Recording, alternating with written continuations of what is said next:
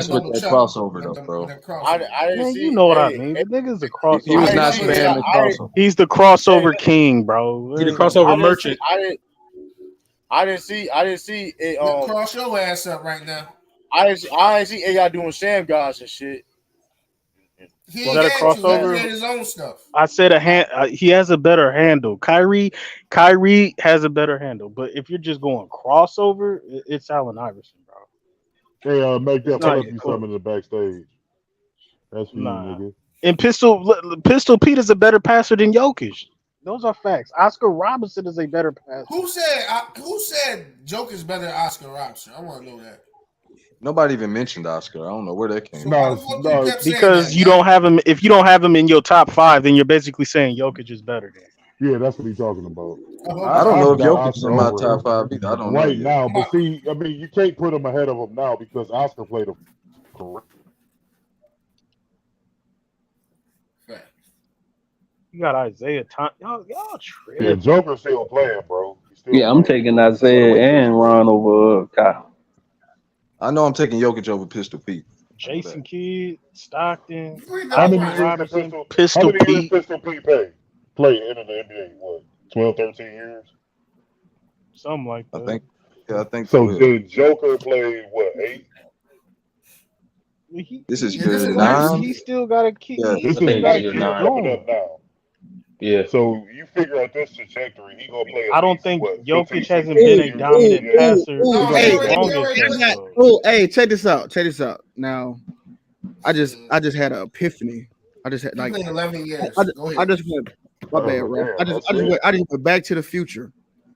Bro, this nigga's sturdy. Shout out to my nigga sturdy. Sturdy, you and Illis. I remember y'all both saying this. Do y'all remember when niggas said LeBron wasn't a top scorer because he didn't have a bag? And y'all told them niggas, I don't give a fuck about how many moves you got. If you got one move, nigga, and it's efficient, I don't give a fuck. Do y'all remember y'all said that? Drop the mic. Y'all remember y'all told me that? This nigga ain't drop no mic. So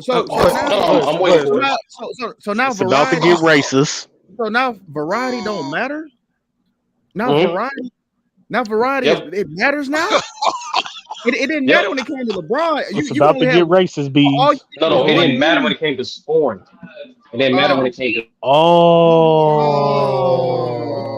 Hey, but that's some real shit though. That's some real shit right there, man. That's real shit right there, though. To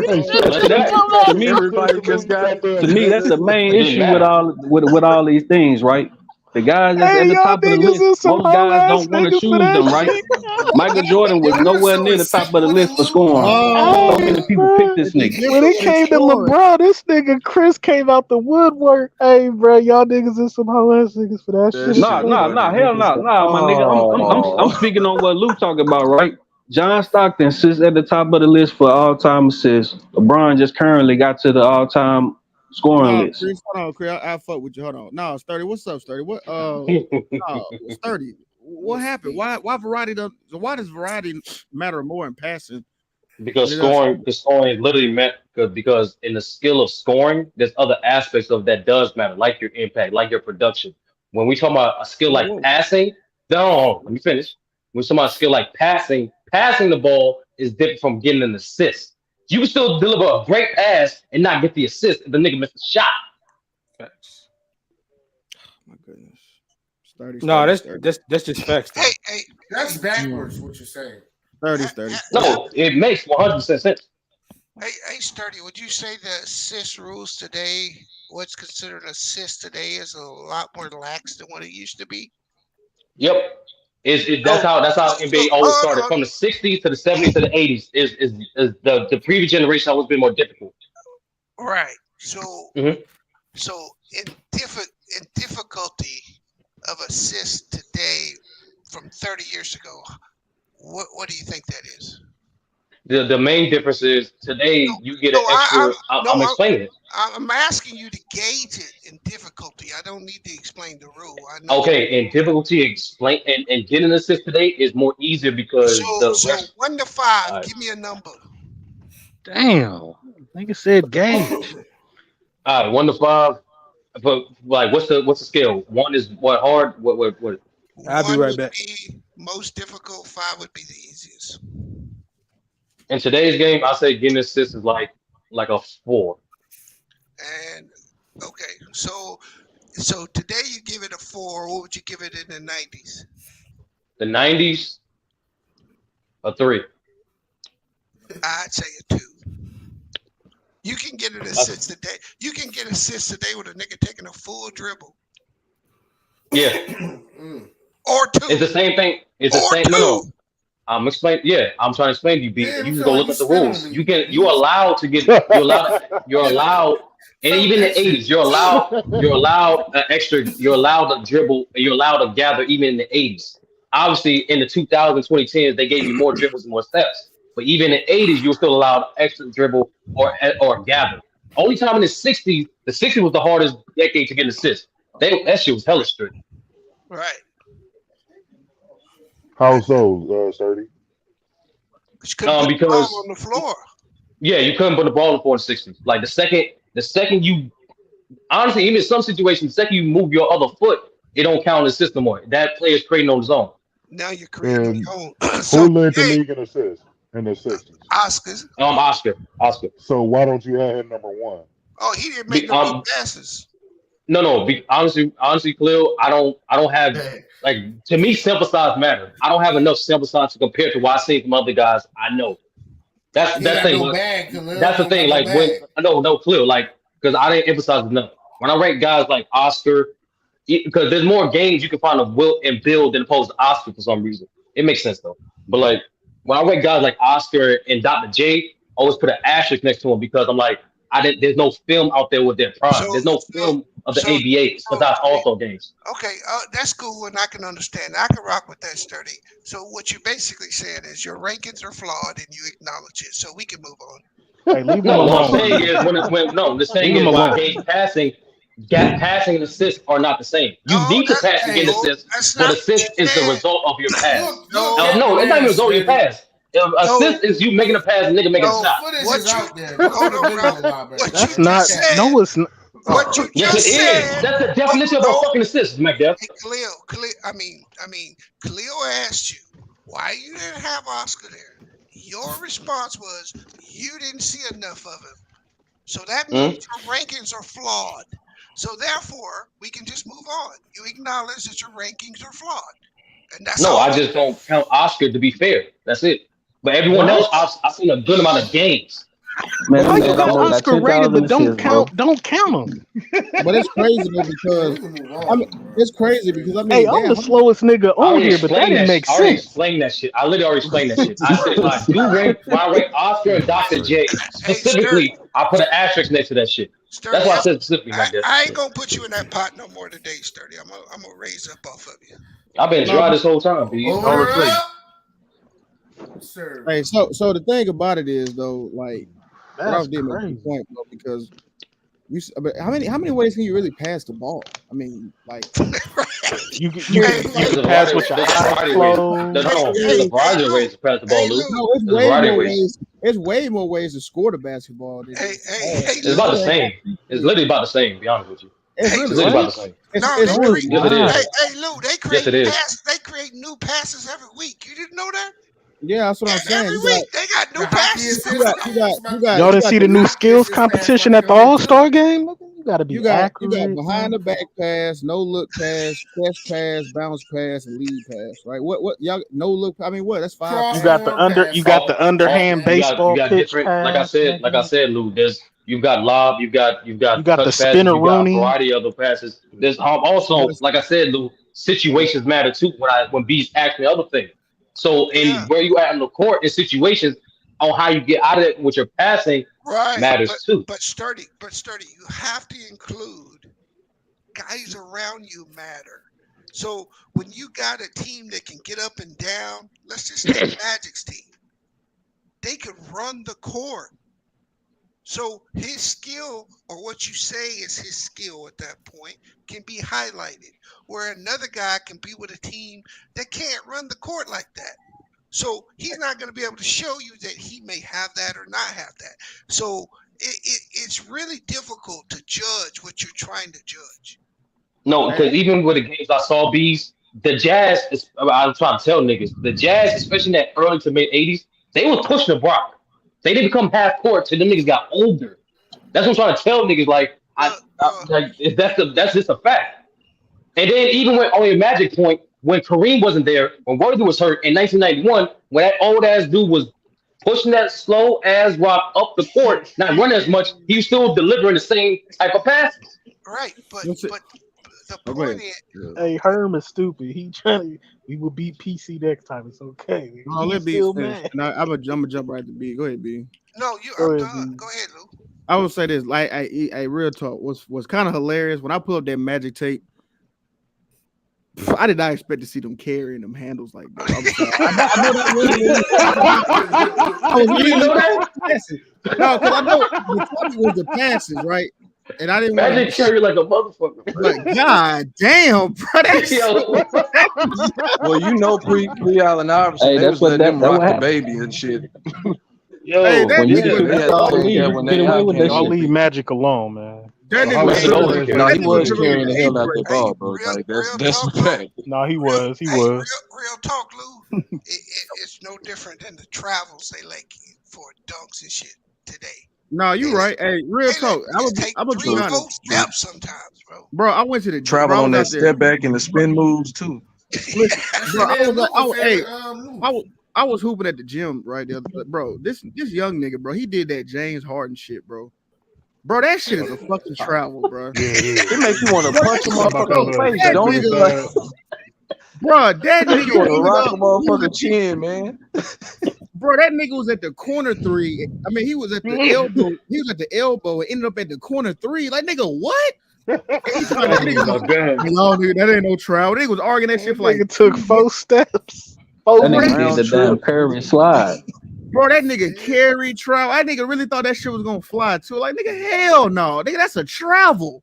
Hey, did he make the shot though? That's what counts. It's a Hey, crab he dribble, actually, nigga. he actually did. He actually did make it. That's why I definitely called that shit. I actually did call that shit. He did. Oh man, that's tough. They count that. You gotta count that, man. No, because like the nigga. Nah, hell no, we ain't gotta count. No, we ain't counting that shit. That shit was close too. Fuck that. Hell Oh no. shit. Oh, y'all was ball hungry. Yo, ball. It was like them. Remember them memes? We Point won. shaving ass. Remember them Boy, memes? shit. The memes when Harden would do that step back and they just show him going through the grocery store and going different places. Oh Like, man. don't get me wrong. The shit it kind of looked nice. Don't get me wrong, but the shit was trouble though. Like the nigga troubled his ass. I feel you on that. He's getting real liberal with that Euro step too. Yeah. Nah, he was Niggas grabbing. really traveling to Europe with that shit. Hey, for Nah, he was real, grabbing. first class ticket. Not Harden This nigga specifically, said- but in general. This But nigga nah, said like, I don't- Mars that's- is 5'2" and y'all let him cook. But like, well, y'all, no, like, no, like the real talk. If the ref don't call it, you gonna do it. Like that's just a fact. Y'all Y'all niggas are stupid.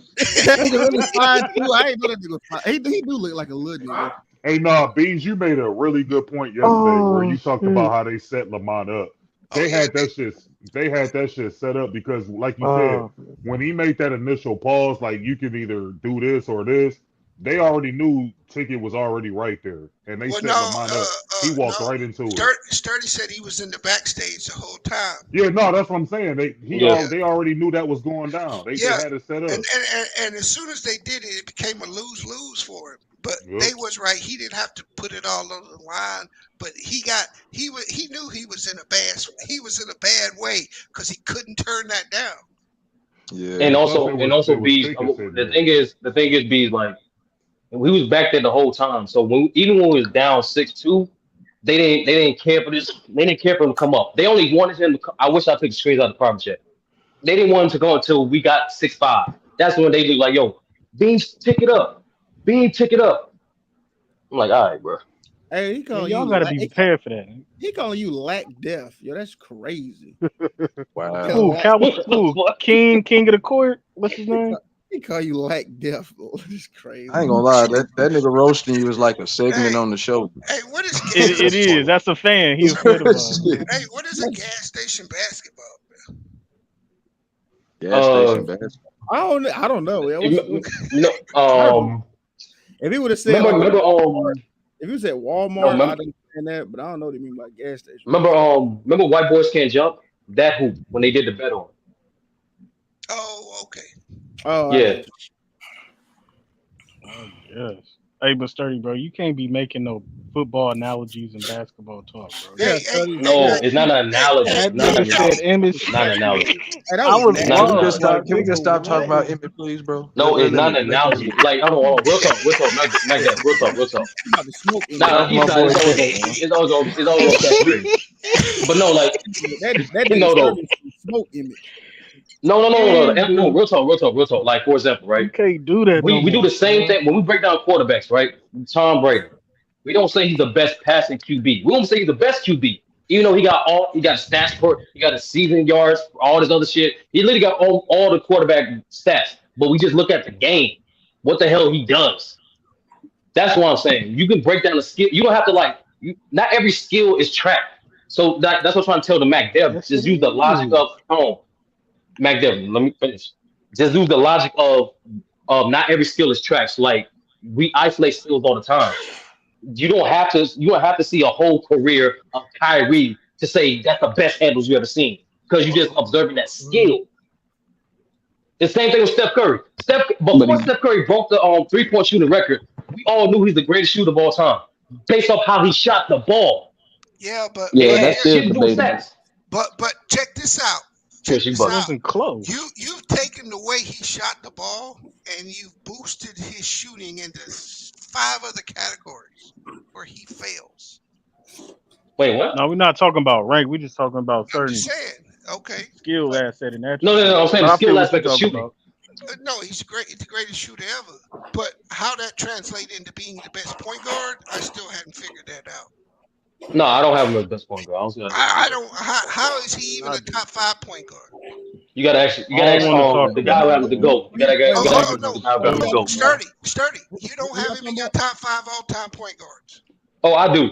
I thought Mac Dev wanted to Exactly. finish So too. explain to me how he's a top 5 all-time Okay, point guard. hold on. So, what do you? We already know the shooting and the scoring. What do you value as a point guard?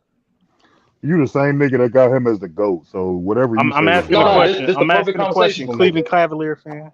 I Yeah, got that's you. a fact. I That got is a you. fact. I got you. You lost to the Knicks. Let's Fuck you, So nigga. what?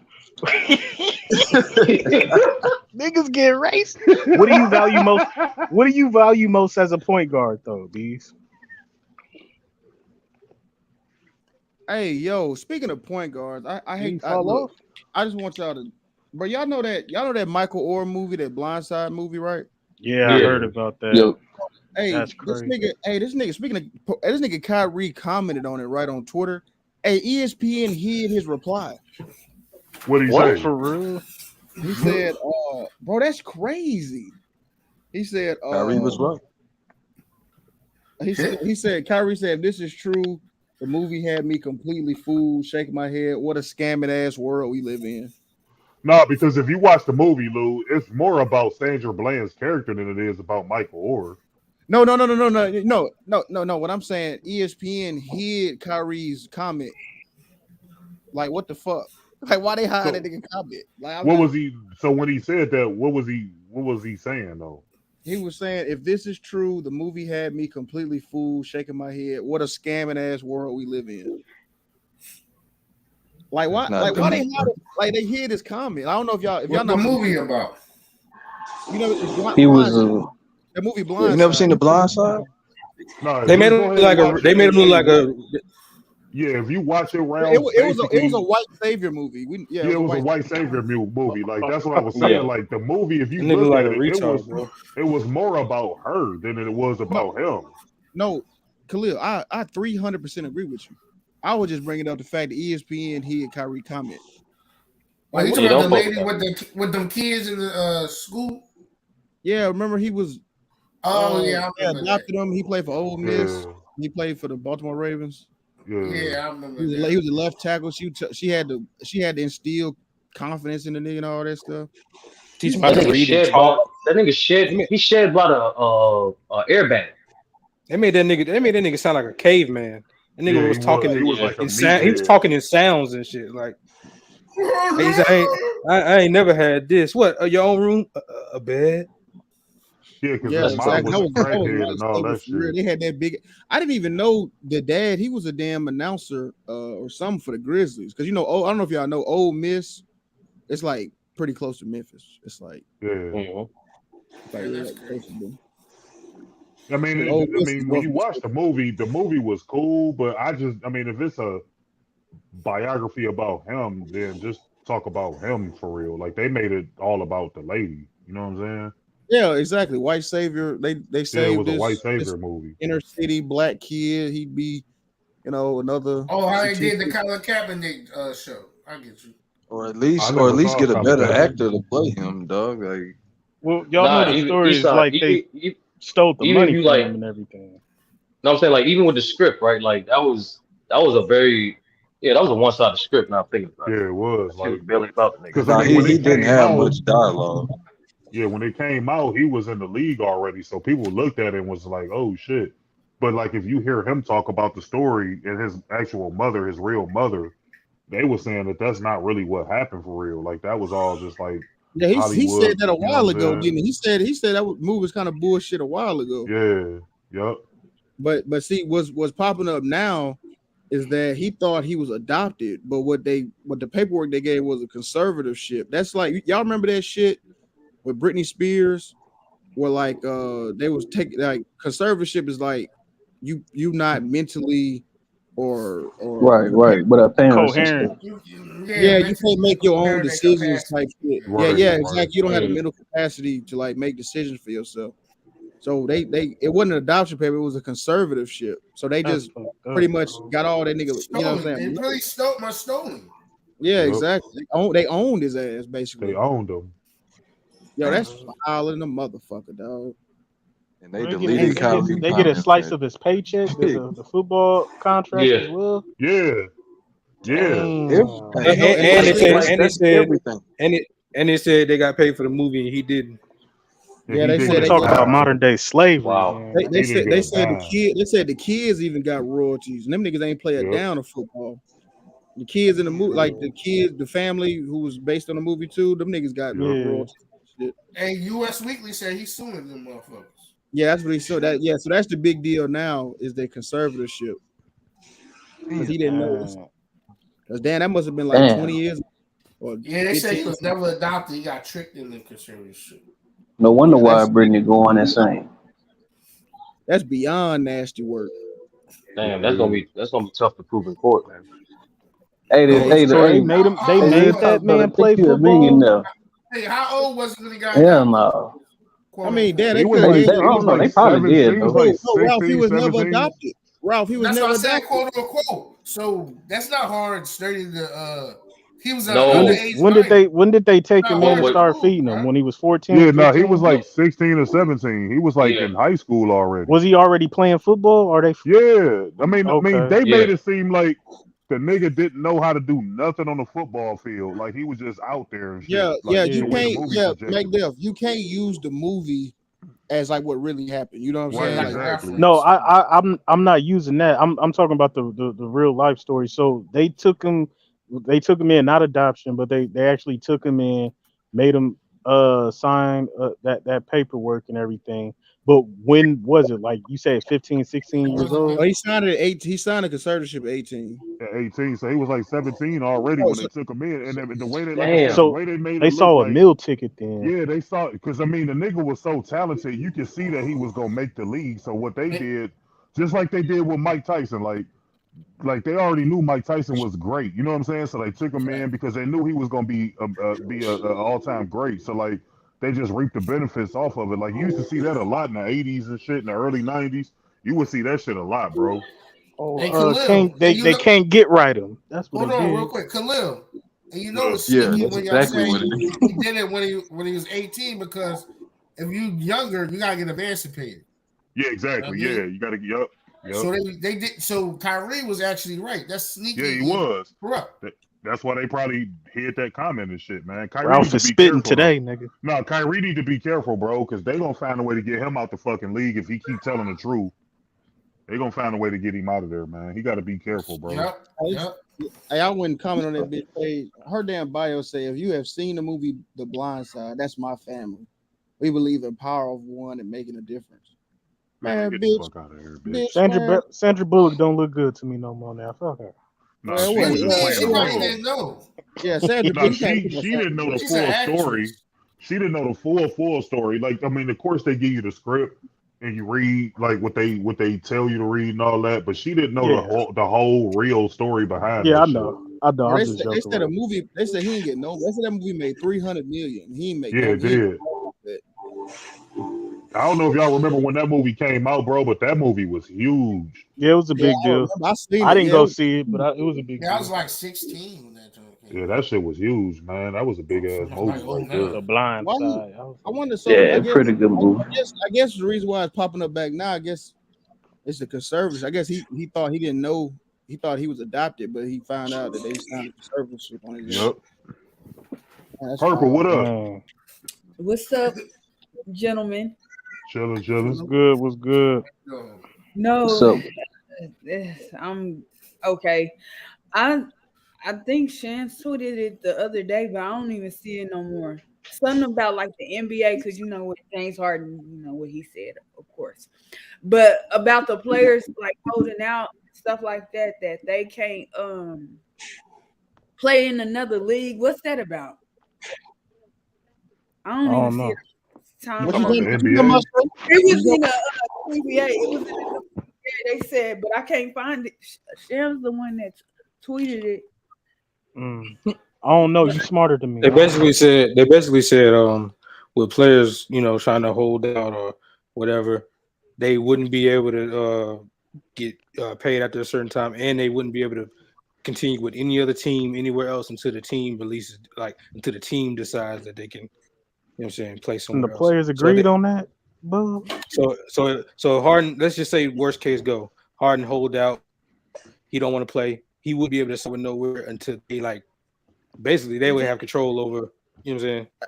Hey, let's just keep this shit 100 grand. Them niggas got finesse in that CBA. Let's keep this shit 100 Yeah, they grand. did. Yeah, they Yeah, did. All them niggas got. undeniable.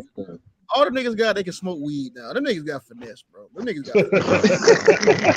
That's all them niggas got out of Hey, that's a fact, though, bro. Some straight nigga shit, ain't it? I knew they was on some bullshit when they said that they can play on the same day that they fly in. I was like, yeah, them niggas got fucked. Imagine flying LeBron in. ain't changed shit, man. You playing that night. I blame What about that fake KD. ass ownership percentage? Nah, don't blame KD. Don't blame. I blame KD for all these bulls. KD and Kyrie. Blame these I blame niggas them. with 3-4 years on their deal. Don't Bring the perform and TJ demand vanilla out looking ass and niggas. act like divas. Jason Tatum Blame ass Ben niggas. Simmons. Blame James Harden. It's like that. Cause it was like Oh. Ben Simmons, James Harden, like the league got sick of that shit, bro. They just like, man, KD too. fuck that. KD and Kyrie, they I mean, exempt. It's just KD and Kyrie be playing. They vet. Ben Simmons don't be playing. Kyrie, yeah, but nah, not KD and Bron. I ain't gonna say that. No, it was The way they did it was them. justified and it was fine. I don't think nobody But they you know, hated we the gotta blame team, these new but not presidents. they right to free agency. I don't think. I blame all the players. Y'all all grouped together, nigga. Y'all all for one and one for all. Nigga. Shit, you better put Steph in there too, nigga. What did he do? What? Hey, say my nigga.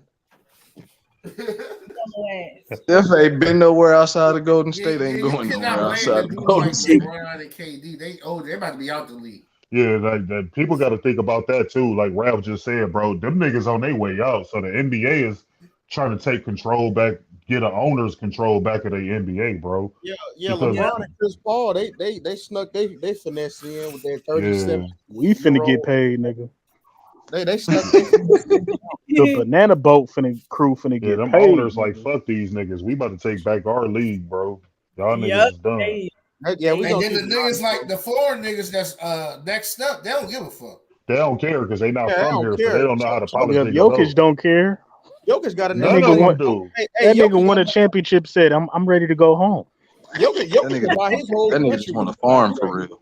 Yeah, he want to go buy his whole country back. That nigga can buy all of Serbia with his contract. That nigga. Yeah, he That's can. a fact. Yeah. Did he get his contract already, or he still pending?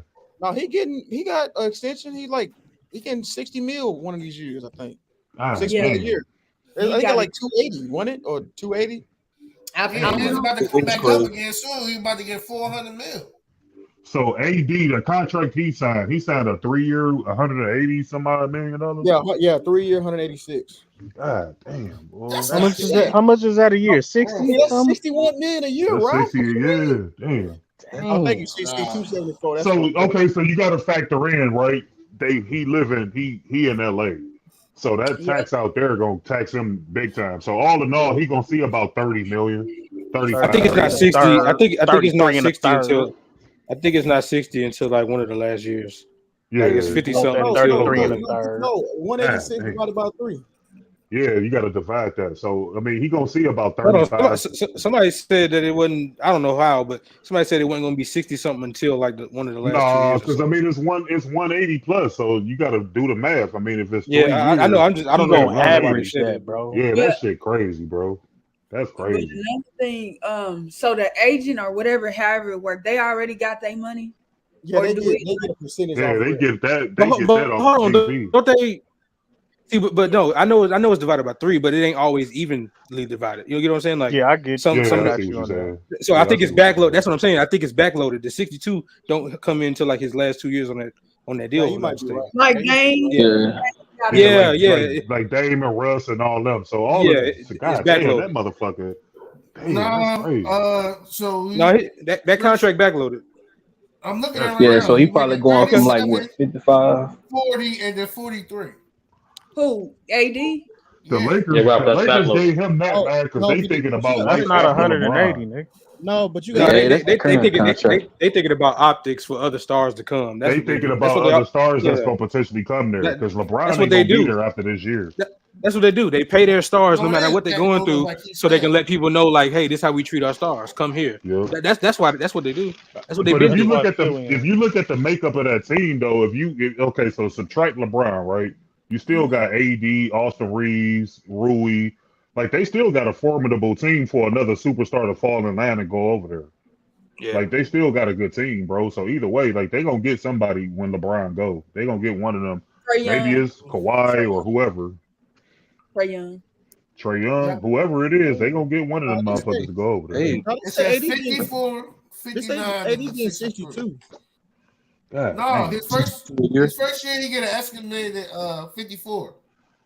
Yeah, Right, okay, crazy. that makes sense. Yeah, that makes sense. Yeah, And 54. then it says estimated next year 59, then 63. Because I was looking at some, he God, said $62 million. I remember he said he had a $62 million salary, you know what I'm saying, like the year. Go to sports rap. Yeah, technically, yeah. You know what I'm saying? Based off of No, but you're right though, because it say 2024, 43, 2025, 57, 2026, 62, and 2027, 66.8. Really, the nigga making like 124 mil a year, bro. Man, that nigga finna buy Seattle on your ass, B. He gonna kick you out. He gonna kick your ass out of there. Hey. It's gonna be like Uncle Phil did Jazzy Jeff. You gonna throw your ass Right. right in your own crib. Hey, too bad, because it's just like LA. That shit don't go too far up here. No, you right. Seattle expensive than a motherfucker. Yeah. Hey, James, is that real that it rained a lot up there? Oh yeah. Damn. It hadn't this year, right? This year, we in a drought. Oh. Okay. It hadn't rained 10 times since May. But I've been here, Khalil, in 99. Yeah. It rained 100 days in a row. Yeah, no, because I used to mess with this girl, man. She was from there, and she said it rained every day, like in her childhood. It was just raining every day. It's like it can rain, but you don't even get wet sometimes. It's just Right? like Yeah, that's what she was saying. it's like it'll be Was gray like a this. lot. Yeah, it'd be Like dew. yeah. It don't rain hard here though, right? Okay. Hey, it been raining in this bitch all summer, bitch. She said the fishing up there is ridiculous, though. The fishing and shit. She said the fishing is insane. That's like I would live out there, man. That's the rain and I don't care about the rain. It is kind of cool. I mean, Seattle is a good place though, like low key. Yeah, it is. It looks nice.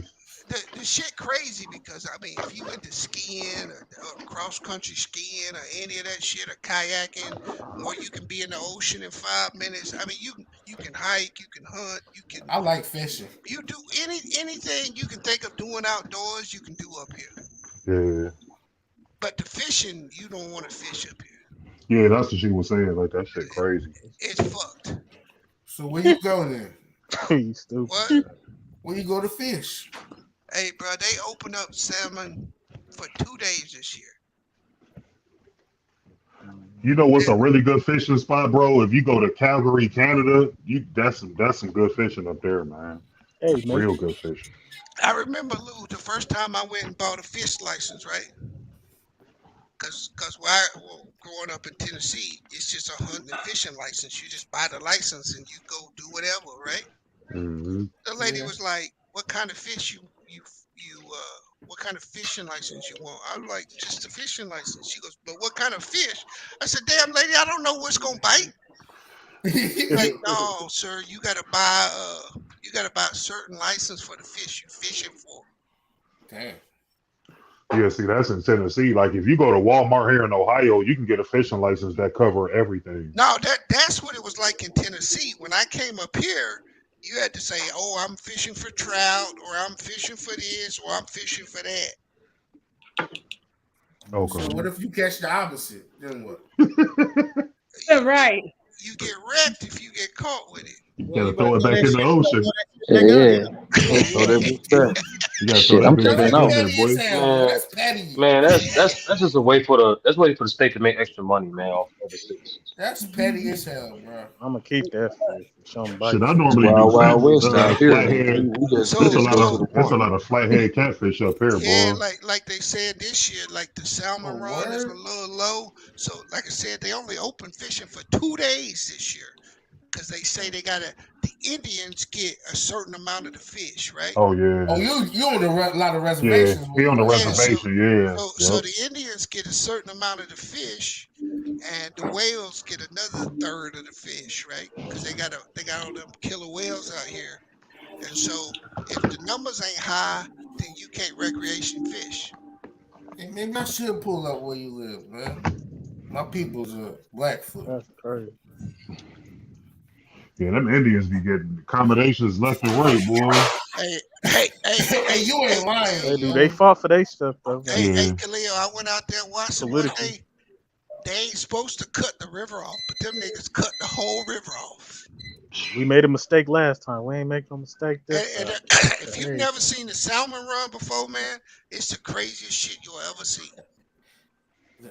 Hey, yo, you ain't lying, because the FCC got this thing like they get like a huge 40-something% off their cable and Yep. shit, and we get like 10-15%, bro.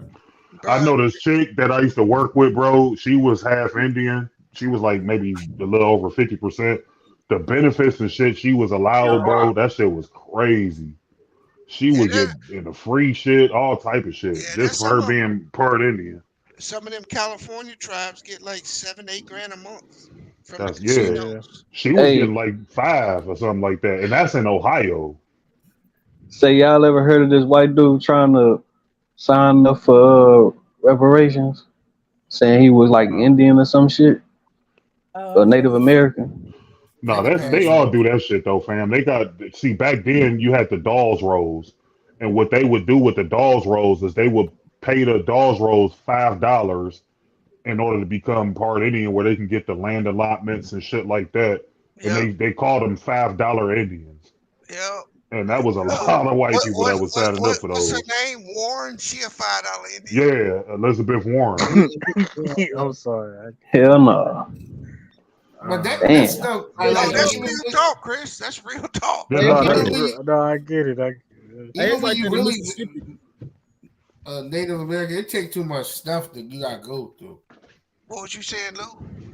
Hey, Mississippi, like y'all know that FanDuel stuff like that. You gotta go to the casino to do it. Like you can do it, but you can't like download FanDuel. You gotta go to the casino. Yeah, you gotta like use That's what B said he can't do.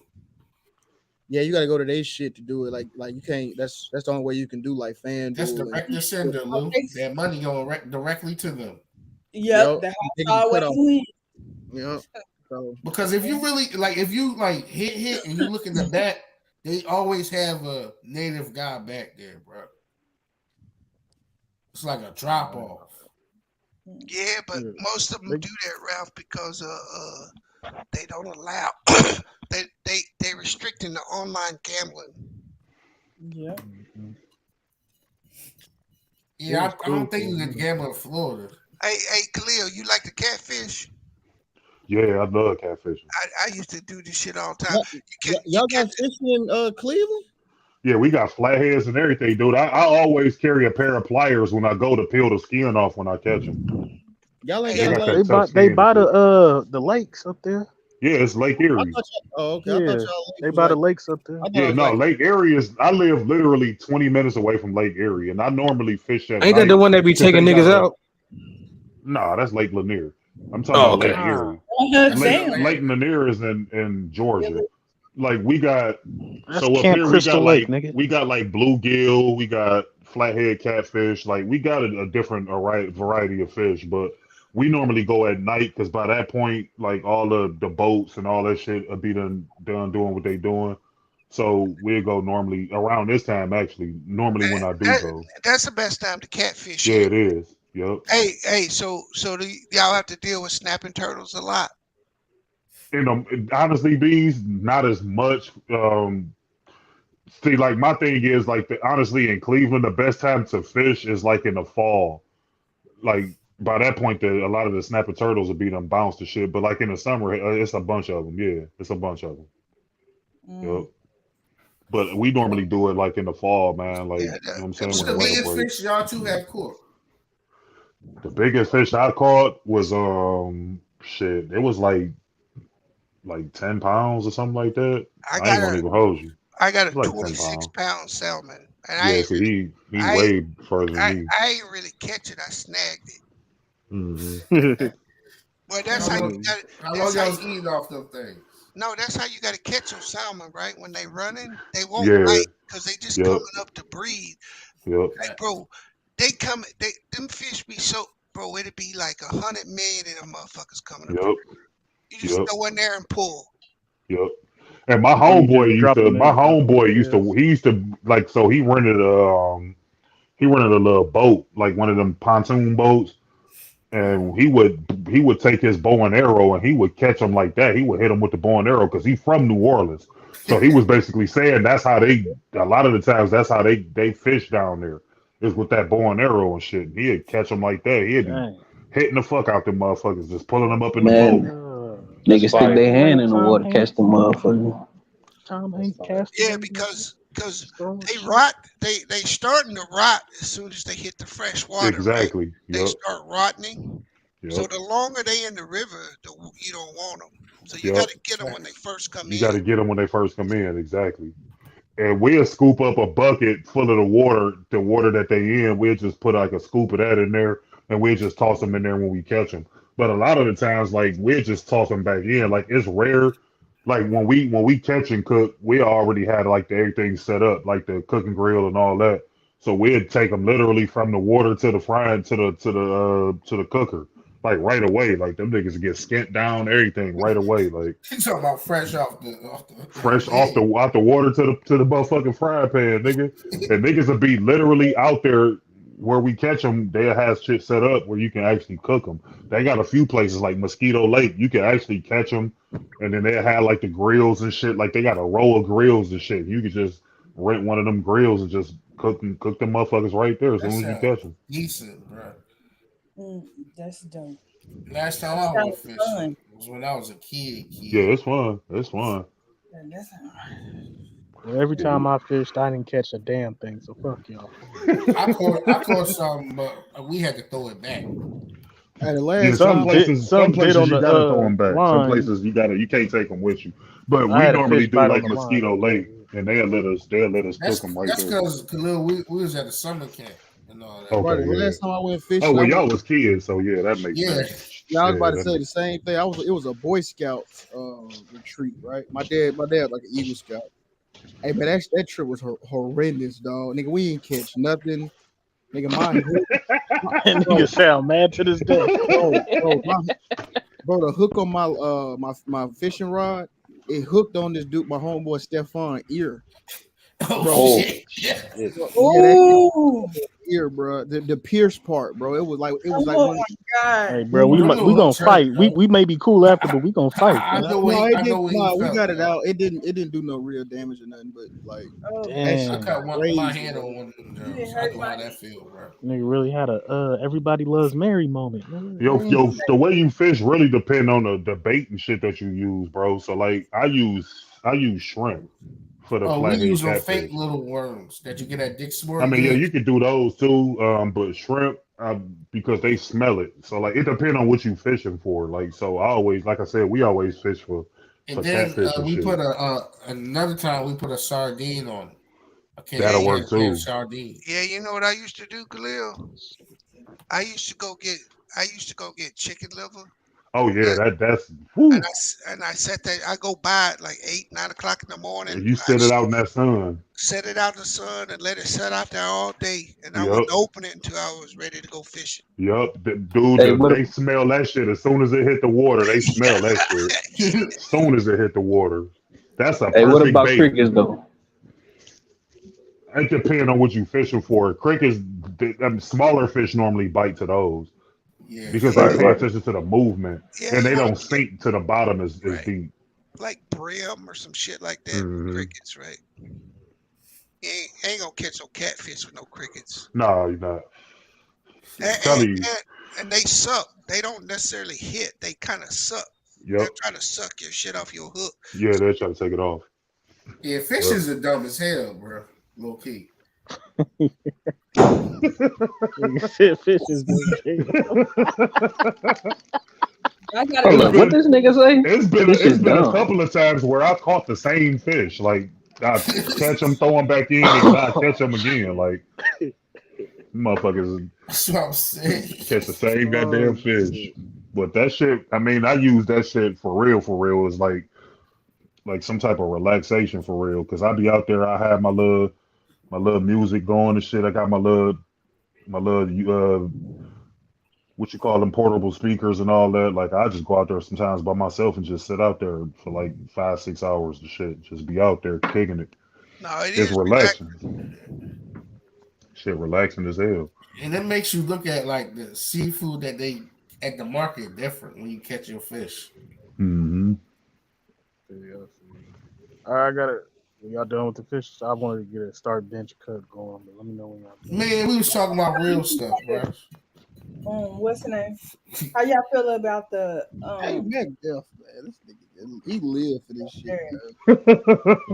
He lived for this shit. Hey, no, Lou, that video you did with the I was watching that this morning with the Alabama shit. That shit was funny as fuck, bro. That shit was funny. Bro. Oh yeah, we gave you a like on that. Don't be putting crime mob music up there. We nut if we. I was like, this nigga radical for that, bro. I was running errands today, man. I was listening to that shit, man. That shit had me rolling, bro. That shit was funny, man. What you was about to say, Shay? I was about to say, what you trying to think of these companies, Disney and all, not trying to pay these actors? Hey, that's an excellent question. That's hey Shay. Who they not trying to pay? Man, and the writers. These niggas getting crumbs off from the Writers Guild, or what we talking about? Streaming stuff, bro. Yeah. Like, oh, okay, I get that. Okay. So Lou, what you think is the proper like ratio to do that? Because I was thinking like, because I know for a fact they track how many times they play your movie, right? So I was thinking you can do it exactly like a decimal for like for every time a person play, you get a decimal and a penny, something like that. That's what I was thinking. I don't know. You know they're gonna raise our shit, bro. They are, but here that's the thing, Rob. They already raising, and they still ain't paying their ass. So what's Disney raising theirs right now, ain't they? Yeah, it's up. Yeah, Disney raised them bitches off. Spotify, Peacock, Apple Music. No, Peacock is the lowest, cheapest one. Yeah. They said the same thing about like raising minimum wage, right? Now here's my thing on that, right? They said if you raise minimum wage, everything will go up. Well, shit, everything up, and the minimum wage still the goddamn My thing is Yeah, we in I inflation get and mad that shit. that's about minimum wage. So, Though you so want I'm us to just help looking at it y'all like niggas this. out. Like, I mean, like these movies, like these companies getting crazy money off this streaming. Well, I don't know because they said Peacock losing money, And so they I get really money don't off their back catalog too. These production companies. Are they taking a page out of the music industry playbook as far as streams because artists don't get paid Yeah, next to pretty nothing off the much. streams. No, actually, Pretty, they're all in the pretty same much. thing because they wasn't getting paid from the rip. No, but it's Unless you different though own your because Nah, catalog. not it's You writers. can't it's own different you can because own your music catalog, no, but you can't own yeah, your movie catalog. but it's different because No, movies, yeah. movies have more than like 3 actors. They have like 100 actors Yeah, and they got shit. whole production behind it. Right? They got the writers, they got the director. I mean, it's a whole bunch of Makeup people. artists, I know So, everything. so Lou, the only way I see the solution is you either increase the flat rate you pay the actors slash writers, or you give them a reasonable percentage, but it only can be based off how many times that product get paid. I mean, get streamed. That's the only Well, solution I see. this one dude said that when he wrote movies for ABC Family, like y'all remember like them TV movies they used to do back in the day. Yeah. Mhm. He said he got paid $100,000 in 2 years, right? He said now for that, he did a movie. I think he said he did that. I can't remember what movie it was on Netflix. He said he got $3,000 on 2 years. Hey man, who is that? My bad, bro. My bad. I was putting something on my backpack. Oh, you good? No, I was just it sounded like Oh, somebody about to hiking get a ass book. nigga. So Yeah, how I said much he somebody get? packing up. He said he Nah, I got keep shit in my backpack, bro. I keep all type of shit in here, Nah, man. just oh I fanny got pack. one in my trunk, and then I got one in the house. Y'all should all do that. No, you right. No, so I'm gonna tell you. So I'm gonna tell you Nah, I'm what I got fucking in with my. you. That's funny. I'm gonna tell you what I got in this backpack, right?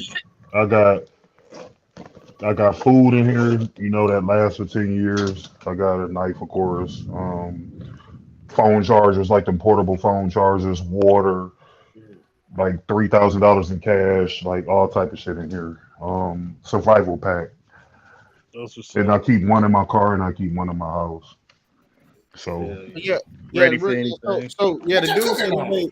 the dude I said just he be made fucking with y'all. 3,000. He said he made $3,000 off a Netflix movie. Off the same movie, like, but he would have No, made it was a different movie, but he was No, I'm just saying like he would have made $100,000 on TV.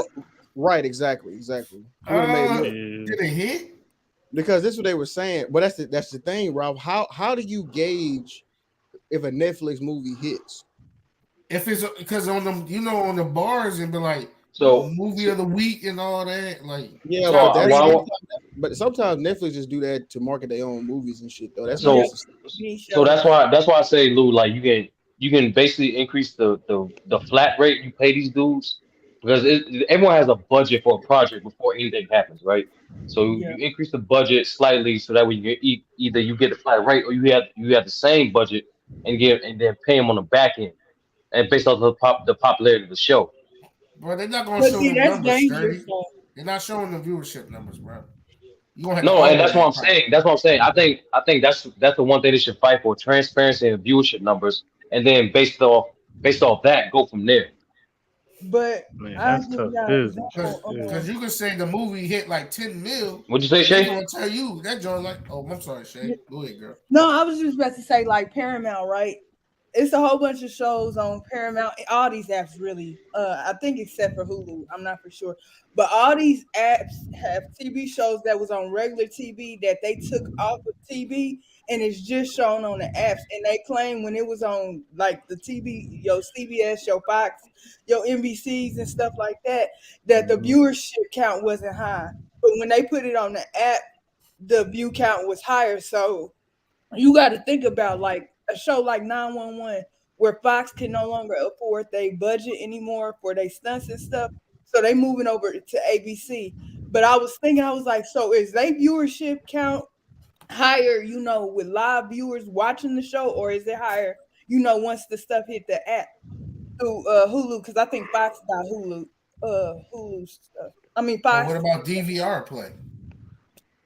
That I too. don't know. I think Hulu is ABC. ABC. Yeah, Hulu with ABC. See, I think it's Yeah, Hulu. they is. Yeah, They got live They TV too. said that. I said that's interesting that they count that view count differently from live. So the live TV viewers are different than people that go back and wait for it to be on the app, which is why shows Yeah, get canceled. yeah. See, the thing about it, like Netflix, I mean, they don't have ads, right? So like they strictly work off payer, you know what I mean, memberships and stuff. Yeah. And like a lot with what they were saying they don't understand the analytics. Like, how do you? That's why they getting paid so trad. It's like, so is my movie super? Like, you know what I'm saying? Is the engaged? Like, what are y'all using to judge a successful movie on Netflix? Like, because They like I was probably saying, using tweets and bullshit like that, bro. yeah, exactly. That's They what getting exactly. over. You can't really do that because sometimes the most popular movies people like Be ass. it'd be well, it'd be a movie like from the 80s or something or 90s that didn't do well at that time, but then when people went back to it, you know what I'm saying? So Yeah, it's hey, but difficult because I got a slide though, y'all. I mean, it's Tiffany. Hey, Tiffany, Ned, you want to come up and hold it down? I'll be back in like an hour and a half. Y'all want to do that? But You about to go to work again? nah, I got to go check out this apartment. I'm trying to move to a new apartment. I wish you best of luck. Yeah, I know, right? I was Well, gonna you still say, gonna be Cali or you moving? Thing, brother. No, Yeah, like I'm trying to. I want to get out. You moving to Cali, Lou? Where Yeah. you want to move, Tiff? I mean, Shay.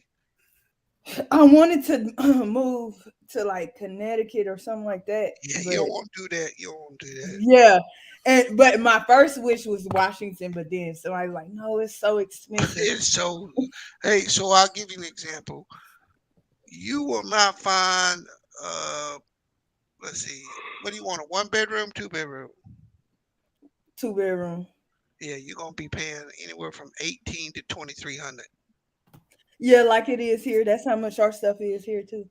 What you want, like a house or apartment? Either. I can do either. I prefer a house though. Yeah. So no, Shay, that was for an apartment. If you want to get a 2-bedroom house up here, it's gonna be 28 to 3,500. Salute everybody. I got all of you tonight. Why you want to move for it, okay? That's the reason why I ain't picked up a move jet because I'm like, yo, I don't know what these rent prices looking like everywhere else. I know what they looking like here, but the prices y'all saying is familiar to me because that's what they doing here. You want to move to a different state or in your city? In a different states. So as long as your job is paying you, then you good, right? Because I mean, moving up here will get you more pay. You know what I'm saying? Like Seattle, the minimum wage is $15 an hour, right? I mean, the minimum wage in Washington is over $15 an hour.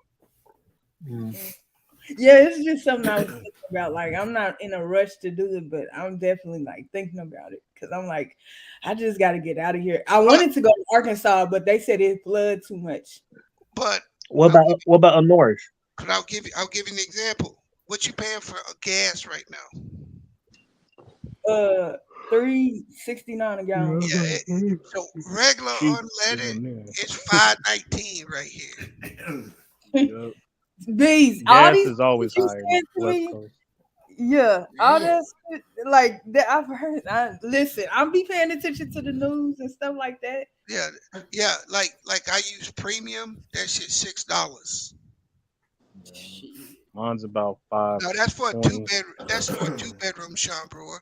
Because our governor just hit us with a. Oh, I got your brother. Oh, sorry. He just hit us with like a additional carbon tax. So you paying you paying like a lot of money in tax here. Let me tell you.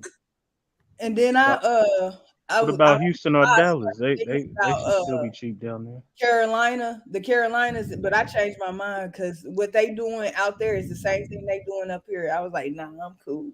I'm good. Well, she can ask brother about down south. Man, just go to Miami. Dallas, everybody want to go to Dallas. That's another option. Just go to Miami, man. Get Chubby, go to Miami. The real shitty part is I work at a damn refinery. Oh, nigga, you about to pass out and die, nigga. Hey, and there's four of them within 30 miles, and we got the damn highest gas in the United States.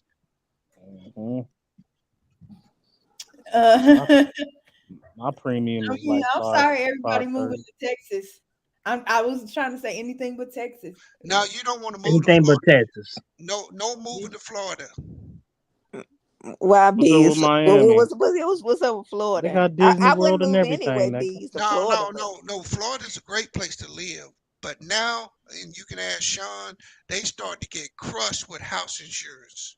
Yeah. Oh, okay. House insurance is becoming so expensive there because of all the company stuff. Yeah. They won't write policies for homeowners insurance anymore. So basically, you're limited because of the dumbass governor in this administration here that's basically running folks out of the state. Well, Florida is So different. Yeah, you gotta pay for house insurance, is what you saying? Yeah, you got to because Yeah, you're home. you gotta have home. If you're a homeowner, you gotta have homeowners insurance. Like that's. Man, Okay. I That's what saw they were. I saw a lady that said she had gotten a 15% increase and she was paying $12,000 a year for house insurance. So $1,000 a month. Now, where in Florida she was living, I don't know. She probably was closer to the coast. Yeah, I gotta think she was close to the coast. So that's on top of the mortgage and on top of the property tax. Yeah. but keep in mind, like we pay higher property taxes here, but we don't have state income tax. Yeah, that's what I was gonna say. Y'all don't have no income. Right, yeah, no tax. state tax. So, but you pay higher property tax, which again, I mean, you pay a mortgage. That usually comes out of your escrow. So, Yeah, it's tough. Shit, Getting tough. They getting tight everywhere, man. Yeah, my escrow just went up $275. I was hot. Yeah. What is the escrow? That's so when you make your mortgage, right, they put it in escrow.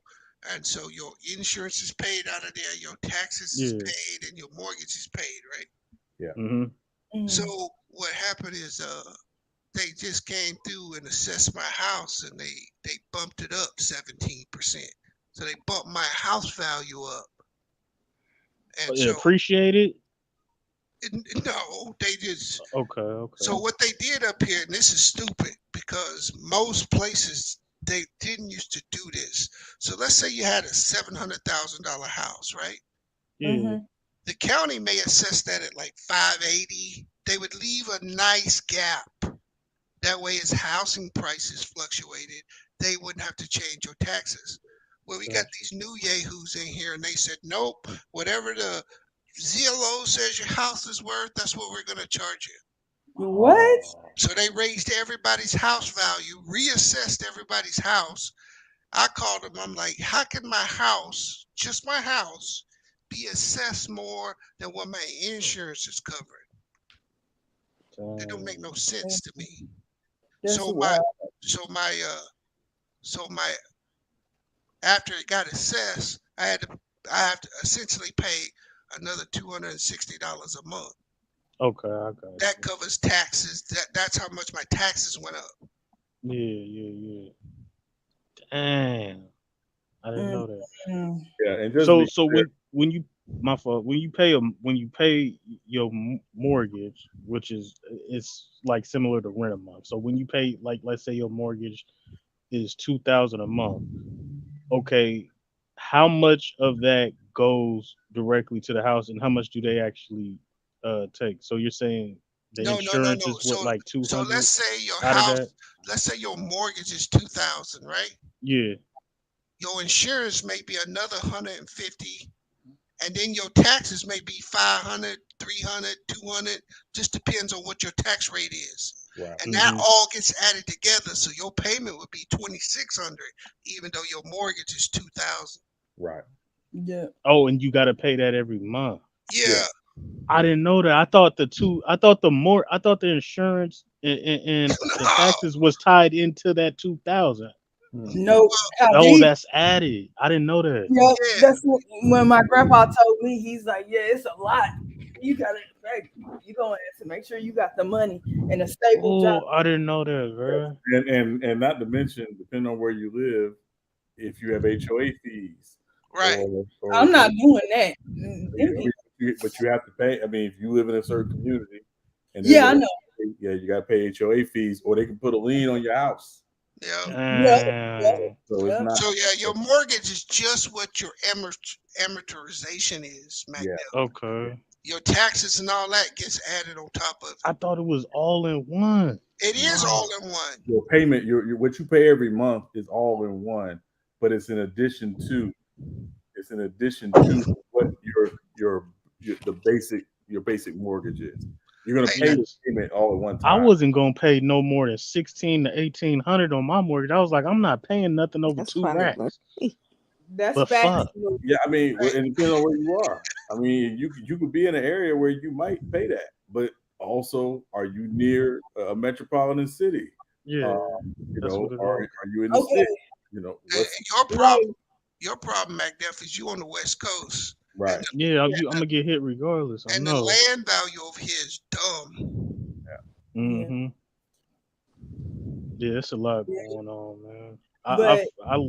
Go ahead, Chef. You got it. No, I was just about to say, like out here, they building a lot of charter schools and stuff like that. So once they get done building the charter schools or condos, everybody's rent always go up.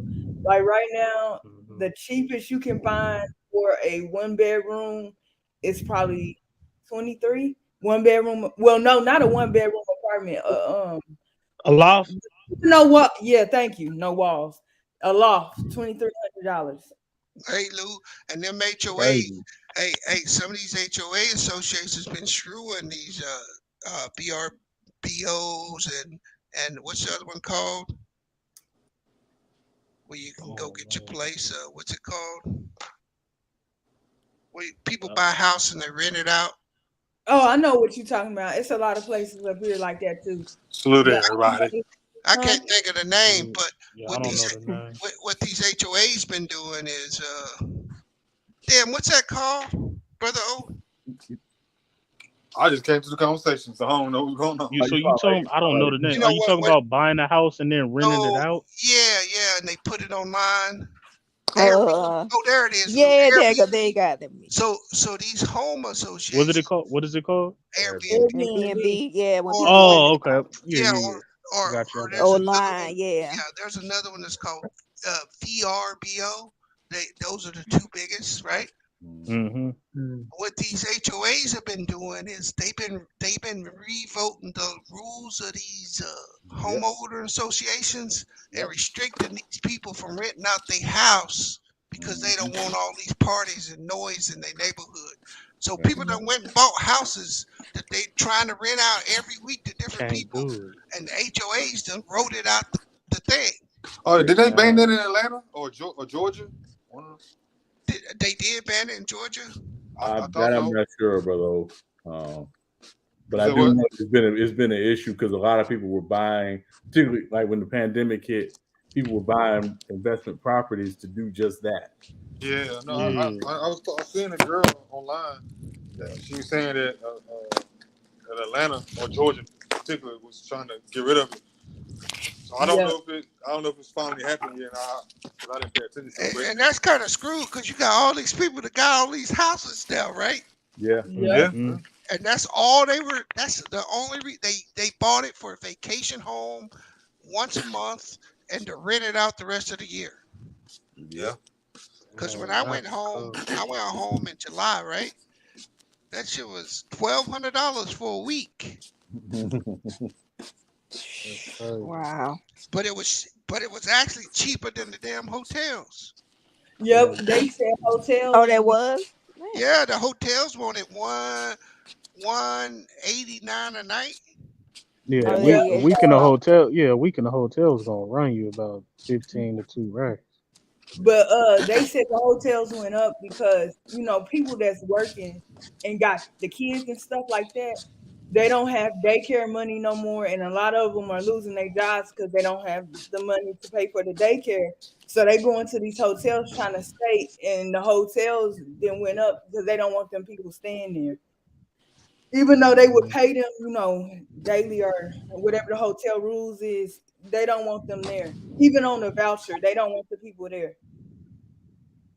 They said it really down the value of the hotel Yeah, if they that whole voucher program, that's really hairy now that they give you a voucher, because that is worse than what it was, right? That's gonna make it way more difficult for you to get a home. That shit crazy. I said, so people got to be out here homeless with kids and nowhere to stay because rent is too high. Now, then they got the hotel money to pay for 2 weeks, and you won't let them stay there before a day. You don't even do what the homeless shelter do. You get out, you go to work, you do what you got to do, or you stay out all day and then come back, at night. They won't even let them. Yeah, come back at a certain time, like a curfew and stuff. Yeah, the hotels one. I said, do y'all know how much money y'all would make? But they don't want people doing that. So I was like, that's tough. Yeah, it's a bad situation to be in. Yeah, I thought home prices was gonna come down and stuff by this time and next year. I thought the home prices was gonna be coming down. No, not as long as rent keeps going up.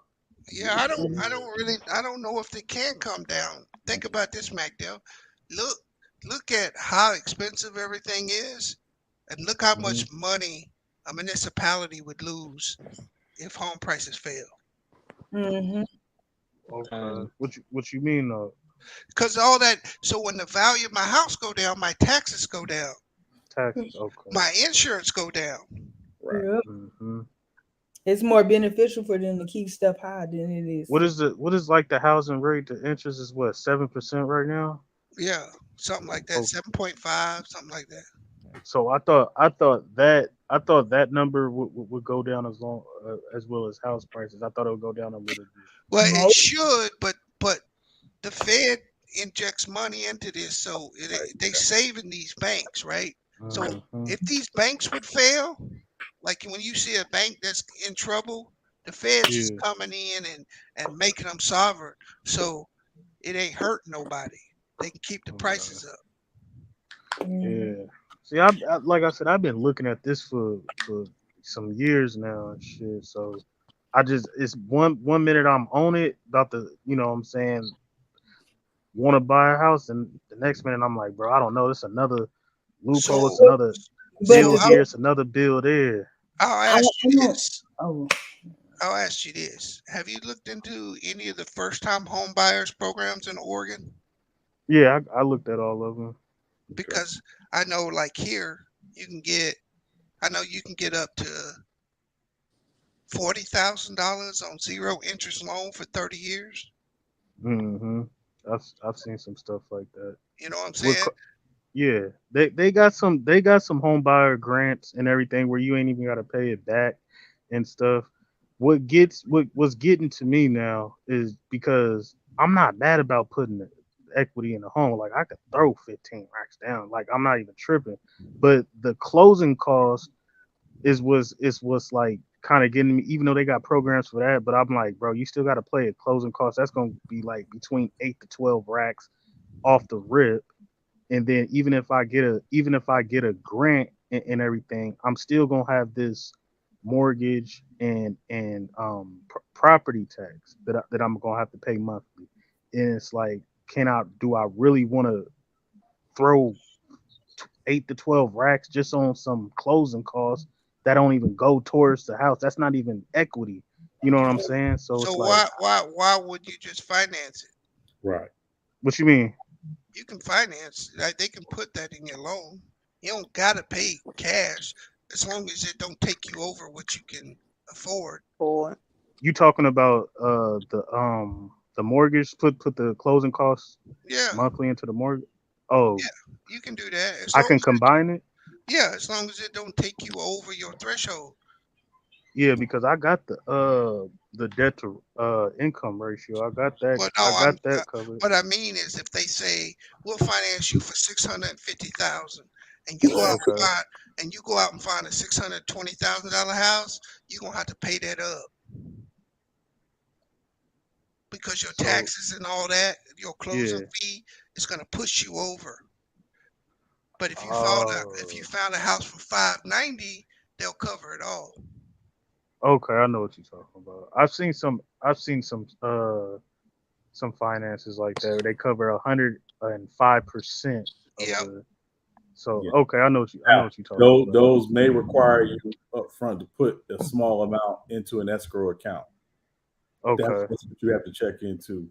It may not be, it may be it's more, and honestly, it's more of a good faith thing. Like to say, okay, yeah, I'm because it's not you bidding on a house. It's multiple people probably maybe bidding on the same house, depending on. So they may require you, or your realtor may ask you, say, hey, can you put $3,000 or $4,000 up front into this escrow? And so they may ask you that, but again, it depends on what program you use. Yeah, and understand that's what they call earnest money, MacDill. Mm-hmm. So if you change your mind, you lose that money. Right. Nasty. Okay. Yeah. That's what's up. I'm just looking at everything as an investment. But that money does pretty much lock you in to that house, right? Right. Yeah. Uh-huh. I think everything, no matter what kind of plan I go to as far as the insurance, like to pay the homeowners first time homeowners grant, anything that I saw and went to and looked up, they try to lock you in for that property for at least a year, and so you can't move, you can't have another address, they won't even try to let you like rent it out or anything as well. Well, I no, mean, you could build up. What you mean rent it out? Look. The only one of those plans that I know that you can do that on is what's it called? There is one program that requires 3 to 5% down. Yeah, FHA. Yeah, FHA loan requires 3 to 5% down, but you only got to live there a year. Then you can rent it out. Yeah, that's what I'm. But a whole bunch of those is like that. Not just a FHA. A whole bunch of those is looking like that I've seen. But why would you want to buy a house and rent it out for a year? I'm not looking. No, after a year they tie you in, but I'm looking at it as an investment. To me, that's what I'm trying to do. I'm not trying to fucking work no more. So if I can earn, if a mortgage say is $1,200 and I could rent that bitch out for 22, like I'm finna do that. You ain't finna find no mortgage for 1,200, nigga. No, that's what I'm saying. I know that. I'm just saying. You feel me? If I could make, I'm just trying to have a different stream of income. I know what you're saying, but with a 7% interest rate, you ain't getting no 1,200 payment. Yeah, I know that. But if I could make the thing is, if I could make between 8 to 1,200 extra by somebody paying off the mortgage, paying the mortgage. If I could get 8 to 1,200 in my pocket a month, like I'll take that. That is, I know it's extremely hard, but I'm reaching for the stars, my nigga. Like I ain't trying to work no more. Well, I mean, and that depends. If you do that, are you gonna have a property manager? You gonna manage the property yourself? Like all that. Yeah, I looked at those causes too because I was like, I'm not doing no landscaping. I'm gonna pay some niggas to cut the grass and do all the landscaping and there shit. goes that $800 a Yeah, month. that's what I'm saying. That's what I've looked at. I already know. I looked at that too. I was like, damn, I'm gonna have to do this because I ain't no electrician. I wish somebody, and if somebody breaks some shit, bro, I'm charging. You know what I'm saying? So I'm like, bro, I can't deal with people like that. Charging nothing. You ain't charging nothing. It's your. I know I would have to fix it. That's what I'm saying. But it would be hard being a property manager because you gotta deal with people. Hey, just think, you in Oregon, right? Yeah, I would highly advise you against buying a home in Oregon to rent out. Okay. Highly advise you against that. If you want to buy it, live in it, that's cool. But the problem with these properties on the West Coast over here is that we've gotten so left in our policies that the policies actually favor the renters more than the landowners. The homeowners. Yeah, and rent control is not far for us. So essentially, you're going to buy a place, and then the government's going to tell you the most that you can charge. That's weak. But that's what's eventually going to happen over here. They're already talking about it up here. For real? That's Yeah. crazy, God. So, Okay, so, yeah. so before you do something like that, you best do your homework to find out Yeah, there's a whole bunch of stuff I gotta where look your at. area is going and what's the common view. Yeah. Cause I'm just looking at it as an investment, bro. I'm not finna buy no house and live in that shit forever. I even looked at like the equity loans and all that other stuff. So I'm like, yeah, you could build up some equity and Yeah, because then, once they get in there, you got good luck getting them out. yeah. I feel you on that. That's a fact. That's a fact. Yeah, it's a lot of stuff. It's a lot of stuff. Research you got to do with these houses. Like I said, I be on it one time, then I'd be like, bro, that's another loophole they trying to get you on. That's another charge right here. So yeah, it's crazy. But if you got one and you know you got an investment, that's what's up though. It's a piece of the pie right there. But gotta look. I gotta do my research, due diligence, and all. Facts. Trying to be a No, I had capitalist like told myself, everybody else. I had told myself I wasn't gonna buy another house, right? And then Mm-hmm.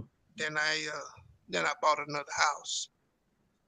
And the only reason why I decided to do it is I don't know if my daughter is gonna actually be able to own a house. As expensive as stuff is here, right? So That's a good look though. huh? I said it's still a good look though. Well, I mean, by the time she gets to be an adult, it's gonna be like 1.4 million on the house up here. Yeah, that's still a good look. Definitely. Anytime if you have the ability to do it and everything goes right, you can make it what you want. That's what I'm saying. So it is definitely a good look. But yeah. How stuff looking out there, brother? Oh, I know when I was out there in Houston, it was cheap. I was eating good out there in Houston. Thank you again, MacDuff. What? I'm sure the cost of living is high there too. Everything is. It's not like I don't care where you are, what part. I don't know. Rent for me was like $320.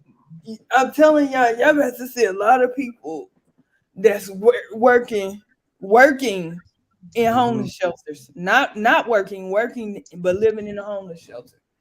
The last time I seen this was around like 08, 09, 010, the housing crisis. Because I remember we had a place called Tent City in Sacramento, and niggas was like really working jobs but living in tents out there on the street. So, I mean, are we gonna have a housing crash again?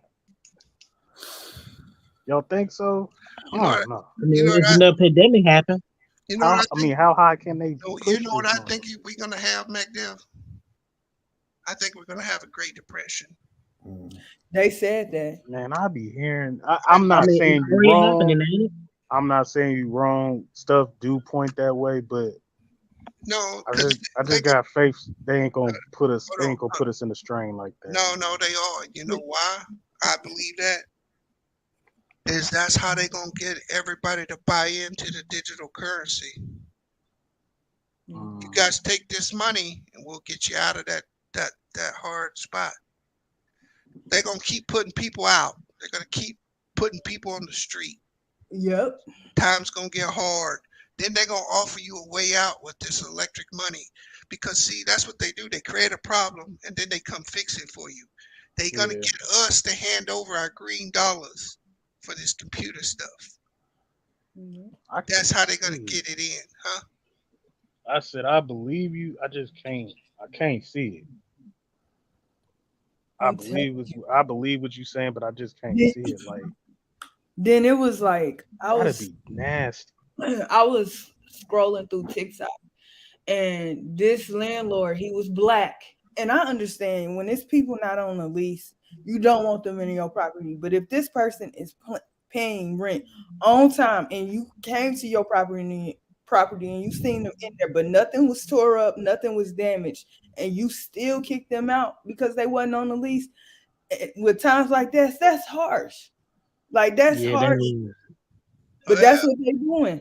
They walking through people's houses, looking around to see if it's more beds or clothes. They go into closets and stuff to But see. Shay, I'm saying like we gotta understand what like you know how a person could put something up on TikTok. We need to understand the whole story. People put up stuff they want you like. Was this like this person? What if they wasn't supposed to be there at all? What if they lied No, to like landlord? I certainly understand it from the landlord side and the person that's renting side. But if you know yourself as a landlord that rent is expensive and the rent is getting paid, like right now, I'm not on my mama's lease, but the person that knows that I'm not on the lease didn't tell the new agency that's here, but I mainly stay out the way and come home, go to work. The house ain't tore up, no damages, nothing like that. We've been here for a while. But if they decided, I almost got caught actually by this same rental company because my sister's package got stolen and I went to go pick it up. And then they was like, "What's your name?" I told them the truth. And then they was like, "Well, we can't give it to you because you're on the lease." Then they was like, "I've been noticing, I've been seeing you coming in and out the house like during certain times of the day." I work nights, so I get home at like 6. And I had to lie to them and say, "Oh, I just come up by here and sleep," and gave them like an old address that I used to stay at. But I almost got caught by them. Like, but I'm not doing it. Like, I don't have nowhere to go besides a homeless shelter. I can't afford nothing on my own. But you're helping out, so what does it matter? Hey, you know what? You know what it sounds like to me, Shay? What? You need a man. These answer the same thing. Or better, or a job, a better paying job, or another job. Yeah, There ain't no shame in working. it's time to hit up one of them brothers. V, I thought you were gonna say she made you get a Don't better pay what you job. weigh, baby. What's that? I thought she was gonna say maybe it's time to get a better job, Shay. No. Yeah, what route I went. That's what I thought. Well, these is just cracking though. No. Hey, real talk, and I honestly believe this. I he said true to sugar daddy. I say all day. No, I believe us as black people got to change our thought process on marriage, because this being single and being out here by yourself, it really makes you very vulnerable to what's happening in our society today. Mm-hmm. And we gotta change our mindset, because 2 incomes is better than 1. Yep. Well, let me say 2 good incomes. 2 good, yeah. Right. It depends where you're working in. Cause you just can't marry anybody. Well, yeah, I'm saying these like you can't just marry anybody. That's not what I'm saying. Yeah. I didn't think that's what Now that's it. That is not what I was saying. Yeah. I understand what you're saying. I just said we just all need to be careful okay, who we plan to to be with. me, That's all. in general, the highest paying jobs here are a nurse, and of course working for the city. And lawyers work off of salary and doctors, but yeah, nursing and working for the city. I'm in one of the highest paying jobs and still can't afford the rent. Right, but all I'm saying is I'm just talking about the view overall, Tiff. Like, we don't get married. That I'm talking just black. I agree with you, Bees. I agree with that. And I think that's going to bite us. Yeah. Because these other groups, like these damn Russians and Mexicans, they'll get married and have 15 damn kids living in a 3-bedroom. Yeah. Right. And they'll actually get way further ahead than us. Yep. And pagans, right? The military is always an option. You get free room and board there. Yeah. Now you gonna that's it. It comes with a cost. Yeah. Nigga, you ain't said nothing. you no longer belong to you, but that you belong to them. Yeah. So. Hey, Lou said you need 3 incomes in San Diego. Dang, Lou. I believe him. No, San Diego ain't no joke. Yeah, ain't no California, period, man. Yeah, like it's enjoyable. Yeah, and that's the other thing too, because I don't know if y'all know, but like during the pandemic, you had people from the West Coast and from the Northeast basically moved to Phoenix, to Tampa, and to Miami, and like those markets grew by like 26% in like 2 years Because it was cheaper. because you can work remotely. Yeah. And why would you be in LA? Why would you pay $1.1 million for a 2-bedroom, bath house when you can get a house for half that on the East Coast and have 5-6 bedrooms with a yard and a pool and all this other stuff? Pocket half the money. And pocket half the money. Right. Eating good. Yeah, he said his homie got 2 remote jobs. His wife don't work. Yeah. Yeah. Hey, I'm just saying, it ain't gonna get no better for us, right? Yeah. Yeah, I understand, Bees. Yeah. We agree with you, Bees. We were just saying.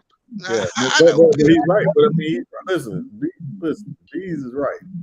It would be great not to have to take care of all the household bills by yourself. But also, you got to be careful who you decide you're gonna live with, because better to live alone than to live in prison because you had to kill somebody. Yeah, that's true. Now, Pagan, they move up here by the buttload, man. They get coming up here every day. The one thing we got up here is that rain run a lot of them off. Yeah. This a lot. I've seen a lot of Mexicans up there. At least where I. Oh man, there's so many up here, bro. Yeah, at least where I was at, there was a whole bunch of boatload of Mexicans. I was like, damn. We got a lot of Russians too. Ukrainians, just because we Ukrainians. Wow, Biz, I haven't seen them. I never seen them. Hey, where you from, Tiffany? I'm in Maryland, so I haven't seen them. This place is very diverse. They ain't messing with the There's wire. a lot of Asians. There's a lot of Asians. There's a lot of different people here. Well, what's wrong with Mexicans, Matt Dev? What's wrong with Mexicans? Nothing wrong with Mexicans. Like I was Tina. surprised by Missouri's Hispanic community. Like I was shocked. I was like, where do y'all be at? And then I went on their side of town. I was like, oh, this is where y'all be at. Yeah, they got a lot of Yeah, they got a lot of down where we at. potato fields. It's like a whole Mexico town. Yeah, that's pretty smart, Lou. Lou said he's gonna move back down south. I mean, this is out of control, right? This is out of control. 600, 400. I mean, think about this. A $400,000 house is 7.5%. That is crazy. Yeah. Yes, sir. That's what I was looking at. I was like, man, let me go back down to 3. I ain't fucking. And the thing is, I mean, either you buy now, like at 7%, it's possible in 2 or 3 years the interest rate could drop to 3%. Just yes, yeah, I've heard. Look, I looked at the history and I was like, the 6-7%'s been running for a while. It's just when the pandemic and other stuff hit it went back down and everybody drove. Yeah, thank you, Ralph. Check this But out. the house prices is ridiculous. Yeah, go ahead. No, but check this out, Mac Dev. They're inverses, right? Mm-hmm. So when that interest rate fall, that's what allows the house price to go up. Go up. Yeah. So even if you want less interest, you're gonna pay a bigger price. Yep. Yeah. Yeah, a bigger down payment, basically, right? Or bigger total price. Yeah, the total price of the house, so it go to 450. The bank makes the same money, whether they making the same money, no matter what the interest rate is. That they make the same money out the deal. They just compensate it for wherever you're not going back to Mississippi, sir. Yeah, that's the difference though, because Lamar even though said the he ain't going interest back rate to went up, the house Mississippi. prices. Lamar ain't going back. That's the Lamar family from there, Lamar. What you want, a mortgage, man? You said what? Hey, they got hey, Pagan Black. Yeah, I want a house. I'll pay a mortgage. In my opinion, but I'm not doing it. You ain't gotta agree with me. But the next 3 to 5 years, if you're a black man or black woman, you need to reevaluate what you're doing now. Just make a determination on how you're going to improve your skills to put yourself in a better economic situation or you have to increase your income, whether by marriage, by live-in, whatever your flavor. Motherfuckers better get some of these grants out here. Get some of these what? What you read? Some what? Rob, what He said What kind of grant? Man, they give you grants for all kind of installation shit. No, Rob. Nah, His way was better. It's free money out here, bro. Y'all just ain't No, looking in the right place. you right, but it's not what we kind of talking about. I definitely understand what you're saying because there's They talking about PP loans everybody was on. There's No, a I'm whole talking about bunch of grants. actual federal grants, bro. But you got to probably pay it back, don't you? Yeah, but No, you don't have to pay grants back, but it's not what we talking about. Though. Hey, Ralph, you can't live off. Everybody can't get a grant, and that's a one-time deal, bro. Yep. The only way I looked at increasing my funds because I was like, I'm gonna get this house to try to build equity and then get a loan off of that. Yeah, but I was like, they got programs for that. I was like, the only other way that I could think of building my bank was investing, and that's what I've been looking at as well, like dividend stocks, even buying, You better go to some of these homeowners, buying gold and and shit. shit. But I'm still trying to figure out how that shit work out too. I was thinking about doing a farm. I mean, not a farm, but like growing stuff. But I don't know how that situation works. You know, when the store get their fruit, from certain Oh pastures. yeah, that go hard. You need like a grow house and a that. license. I got a Yeah. coworker who does that, Shay, but he does it like independently. So like like people who live in his area will come and buy like eggs and vegetables and fruit and everything they grow. He does more like eggs and potatoes, and he's in Alabama. He does all that stuff. And people will come buy it from him by the barrel or whatever. Yeah. But like trying to do it with stores and stuff like that, I think that's a lot. It's a lot more to that. It's a lot more regulated. Than that. Oh, you think about moving to DC, Lou? What up, Lou? Come on through, brother.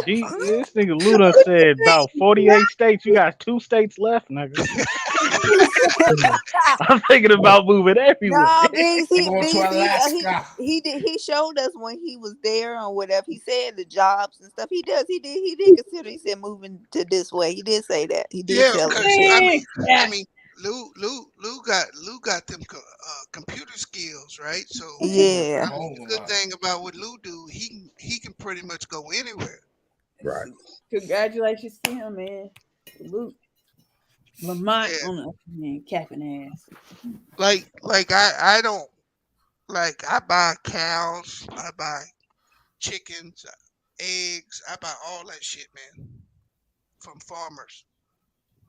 Mm-hmm. How long that last you, Bees? Till we eat it all. No, I'm talking about like. No, I buy like a cow once a year, half a What cow. Natalie? What you mean? Get the coat ready? My coat being ready. Yeah. Like, I'll give you an example. I got 15 chickens coming in a month, right? Ooh. Okay. All right. And then I'll buy like a quarter or half of a pig and get some bacon, get some sausage. I got two freezers. I got 2 freezers in my garage. I keep them full. We heard that, Rob. What was that? What you say? Daddy deer meat. No, I don't have any now. I got to find me a white boy to go kill a deer. Oh shit. Tiff, you remember Alex Collins? Alex Collins. Freshman. Yeah, he passed away. Oh, from the Ravens. Yeah, the Ravens. Yeah, I was looking at Arkansas. I'm a went to Arkansas. The Ravens. Played for the Seahawks and Ravens. What happened to him, Sean? They I'm trying to find out what happened. Hold on. Oh, it was in a motorcycle crash. Oh my goodness. Oh. Over the weekend. We got to be more. How old was he anyway? 28. Coming home. Wow. What happened? That's sad, man. Yeah, man. Hey, matter of fact, they had like a picnic at work, and they made all these hamburgers and stuff, right? I got one of them burgers, and I started eating it. Oh. Man, I about puked. Why do you eat? Wait, don't you walk around? I'm gonna keep that comment to myself. Yeah, you walk around a whole bunch of Mexicans and white people. I'll say it. I mean, who in the hell made the potato salad? Frozen burgers, was that? It was the burger, bro. It's that meat. That diet in there, all that diet. Huh? You was put eating all a that turkey stuff in there? burger? No, it was eating a beef burger. That shit was like tar, man. I don't know. I can't eat that stuff, bro. I spit that shit out, man. I'm like, how people eat this? Because once you start eating like grass-fed beef, it's weird at first. Yeah. Like, it tastes weird at first, but when you try to go back to this GMO steroid stuff, man, that stuff tastes bad. Yeah, that's true. I agree with him on that one. Yeah. I'm finna start watching my cholesterol as well. Everything. When you gotta go back to the doctor, MacDeath. Exactly, MacDeath. You gotta make an appointment first. Y'all got jokes. To get your, no, but being serious. MacDeath being serious. You got cholesterol problems. Yeah. Hey, Beans, and so I tried to be funny and said that joke with me. I said, I don't think so. I go to the doctor. They tell my cholesterol just Cholesterol, fine. Okay? nigga. The doctor check for it. He'll tell you if it's high or not. Get that fat in your blood, it's a wrap, nigga. Yeah, I don't put eating certain things around anyway. your heart. No, I Because still be doing my shit. I be on my exercise. So why you eat it then? Hey, Eat just what? what I do. It tastes good. Nigga. Certain foods, I don't put eat. Hey, first of all, you know how that stuff tastes. Stop eating it. You know how it tastes. Why you gotta eat it? You know how it tastes. Can't help it. Good to Can't the help motherfuckers. Hey, Jackson, why don't you I just got done eating a hey, why don't you just go get bacon like burger. them little measuring cups? Yeah. Why don't you just go fill one of them up with sugar and just pour it down your throat? It's quicker. You know, y'all know what's crazy? I can no longer eat a burger with bacon on it. I always get That sounds ghetto as a motherfucker. I ain't gonna lie. But I just got done eating the bacon burger, damn it, today. Look at me. I just got finished eating a bacon burger today. Look fast. On everything though. Bacon and cheese, nigga, it's a wrap. I can't do Hey, it. those smoothies be hitting, boy. Hey, I like smoothies. I've been drinking more smoothies It depends recently. it depends who makes it. Come on now. Not all You of can make them. your own smoothie. I can't like when they be people be putting bacon on everything now. But like the chicken sandwich, I just take it off. The chicken sandwiches too. Like I can still eat bacon. I just can't eat it on like another meat, if that makes sense. Should they did bacon and chocolate? Yeah, you can't You eat no probably had bacon some of and them. tacos. You had some Never bacon. had it. You Never had had some it. action, didn't you? Never had it. I never heard no bacon with dipped in No, chocolate. They do hey, Tim, What? Tim. Huh? Action Jackson, he be eating them deep fried Snickers and shit. Yeah. I hope he don't. That's not good for your health, sir. No, I mean, I be eating that barbecue and stuff, man. Barbecue and Mexican food. I eat all that stuff, man. Chinese. You sure you're eating real Mexican? You still no, Shay. Are you? I'm eating real Mexican Hey, food. no, Shay. The question The is, are street you real? tacos. Are you eating deep real fried Chinese corn food? and shit like that. Beans Real that the Chinese food, yeah. Yeah, That'll when get you. you sure you're not eating dog action? Okay. Yeah, I'm sure I that. think I ate some cat shit one time. I ain't gonna hold you. Chinese food. Yeah, the chicken wasn't chicken, but it wasn't good. It wasn't good. I still remember that. Every time I think about that, I get a nasty fucking feeling. Because you know what they were selling. I don't think I would have told that story. I'm being real, bro. The Chinese people will fuck you up if you're not careful. We know. That's why we saying no. He's a healthy person, ain't you, John? You pretty healthy as far as eating wise. For the most part, the rule I have action is like I allow myself like one day to have pretty much whatever I want. But yeah, I pretty much eat healthy, right? So do you do like a meal plan? No, I just eat I don't eat red meat. I don't eat pork. I pretty much and I limit the amount of chicken I eat. I eat more fish than anything. And there are days where I won't eat meat at all. I might have like a meatless Monday or whatever, and then I juice and I do smoothies. I just try to be on top of it.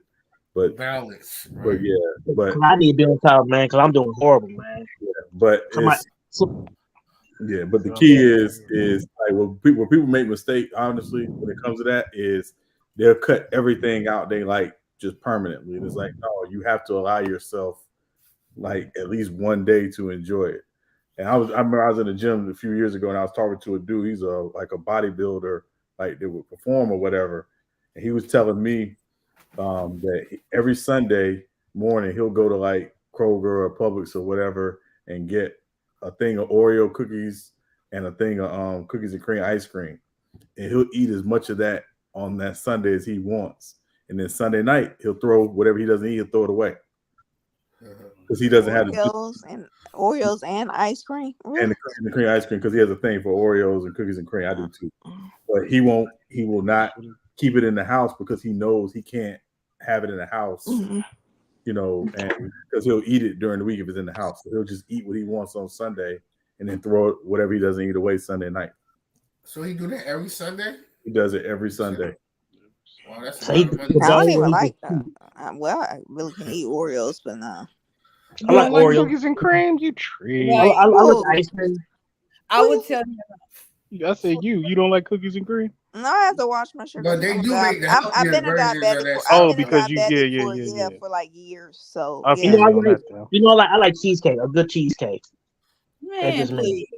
Actually, if you're gonna do it, you only can eat a slice, not more than 2-3 slices. So you can't do that. I do 2 slices. That's what I do. That's too many. Yeah, if you want to do at least one, you don't got no that's intolerance for dairy. How So old what? are you? You ain't got no. I'm 30. I'm 37. And you ain't got no intolerance to dairy. They got no baked cheesecake. You don't need dairy to make cheesecake. Okay. No, for somebody to have a heart attack, I shouldn't eat certain things. I really shouldn't. Y'all eat food like y'all high just on the regular. Nah, dog. Nigga got macaroni tacos and shit. No, I don't do all that. No, I don't do no macaroni tacos. That's what you niggas in the Bay do. Nigga, I just made that up. We don't nobody. Y'all niggas got a taco truck for everything in California. Well, you got like turkey legs, man. Like turkey legs. We got taco. Yeah, we got taco trucks. We got taco trucks. I ain't That's gonna lie about taco that. cheese. Hella food trucks.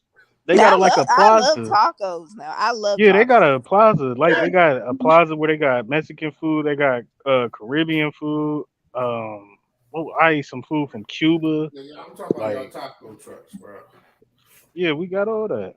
They don't have no. They don't know Mexicans put macaroni in the hard shell. They're not Mexican, bro. They got black people out. Bro, how you from California don't even know these things, bro? So they got food reviews on YouTube. I know you look at food reviews and they got macaroni and tacos. I get it. I heard of fish tacos and everything. I ain't never heard of no soul food taco. Nigga. Yeah, I never heard that. Yeah, they got fucking yams and all that. No, I'm not saying they don't, but I'm just saying, nigga, I ain't never ate. I've had fish tacos. I was just saying that sound like some high ass shit. Like, nigga, you own one. I want a taco with cheese. Yes, Lou. Yes, Lou. I saw the score. Thank you for that. Appreciate it. Yeah. What's the score? You talking about baseball? Yeah. The Yankees playing in Atlanta today and tomorrow. So yeah. Thank you. The Braves winning. The Braves won 11-3. Yeah, so that's why I said St. Louis brings this up. Time October. He just became a Braves fan. We let you hop on the bandwagon. You cool, little nigga. You all right. Let's go. Hey, Sean. So Philly's doing a good show. Sean. What's up, Jack? I was listening to the radio today. I don't know what station it was for sports radio, and they was talking about the Royals. Now I forgot the 2 years that they had went to the World Series, right? And then they was like, we're just pitiful. We're just pitiful. I thought we were going to become the Yankees. And the way I busted out, because I was in an Uber. So the way I busted out and laughed, I was like, why would they think that? Do they know how long the Yankees were successful? I mean, they had their down years. But why would y'all think that? I was literally going around and telling people, I said, the Yankees got old. The Red Sox are the Red Sox. But that's what happened. Like, come on. I don't know what was going on with the Cardinals that they didn't make it there. But come on, dog. Like, y'all really thought y'all asked for real. Tell me we can't get anybody to come. Now they unfortunately Axon Jackson. I wanted to say this while he was here. They thinking the same about the Chiefs because they was like Patricia and them. Oh, and it ain't gonna happen. Yeah, with the Chiefs, they was like, we just hope we can do what the Patriots did. I said, ooh, y'all wishing hard. Y'all wishing too hard. Y'all better be glad. Baseball is hard to do that shit. Ain't a lot of dynasties, man. Yeah, I said they want to do the. I said no, this is not Brady. It's not going. What's his name? Look like he ready to retire tomorrow. I don't even see him in the city no more. Who, Andy? Mm-hmm. Andy Reid. Yep. I mean, he looking like he ready to retire any day. His son in jail up here. He in jail? Yeah. He caught a body. Dang. The DUI. Yeah. Caught a body. Yeah. Man, they stayed in jail in Philly. Both of them, Ralph. They was real trouble. Like, I'm like, man. They dad always getting them off. Remember the show? Yeah. Mm-hmm. We wasn't getting them off this time. I thought it was just one of them. Nah, both of them had like substance abuse issues. Oh, okay. You should have seen them people up here, and it wasn't black people. Them people was heated. He thinks he's above the law. We don't do that here. I was like, oh, he in trouble. He going to jail. Yeah, no, he's going. It wasn't black people here doing the same thing. It was the other people. They was mad. They was mad. I said, I would have thought they would have defended him. He need counseling and all that. But what did him in? I heard he was acting a fool out here at the casinos and stuff like that, tearing up their property. I said, see, they didn't brought all your dirt to court. And this is what he did in Philly. They on the same page as that Hunter Biden. Oh, you mean the crackhead? That's what his name is. That's what he did. Don't call him that. The other son, he died the last year. Andy Reid was in Philly, and people thought Andy Reid should took some time off, but he went like right back to work, like right after the funeral or whatever. And yeah, so he's had his issues. His sons have had their issues. Yep. I said, but everybody think I forgot how long he got, but they was like, he not gonna serve all that. He gonna end up getting out on probation. I said, we'll see. Missouri is a red state after all, so we'll see. I just think it's how good the Chiefs are. If the Chiefs start being bad, maybe. They're really proud about re-election. Yeah, that too. We got streets and stuff. They like, do you know who this is? I'll be like, no, I don't know who that is. Somehow, do you know what the owner look like? I said, no, I don't know what he looked like. Stop asking me these dumb questions. They asked me about the Chiefs owner. I can't think of his name. I said, last time I seen him, I think he had glasses. He an older man. I'm short. That's all I know. Clark Hunt. Yeah. I said, do y'all think I care? But you're not a Chiefs fan, though, right? No. All right. Like y'all know the Candy Russell Stovers. Yes. Yeah. Same thing with him. They was like, his family is very rich. They own. I don't give a fuck. Leave me alone.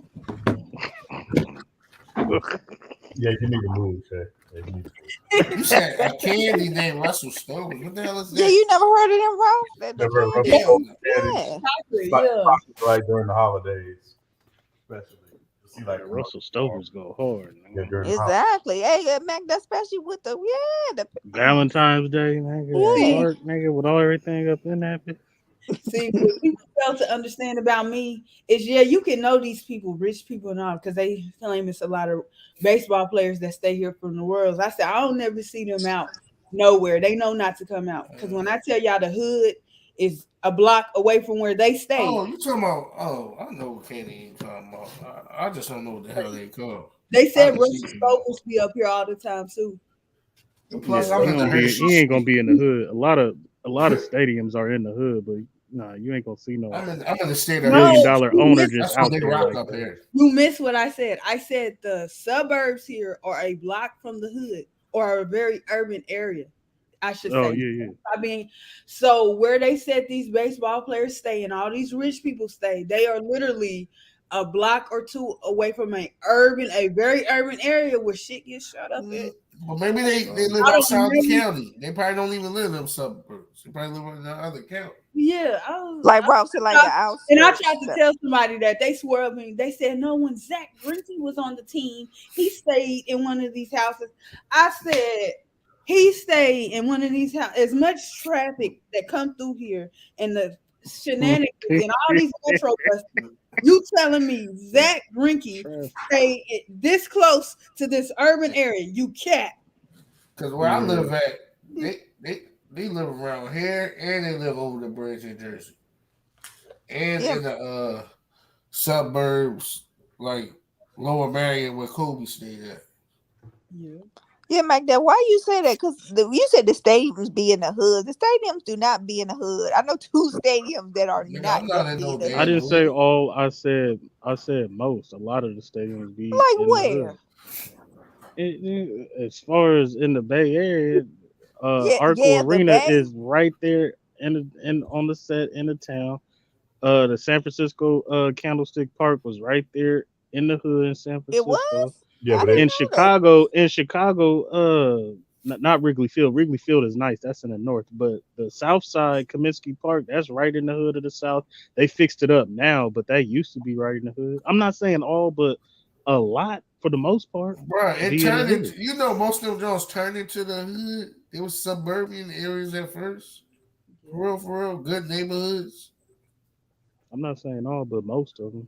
I can't talk for everybody else's state. I ain't never been there. They moved the people in the hood right there. I was saying, whoever's saying the Wire, first of all, the Baltimore Ravens Stadium is not in the hood. It's in downtown Baltimore. They said it's and that's not hardly in the hood with that stadium is at. I've been there before, so y'all need to stop the capping up in here, okay?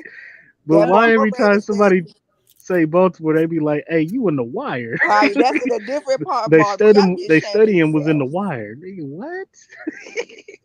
Tiffany funny. No, they wouldn't even film down there. So they need to stop it, y'all. So stop it. That's funny. On the west side. Oh, that's helpful. Yeah. I mean, I ain't been to every other state. And here in Portland, it's not in the hood. The Moto Center where the Blazers play, that's not in the hood. That's where the Wizards play at downtown. That's not in the hood at all. They get their butt beat into winning some of these teams. Yeah. I said, I don't know about the Giants. It looked like, well, it's probably not, but like how they said the stadiums would be downtown. That's like in New Jersey. That's the Chiefs in the Royal Stadium is not downtown Kansas City at all. So it's like right on the outskirts of the city. Let me just say this. You got Raytown, Missouri, Independence, Missouri, Kansas City, Missouri. So what you think? It's on the outskirts. I'm guessing. I really don't know because I ain't never been there. And I'm not real good with geography. Basically, one way you can go to Raytown, the other way you go to get to Independence, and then the other way you can go to Kansas City. But they say the stadiums is on Kansas City's boundary line. Yeah, they on the outskirts. Yeah, if it ain't downtown, then it's down there. Everything on the outskirts. Mm-hmm. That's a fact. Then people slow here. It was raining today. Then I was like, it wasn't raining where I was. They was like, but it was raining downtown. I was like, y'all don't know by now that it can rain in one area specifically, but not the other half of the area. Won't y'all pay attention to the weather for once? That's facts. Baltimore has it is a nice downtown. That's about it though. That's about the only area you want to go to. But you need to understand. I mean, it's a Baltimore- real no shade. It's a really old city. Like it really needs. It's I live on the outskirts. I'm not that far from Baltimore. It really is old. The city is So old. they need to revamp it, a huh? lot of our Yeah, they cities need the roads, right? Everything. I mean, they need the city over. I'm serious. So you're on Old Town Road, basically. No, I don't. I want to. When I say outskirts, that means that's the closest city to me. It's Baltimore. About 15 minutes away. Do you ever just go and just chill? You know, Down there? yeah, yeah. No. You sound bougie. Down I'm there? not from I'm there. just Why playing. would I I'm want to go just down playing. there? Hell no, if you ain't from the hood, don't go. Like, I don't go to vacation in the hood. You just go chill, just where you at, just where we at. Yeah, we finna go over here. This look like a nice restaurant. Nah, I'm good. Ain't nobody going to the hood to chill. Hell nah. Yeah, nah. Yeah, we gotta go. What's the oldest? Oh yeah, who got the oldest stadium in football now? Buffalo. Yeah, I bet they wear that. Dang, Rich Stadium. Really? Yeah, that thing old. They've been there forever. I bet you they proud of that. Well, I guess technically, but they've redone Soldier Field, so. But yeah, Buffalo. Yeah, they get a new stadium though. Yeah, they ain't gonna win this. Yeah, they redone Lambeau Field. Did they? Yeah, they redone Lambeau. They redone Lambeau Field too. They had done nothing like that with our stadium. It was like a big high school stadium. Oh, ain't no more people on here from Texas, but I seen some school that I forgot what state city they said it was in, but I was like, dang, that looked like a college arena in Texas. I was jealous. I said, I want to go back to school again just so I can go to that school. Nice. Colleges. They don't play in no pro stadiums no more. Man, I would have been like, just give me one time. Let me get out there one time. Yeah.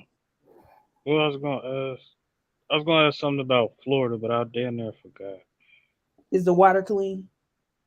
What? It's the water clean. Hey, you got a joke, man. What's going on? I think you need to be answered in certain places in the South is the water clean. Well, that is the South, but I think they're clean. Don't blame it on the South. They're water clean. Okay. That's not funny. That's dangerous. I know it's dangerous, but I'm saying I would think their water is clean, but other places I don't know. Really? Yeah. I'm tired of seeing these that's what we're doing, John. The place in the South, they don't know how to get their water clean. Yeah, I was about to say you could have said Michigan, Flint, Michigan ain't never been. Man, good, that's a tired joke. We need to give Flint a break. Michigan is no, we ain't gonna never do that. They done had a documentary out there, man. How long it's been? Like almost 10 years? Oh no. I know they tired of us. I bet you will come up here though. Come to Flint. Oh no, I ain't going up there. I ain't fucking with Flint. Come to Death Row. No, I'm just kidding. Yeah, for real. I'm good. You got it. You right. Hey, put a name on the east side. Yeah, Dallas, is your water clean east side? Don't go there with me east side. Is your water clean? Yeah. You are in Texas. Hey, I ain't gonna lie. I did turn on the faucet a couple of times and some brown water came out when I was in Houston. Where were you at? I was in Houston. We never drunk faucet water. I don't drink faucet water though. I mean, I don't drink faucet water nowhere, but yeah.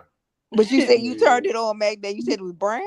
Yeah, it was brown. You go ahead, brother. Say this. He gonna pop up over here. What are you talking about? He know he can't deny that. With your flying roaches. I ain't never heard it. I ain't never seen that shit before in my life. Get him. Lamar, don't think it was that just is roaches so because the house was dirty. Lamar, No, that's okay. just That is really lame. Y'all gonna be ready for the draft? Oh, I need to start. I'm so that do your research. I need to do my research. I know who my quarterbacks are. It's just the rest of the people. Watch somebody. No, not that draft. I'm talking about the DC versus Marvel draft.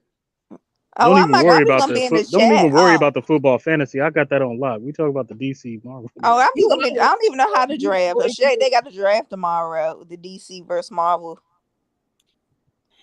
I hope y'all got everything in order. I won't be there. I got class, so I won't be there. What you going to school for? Shay, I can't put that out there like that. You know, people are not ready for that. Talk to me offline. I'll tell you offline. You going for nursing? That's cool, bro. Get your money, my nigga. No, I'm not going for nursing. I'm fucking with you. Oh, they go Eastside. Look at Eastside. He jumping up here just because I talk about their little dirty ward in Texas. No, That I ain't my just fault. I just got back home, man. I just got back home. I seen y'all still on. I was coming to say what's up, man. Yeah, Eastside. Yeah, Shay. Look, Eastside, Shay asked the comment. It wasn't me. Eastside, I got a question for you that you just came back in. Did y'all cook True earlier about his comments earlier in the group chat? The Porzingis crap. Yeah. Yes. Okay. Oh yeah. Oh yeah. He was browned on both sides. Yeah. Okay. All right. Not brown. They didn't cook him like that. They let him off easily. They didn't. Man, I cooked that nigga like usual.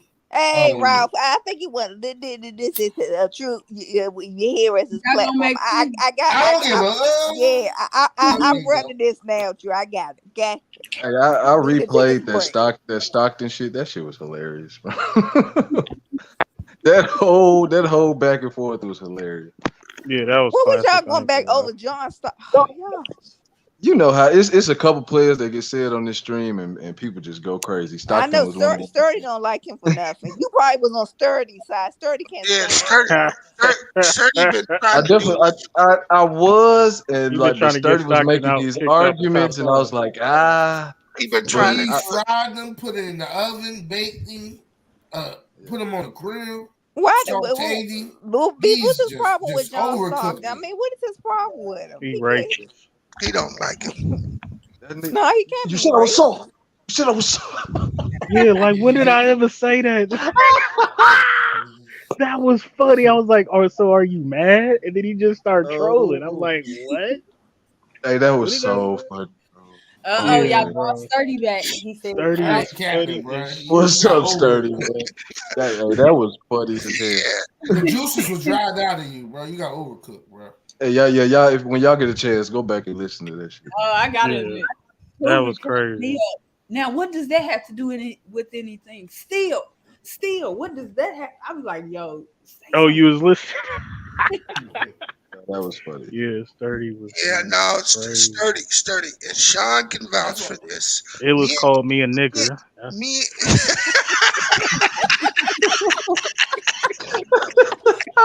He went straight North Carolina old school. Dang. Well, if the watermelon got seeds, nigga. This is ridiculous. Oh my god. I told you that nigga went straight Carolina on the Remember me and Sturdy going back and forth on U3 about this Stockton thing? Yes. 2 years ago. Yes. Sturdy been on this kick for several years now. He shut it down for a little while. Now he's brought it right back. He said several years. And here's where the crazy thing is, right? If you like Chris Paul, they have almost the same game. Yeah. They play the same game. Dirty as shit. Both of them dirty. They the two dirtiest there ever been. Yeah, man. More dirty than Ric Flair, man. Nah, when you said he didn't watch Oscar Robertson, so you can't rate him as a passer. But I'm like, nigga, you rate him all time. How the fuck you can't rate him as a passer? It's not enough footage.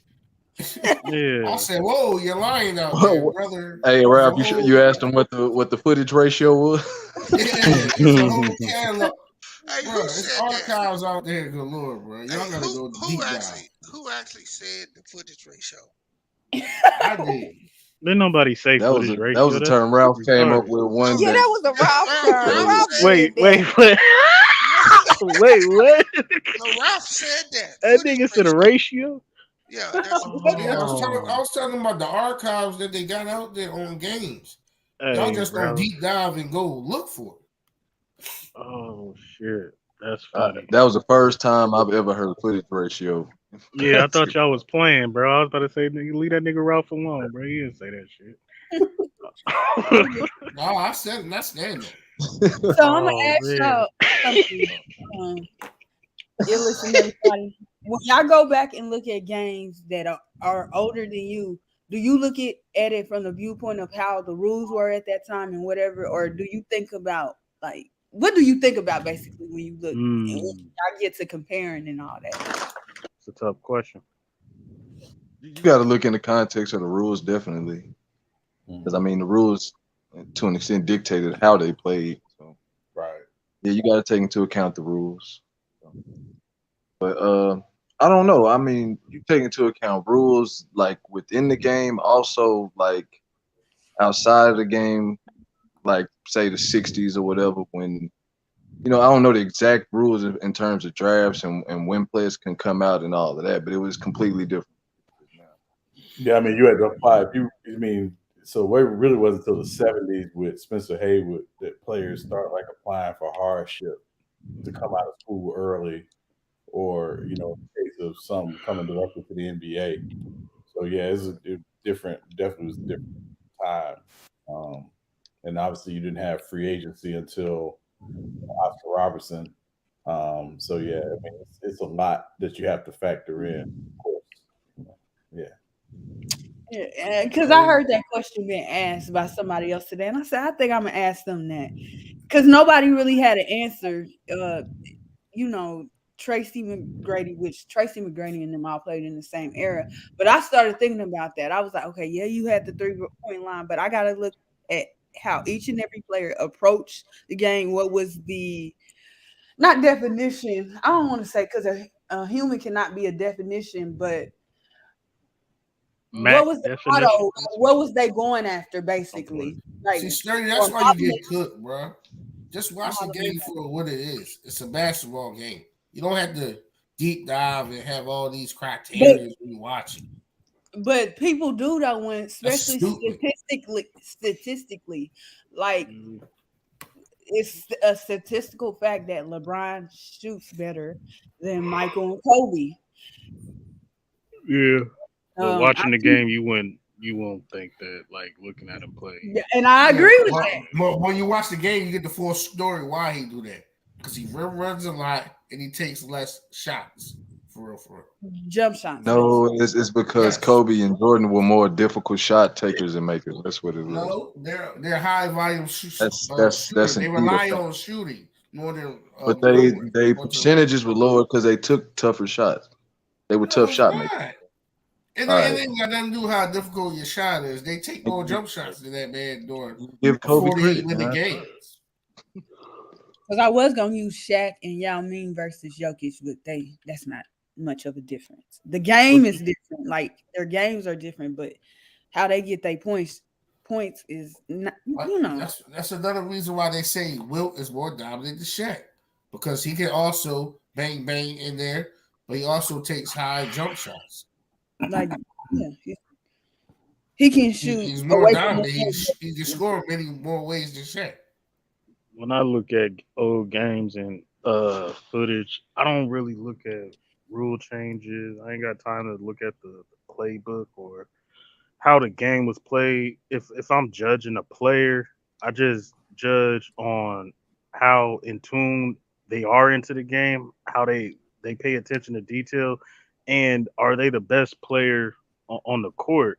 I watched a game with Bird. It was the game 7 versus the Pistons in 80. I want to 87, right? And the first half, he kept Boston into the game. The Pistons looked better, but Bird kept Boston in the game, just making shots and making plays. Then in the fourth quarter, he got like 3 steals by dissecting their offense. Like he knew it was coming, and he got like 3 steals. And it was like, damn, this nigga kept him in the game the first half, then turned it up on the defensive end, stopped their whole offense, and then the rest of the guys around him came around in the fourth quarter. So I was like, damn, Bird's the best player on the court because he pays attention to detail. in the game, and he showed himself to be the best player. Isaiah was nice, but he didn't have shit on Bird because Bird did everything to win the game. Like, I don't care that he didn't hit a 3-pointer that game. It didn't matter.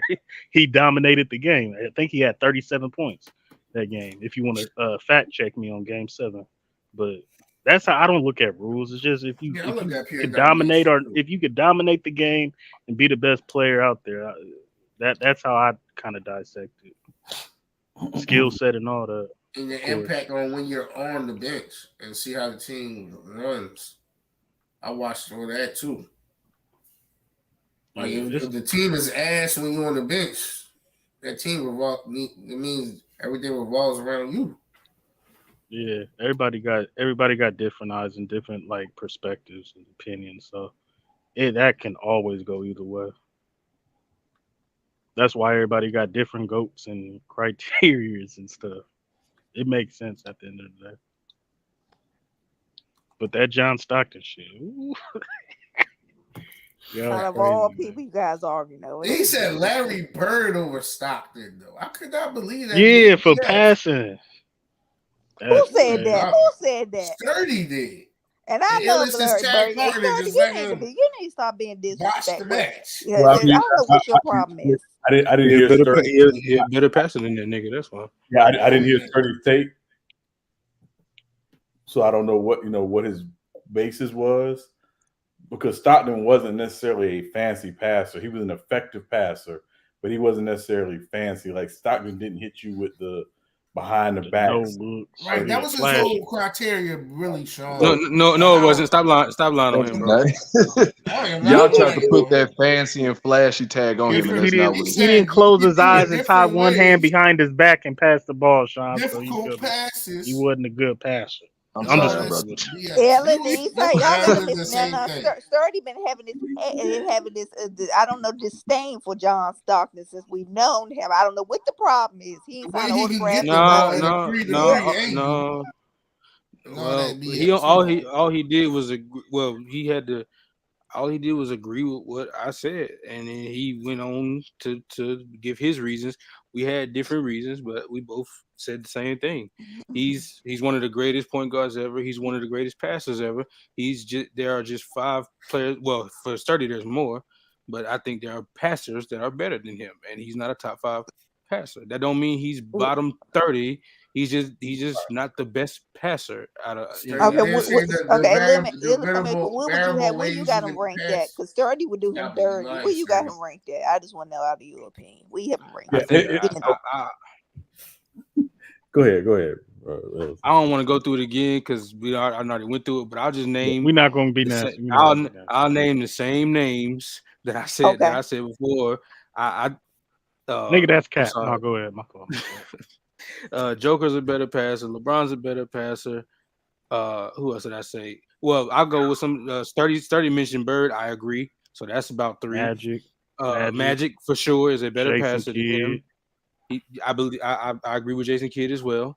And that's all it really was. It was just that he is what they say. He is what they say he is. He's just not a top 5 passer. He's a top 5 point guard. I'm not gonna disagree, even though I could make a case. But I was just talking about the passing, and he's not the best at that. Or that's all.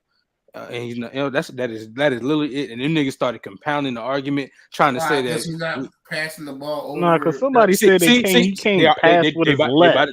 Nobody said that. I did hit up on. Somebody did say that he can't pass with his left. No one. I said he couldn't dribble with his left. I said he couldn't dribble with his left, and I was right. But you see what they did? They started saying stuff we didn't even say. They started saying we said Stockton wasn't good. I ain't never say that. Neither one of us said that. Just break down why he a better passer.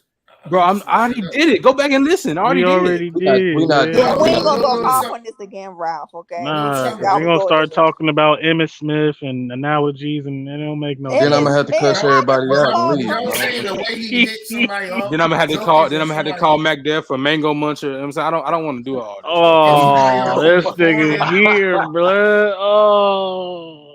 They said we was disrespecting Stockton, then proceeded to disrespect Magic freaking Johnson. That was the craziest part. No, I didn't do that. I was like, you could have. I was like, That's a Lou, you fact. could have went to somebody else, nigga. No. He was making Russell Westbrook difficult type passes, even though he was and hitting completing them. And completing them. Exactly. Risky passes. That's another Nigga say, thing. look at this bad pass, passes Bucket. that Look at that nigga ain't terrible pass, Bucket. You could have went to somewhere else. I was like, nigga, you could have compared. Look at that pass through 3 Steve defenders. That's a bad Nash. pass, but it led to a score. That's still Pick okay. Steve Nash or Larry It doesn't Bird. matter about the outcome, but Steve Nash or Larry what you're Bird. doing with it is still versus terrible. Stockton. He could have went to that. That's the 50-50 I was like, nigga, don't go to no J Kidd or Pistol Pete Maravich or I Matt. don't know, man. If a Nash pass and highlight tape, it might sway you if you're just looking at highlights. No, I looked at Nash. Nash is nice. Hey, say McDowell.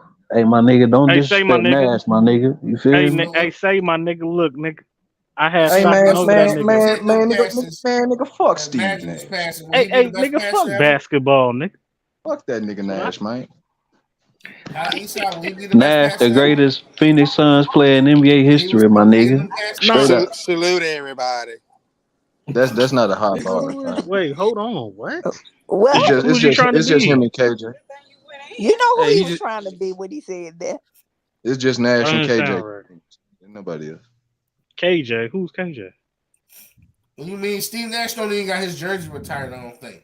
Oh, Kevin Johnson. Kevin Johnson, yeah. But He got his jersey retired, yo.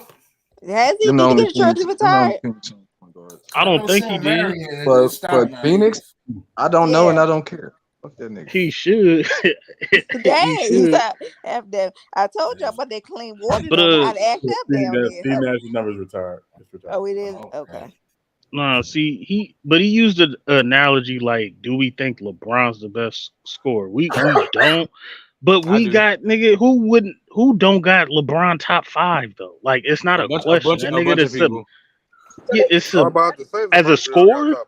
Yes, that is not a that's popular crazy. thing to say.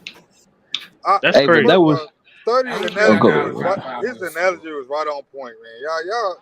See, About what? Which analogy? Which one? Yeah, brother. I think of it a while. Because the nigga gave 3 bad ones.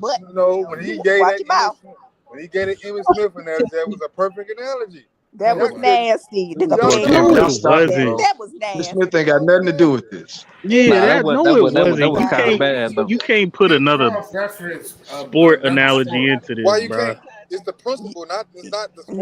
No, that doesn't make any sense. It didn't make sense. You lost points for that. No, it don't make sense to y'all because y'all don't want it to make sense. Like you don't everything. It's not to compare sport to sport. It's the principle that he's making a point to. If you can think one thing, a concept on one end, you can have the same exact concept on another end. That's the point. Whether the sport doesn't matter. The concept is the same. That's true. Context is the same for sports, but a football debate and a basketball debate and how the criteria is completely different. If it just is, you can't tell me Barry Sanders is not this because he don't have no championship rings. It's like or no playoffs and it's like it's Barry Sanders, bro. I don't care about his accomplishments. Look what he did. So when he goes to Emmitt Smith, a lot of people may have Emmitt Smith not in their top 5. I disagree, but I don't think the analogy fit what we was talking about with John Stockton. Not just because John Stockton is the all-time leading assist, what happened and Emmitt was Smith is the all-time leading rusher. I don't think that analogy. What happened, brother? I'm gonna tell you what happened with that. It worked until Bees came in and cleaned it up for him. Y'all always let Bees because they was trying to use his rank with assist totals until Bees came in with the per game analogy. That's the only thing that. Hold on, brother O. Ain't nobody letting me do nothing. Who's your greatest scorer in NBA history, brother O? I don't know. Oh, weird. Well, just say who you think it is. Like who your goat. It is, yeah. Weird. I mean, I got Braun because he's number 1. And I got Braun. So you use total points as a metric. I mean, because he's the greatest scorer of all time. No. I'm saying you use total points as a metric. That's what you're saying. I don't. I think everybody got different criteria. When you use total points, you got to use total assists. Right. So on one hand, see now you're a hypocrite, brother. Because Bron's got the most total points, but Stockton's got the most total assists, but he garbage. See. You This is what y'all do. Y'all take a point of the argument and go to the screen. When nobody ever said I didn't say nothing about no garbage though. All right, I get off Sturdy. What's the name want to come up I didn't say nothing about that. That was your own word, so you can try to win the argument. Brother.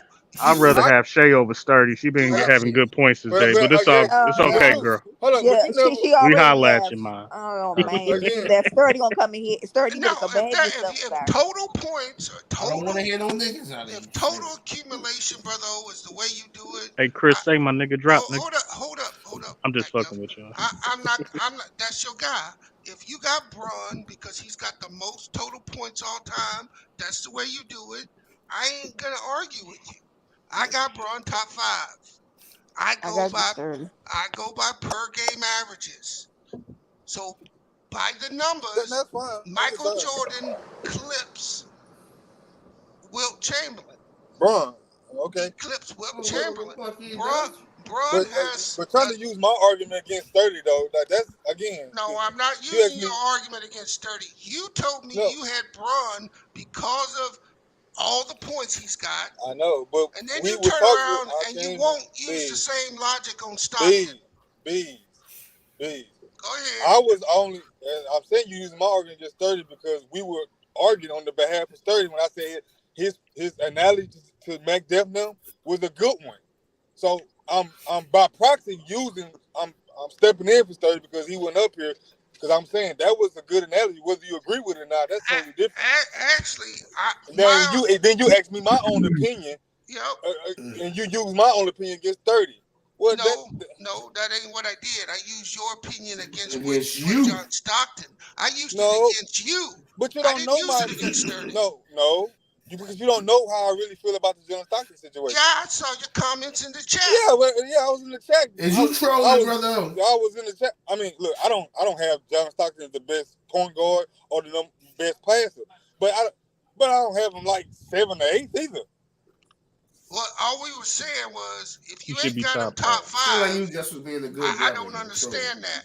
And so what I'm saying is most people really don't even know that Bron's top 5 in scoring average per game in the NBA history. And if he's not 5 right now, he just dropped out over the last year. Yeah, he like 6 or something. I guess. I mean, look, it's just bad for me to say John Stockton is not top 5. That y'all get y'all little pennies in a bunch by saying that when there's literally great passes out here. No, number one. Oh, wear panties. Number one thing. There's a lot of other players to me before I'd put Joker there. That's just my opinion. Joker's awesome. I ain't gonna discredit him. I'm a big fan. Ain't no damn top 5.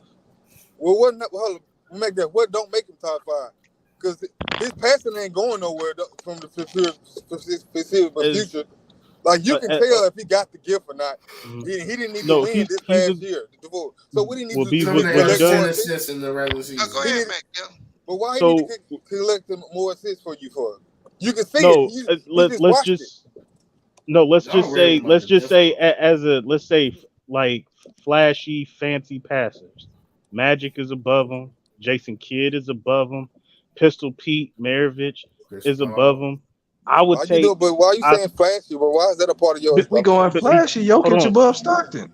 Let me finish. Let me finish because first of all, I said John Stockton is the most accurate passer.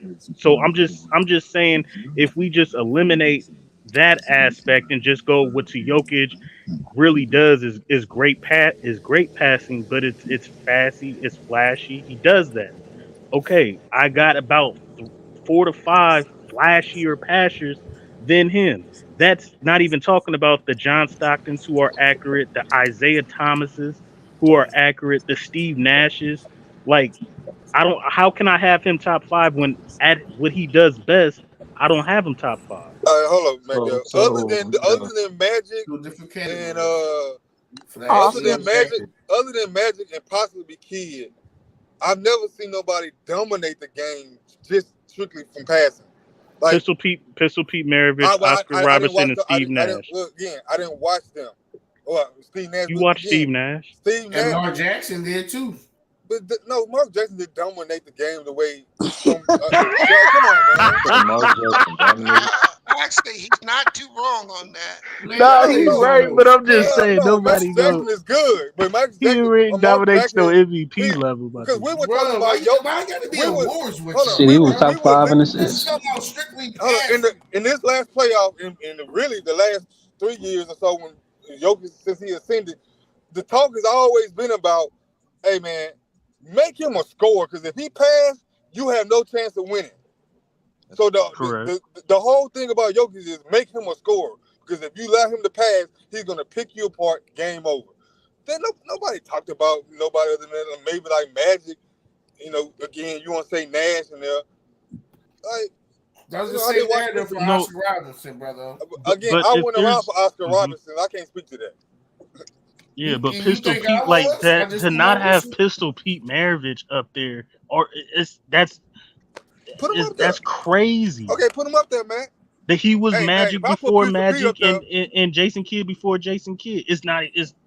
Those are the top 3 if you want to just talk about flashy and unpredictable passes. Are you sure Pete was a flashy passer, or was he a flashy player? No, passing and everything. Passing and everything.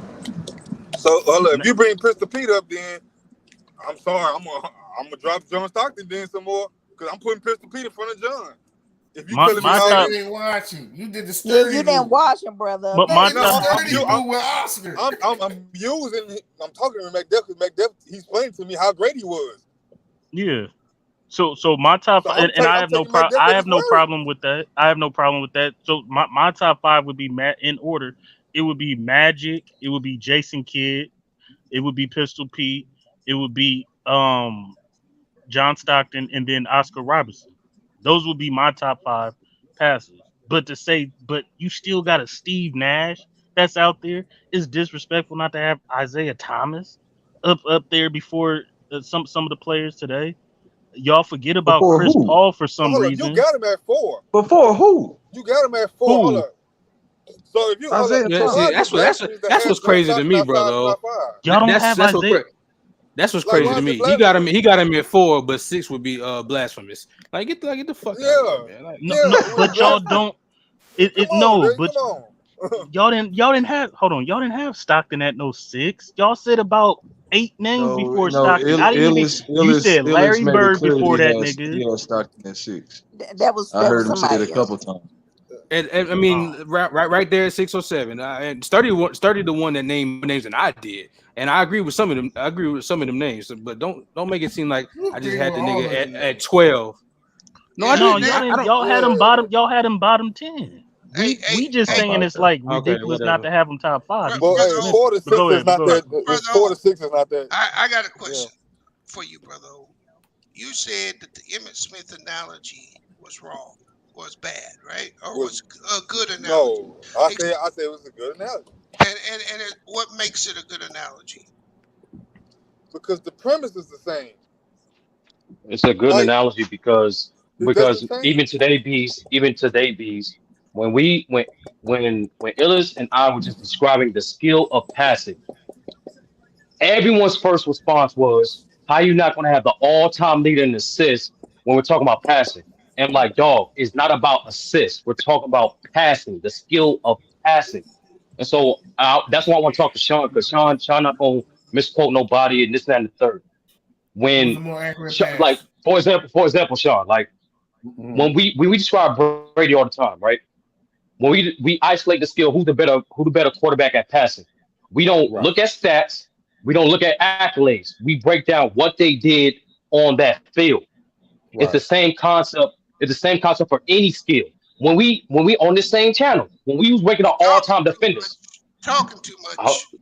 I'm talking to Sean. Just get to your point. No, I am. I'm literally discussing my point right now. I'm literally talking about my point right now. So on this panel, when we was ranking all-time defenders. We didn't bring up no accolades. We didn't bring up no all-time stats. And we went to like almost 25 names, and nobody said Stockton, even though he's the all-time leader in steals. We focus on the skill of defending. So only thing it only got heated when like y'all literally was saying stuff that responded to things that we didn't say at all. Facts. So when I describe Sean, just to fast forward, my criteria for passing is variety, consistency, and different situations of how you get it. Assist is predicated off someone making a shot. You can deliver a great pass. If someone misses a shot, you don't get an assist. Right. So I'm not looking at assists. It's not all skills in the game is tracked by numerically. So when I say, and I'm not talking out my ass either, they were saying pick and roll, all something assists. I'm like, bro, you're actually doing John Stockton disturbance because he was a great passer in transition. He was a great passer delivering the post. He was a great passer in regards to leading and delivering traffic. But when me and Illis are saying is just because we have people rank over him. Just because we have people rank over him higher does not mean we're taking away or discrediting Stockton at all. And last thing to cap it off, Sean. We don't need to see an entire. We don't need. Hold on. We don't need to see an entire career of a skill set to rank a guy. For example, Kyrie have at worst the top two hands of all time. I don't need to see him play an entire career like an AI or like a Zeke to determine that because the skill is there. You see it. Right. So it's the same concept when I say Joker's a better passer than Stockton. I don't need to see Joker do it for another 6 years and stack up a certain amount of assists. That has nothing to do with the skill that's being displayed. Right. And that's all and only got heated when, like I said before, when niggas started responding to stuff that me and Illis and Eastside Demons say. Who said anything? Like, I'm trying to figure that out. Who said anything about some shit? No, it's basic. No, it's like I said, it's not that complicated. We do it all the time. We didn't bring up no all-time leader. We didn't bring up no all-time when we named Bill Russell as the greatest defender of all time. We didn't bring up no all-time stats, no accolades, none of that stuff. We described his impact. Get to the question you want to ask him and quit testifying. Ain't no testifying. This is what it is. That's what you're doing right now. That's what you're doing. Just get to the question and no, ask that's how. However you feel about it, Bees. That's what it is. The question is, Sean. How I feel about it. You testifying instead of asking him the question. What question you want me to ask him, Bees? Because I ain't coming to ask no question. I came to make a point, to have a conversation. That's what I came to ask him for. I'm sorry. Then that's my fault. I thought you were saying you wanted to talk to Sean to ask him the question. So my bad. Yeah, no, I just want to have a dialogue with Sean because, like I said, no, my bad. I misunderstood what you said. Because Sean not gonna discredit nobody. He's gonna actually try to listen to understand instead of listen to respond. Bro, ain't no whining. That's what it was. You whining. All right, go ahead. You discredited yourself with your argument. 5 minutes before we even got on this argument, you penalized Jamal Murray with his playoff performance, but you gave credit to Jalen Brunson. I heard you. I never penalized Jamal Murray. What I say about Jamal Murray penalizing? What I say, Beast? You penalized him. You know you did, but you can act like you didn't. What did I say? I listened very well. What did I say? What did I say? You listened very well. What did I say? Because if you did listen, I didn't say shit about Jamal Murray. The only thing I mentioned Jamal Murray when I said I think Jalen Brunson is better than him. That's the only time I mentioned Jamal Murray on this platform. Yeah, exactly. That's it. And you use his playoffs and his regular season to say no, I didn't. Jamal Murray when he wasn't even close to Jamal Murray in the playoffs. Not even close. No, I didn't use his playoffs because you know how I know this for a fact, Beast. I didn't because no one asked me why I had Jamal Murray above Jalen Brunson. The conversation was hold on. The conversation was who was the most underrated players. And the way I separated from star players and role players. That's what the conversation was. You did say that, but you also said that he used this as a point that he had to save the Knicks when Randall didn't perform well in the playoffs. You used that as one of your talking points. Yes, you did.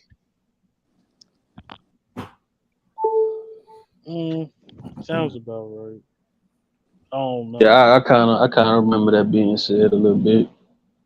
I know you said something about New York people like Randall more than Jalen Brunson. You like, are you serious? Jalen Brunson's the one that's carrying the Yeah. Brunson not better than You Murray. used that That point was the underrated conversation, right? yeah, because when I came in, I said you can't have it both ways. You can't say that one guy, his playoff performance is all team, but this guy, we're gonna separate the team and we're gonna elevate him because I like him more, and we're gonna use his playoff performance.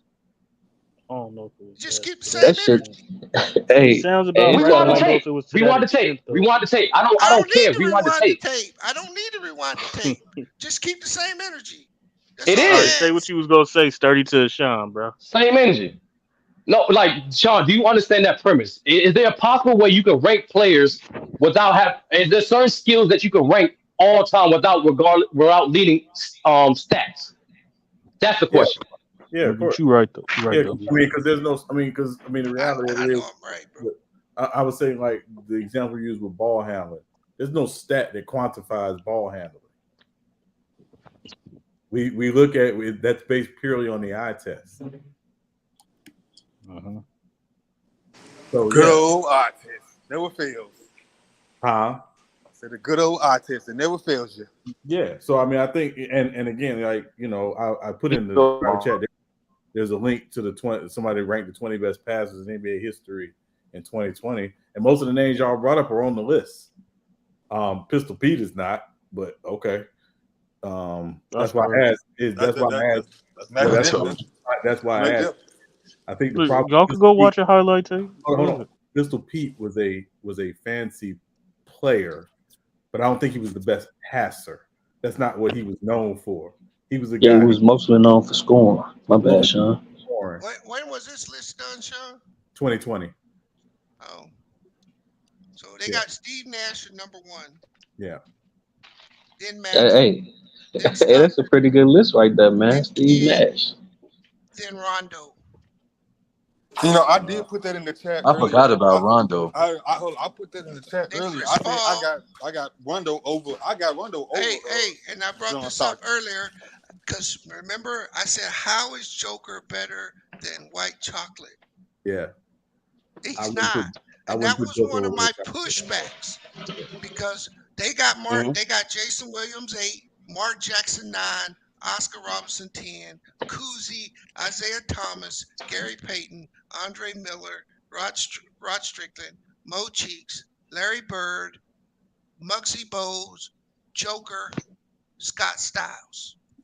I'm sorry. Joker shouldn't be that low. I'm sorry. He should not be that low. That was in 2020 or 2020. 2020. Oh yeah. Oh, okay, yeah. Oh, okay. Okay. And I'm sorry, that Jackson Williams, come on. No, They didn't have Isaiah Thomas. Jason Williams could pass the rock. If you're talking about greatest passers, I don't know how you can look by him. Yeah, and once again, I put him in that same category we only went. Pete.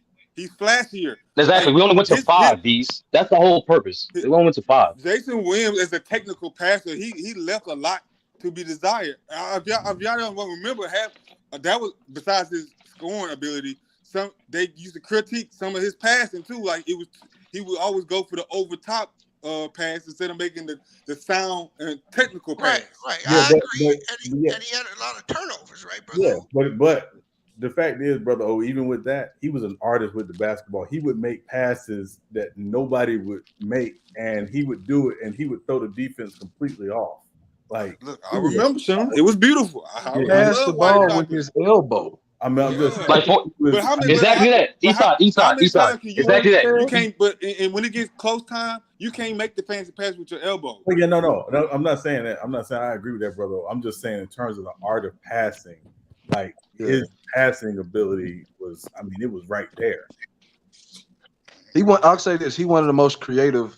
By far. I'll say more creative. Like if you were watching, like, and again, Stockton was technically sound. Stockton would never try the stuff that Jay Will would try, but Stockton also didn't have the handles of Jay Will because Jay Will did a lot of that stuff off the handle. That was to me, that was the crazy thing. He wasn't doing it set. He's doing this off the bounce with both hands. What you say, Sean? No, I was saying that. No, I was saying that he's doing that. Jay Will was doing a lot of those passes off the bounce with both hands. He both hands. He was doing it with both hands. No, he making a dig at Stockton. Now, Sean, No, like after you heard, I'm not digging at. I'm just saying that Stockton wouldn't try. No, I'm talking about East Side. Oh, okay. Oh, Oh, now, Sean, would you? It don't support the 5 that they named. Well, that's again, Beast. It's okay to agree to disagree. I have no problem with disagreeing. You don't have. I remember we did.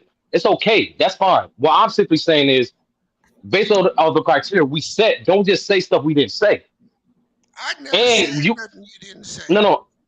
I'm saying to everybody else, and also, certain skills that we can like. A fact is there's multiple ways to express a fact. Just because it's not tracked numerically does not disprove it's not a fact. So when we judge his skills, in this case passing, and me and Illis give you a criteria, you can kind of see how we don't have John Stockton top 5. We're not looking at assists. Well, first of all, I wasn't looking at assists necessarily completely in its own right. The point that was made was John Stockton couldn't do anything with a what's his name, Kardashian boy. What's his name? Tristan Thompson. John Stockton had a team of those dudes. Yeah, I didn't say that. I don't know. He didn't have a damn team full of all-star, Hall of Fame niggas like Magic them. When that's the argument, it falls flat on its face based off your criteria. Because that's what he said. He couldn't do anything with Tristan Thompson, but that's not true. Yeah, I didn't say that. I don't speak for me. That's not what I said. Who said? That is exactly what you Greg said. Ghostafag. No, I think we need to boost our run though. I'm not. Well, you can say what you want. I know what you said because They was talking shit, and I talked shit back, and I said, "What the fuck you gonna do with?" I said, "What the fuck you gonna do with Tristan Thompson?" Well, that's what we was doing at the moment, bro. Don't speak. They didn't have no Oscar Robertson, Isaiah Thomas on the list. Well, don't fucking speak for me then, nigga. Well, don't speak for me then, speaking for nigga. your bitch ass, nigga. Yeah, fuck you. Fuck Oh, you. here we go. Now they get y'all. Bro. You gotta do that, bro. Oh my god. That's what you are. We back at I'll the be talking about Yeah, LeBron. Sean, the nigga gonna say that, and now he want to come back and say, "Oh, he was just talking." I didn't retract nothing. I didn't retract nothing. I said, "What are you gonna do with Tristan Thompson?" Yes, that's what I said, nigga. I didn't say he can't do nothing. Stop misquoting niggas. I was talking shit like everybody else. He did with anybody else. Cool. Why wouldn't he? So Sean, what would you if you can, like, the reason why, like, it's like that's the only reason I bring up Emmitt Smith. It's like I don't like low hanging fruit narratives, and it had nothing to do with the conversation. When that's why I acknowledge it from the very beginning. Every single response or critique people have about John Stockton, you can't say nothing about because the all-time league records, which is historic, which is great. That's a testament to him. I believe people do him a disservice when they just simplify to just those 2 all-time great records. I've been saying that for years. Okay. I've been saying no. I say specifically. I say specifically his longevity get overlooked. I say specifically his IQ get overlooked. I say specifically his durability get overlooked. I said those things years ago, but because I don't have John Stockton ranked top 5 point guard, I get discredited because the all-time league assist record. That's why I say Emmitt Smith. But you got because the same. But Emmitt Smith is top 5, bro. Okay, no okay. I'm explaining it, and it's simple. And it's simple. Wait, hold on, back there. There's reasons why people don't have Emmitt Smith in their top 5. I get it. On platforms, I understand that. But Emmitt Smith is top 5. Mac Duff. That nigga ain't no damn top 5. Mac Duff. There's a dude named Gil Brandt. You know who Gil Brandt is? Nah. Gil Brandt was a longtime scout and executive for the Cowboys. This man was considered a genius of scouting. He did 3 or 4 years ago his all-time running backs list, and he didn't have Emmitt Smith in his top 10. He had Emmitt Smith at like 9. So, and this is a Cowboy. So there's people who actually evaluate the position and say he's not one of the top 5 running backs ever. Disagree. The reason why you have him top 5 is because he's got the rushing record. Because 4.2 yards a carry ain't top 5. Why do I have Emmitt Smith top 5? Yes, the rushing record. But that's not it. It's the durability for the position. People don't last. Longevity. It's the longevity. Because it's not even. It's not. No. Go ahead. Because Barry Sanders was durable, and Barry Sanders literally has 2,500 or 2,600 yards less than this man, but Emmett played 5 more years. Correct. So is at the running back position is durability because you getting hit a lot. That's my whole point. Is yes, longevity. Everybody can have longevity is how many years, but when you at that running back position and you getting hit, you got to have durability. Injuries is going to be a part of the game. That's why I put him up there as well. It's because of his durability. And then I look at the competition and I'm like, okay, he's got to go against Lawrence Taylor and the Giants. That's a top 10 defense all time. Got to go against Mean Gang Green with Reggie White. Top 10 defense all time. Got to go against the Washington. Like, this is who he has to see week in and week out. 3 years. He played against Lawrence Taylor for 3 years. How long did he have to play against Reggie White, sir? He didn't play. How long did he have to play a career? Yeah, Reggie White was Reggie White from 90 to when did Reggie White retire? 98? Out of the division in 92. Did they kept seeing the Packers in the playoffs? Like he has to see my Niners. He has we're talking literally one playoff game. Is he? We talking about the sir? We're talking about the NFL. We're talking about the NFL. We're talking about the NFL. Not even the best Cowboys running back of all time. He's not better than Tony Dorsett. Bro, we could move on. He's not better than Tony Dorsett. And we can move on. Will tell you that. We can move on. Sean. Was Tony Dorsett more durable than Emmitt Smith? Better. Was he more durable than Emmitt Smith? Does he got the numbers? Durability. He was better. Exactly. He was better. No, he was. No. See, this is what I'll be talking about, bro. If you want to say Emmitt Smith wasn't the most athletic, he is not better. And talented running back, okay, I agree. If you want to say Tony Dorsett was more athletic and talented, yes, I agree. Emmitt Smith is not the most talented, but talented does not have an equation into this running back. It's about numbers. McDuff, you got Barry Sanders over him, right? When we go back to John Stockton. Yes, I got Barry Sanders. So why not put Tony Dorsett over him then? Tony Dorsett is nowhere near those running backs. Oh wow.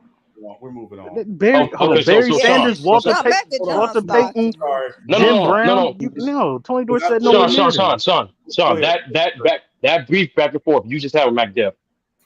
That's the same exact thing when I critique John Stockton. The same exact thing. You have the same people saying the same, regurgitate the same thing. The production, the all-time record.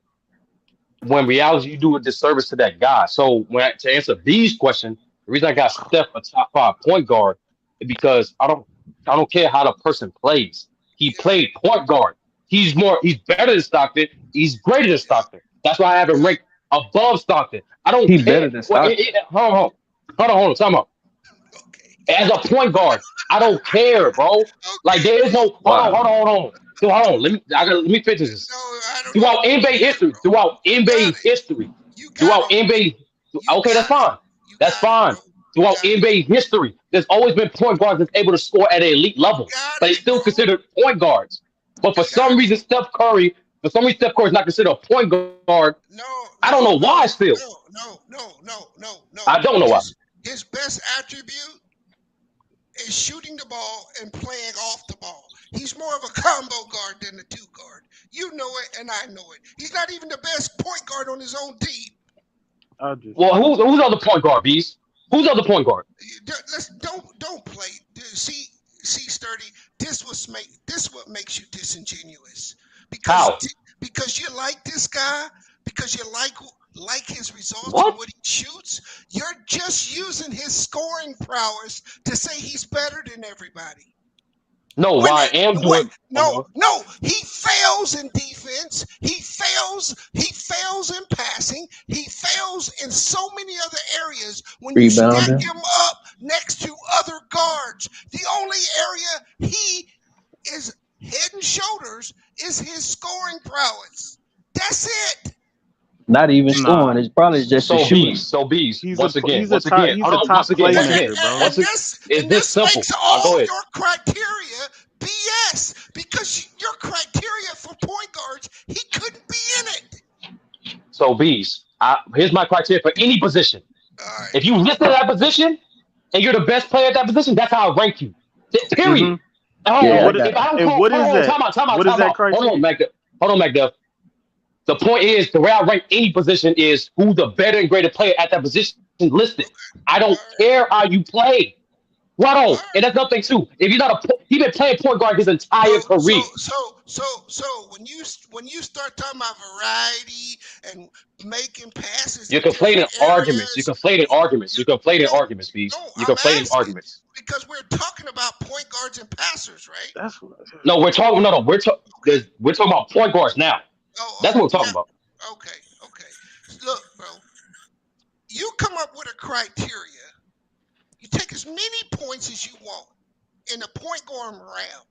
Steph Curry is not going to be at the top of that list. That's for your criteria, Bees. I keep it simple. No, I'm saying you come up with the criteria. What's your criteria right now, Sturdy? Yeah, I just told you. I literally just told you. If you're listed at point guard and you're the greater or better point guard, that's how I rank you. That's for any position. Wait, so that's dumb. Hold on, MacDill. That's like me saying Joker's not a center. That's like me saying Joker's not a center because he facilitates the offense. No, he's a center. No, that's not what he's saying. No, passing goes for every position. That's exactly what it is. That's exactly what it is. Because Steph Curry, because Steph Curry shoots at a great level, he's not a point guard somehow. No, what? That's not what I said, nigga. That's not what he's saying, bro. That is not what I said. Bro, Curry don't even. Go ahead, B. My bad. Far and away the greatest shooting point guard and shooter we've ever seen. I acknowledge that. But outside of that, he falls flat in every other category that you want to come up with. And B's, to that point, I agree. But why we put him so high is that his shooting is so far ahead of everybody. It covers for that. His scoring is so far ahead of everybody. It covers for that. But then what? Make the statement that you're putting him there for his scoring prowess only because he's very bad at defense. He doesn't. But his play, but he's an underrated playmaker. That's where his most. They're not gonna give him credit. They're not gonna give him credit for that, McDuff. No, I am not. And that nigga ain't no damn underrated playmaker, man. I am not underrated he's like his playmaking. He's the top 10 it's just not on the level of some of the other point guards. I would put Steph all time as a top 10 playmaker. If you look at what he does off the ball, he's the shooting. Exactly. And correct. And say it again. Off the ball. Yes, I agree with that. That includes teammates. That's running off screens. That's all kind of other stuff. Right or wrong. Hey, McDuff. You're right. Now, hold on, Chris. I'm gonna answer your question next. And somebody else facilitating that action, right or wrong. Correct. You're right. That's my point. And that's why I say you're disingenuous when you say he's the best point guard. Because his best I didn't say he's the best point guard. Now hold on. Now, Bees, what other now this is my whole aspect on Steph Curry. There's no other player. No. Look. Here's my point. Sturdy has point after point after point after point. He can give you 5, 6, 7 bullet points about his criteria. You asked him to tell you his criteria for Steph, greater and best player. No, you're not listening, B. I said regardless of position. I don't care if you a shooting guard, small forward. I rank them based off what the fuck they did. There's some bullshit going on. I don't know if you don't label Steph Curry as a point guard, what the fuck is he, a power forward? So let me ask you this. The fuck is he? No, let me ask you this. That nigga a shooter.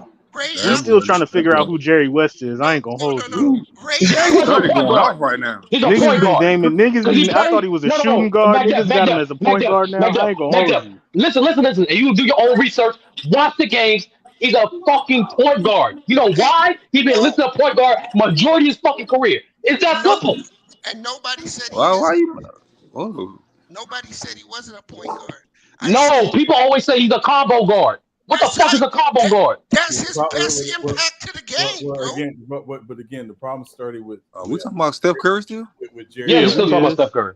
With Jared West, is he played a good portion of his career with Gail Goodrich, who was a more traditional point guard because he was short. So that's why people will say Jerry's a combo guard or say he's a 2. I don't have him classified as a point. I have him classified as a combo who played the 2.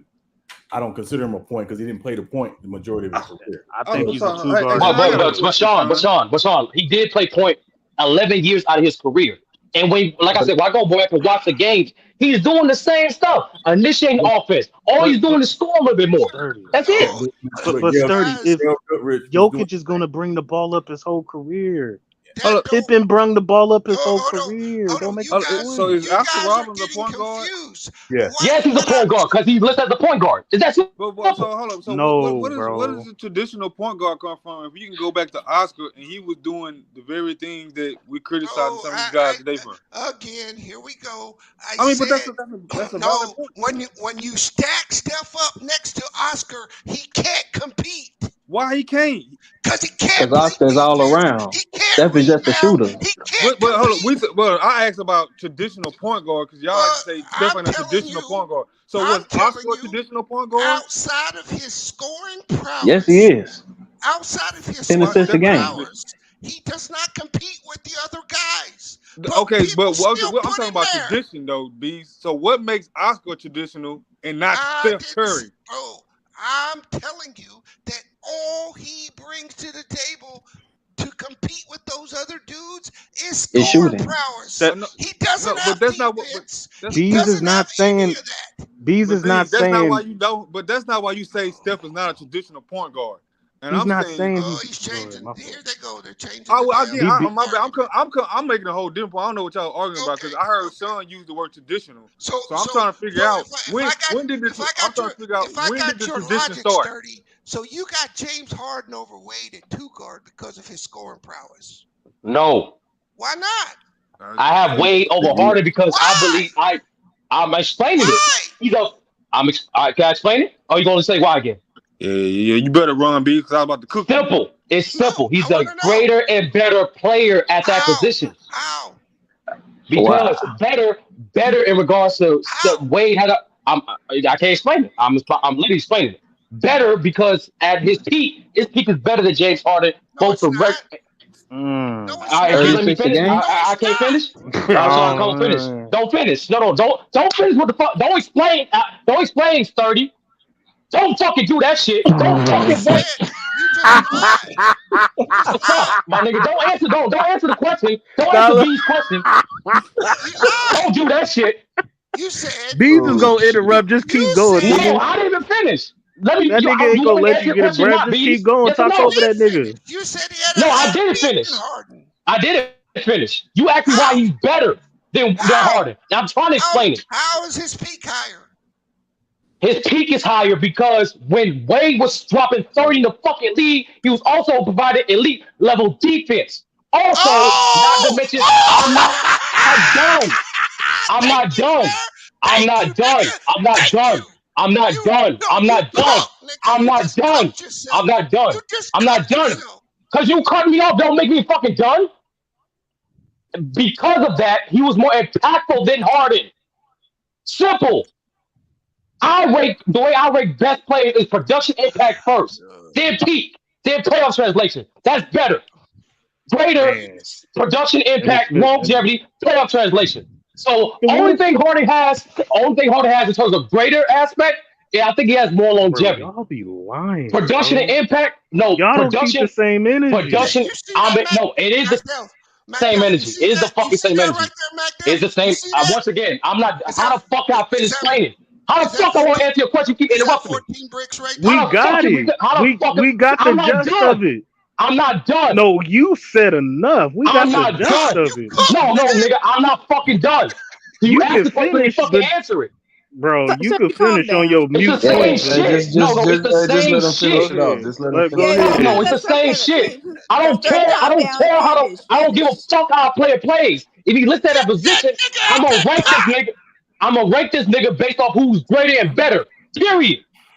Okay.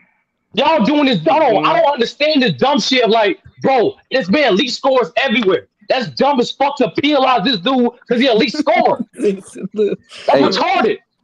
Hey, And last but thing too, Sturdy. hold on, last thing, Go hold ahead, on, Chris. hold Go on. ahead, Chris. And last thing too, my nigga. Stop pretending Steph Curry was not productive with Mark Jackson playing the pick and roll. Y'all niggas think this nigga career started with Steve Kerr. Why you got a chance? They say, look back there. Look, though, I just want to ask you this, though, right? Hell Now, no. Continue. No, you know what I'm saying? We were just talking about, you know what I'm saying, Steph Curry, you feel me? And what Bees is trying to simply explain is that for to say he's that high, you know what I'm saying, on the list and scoring, I mean, he's right around same, you know what I'm saying, rate with Harden and like Chris Paul. He probably like got 2,000 more points than Paul. But he got like almost 5,000 less assists.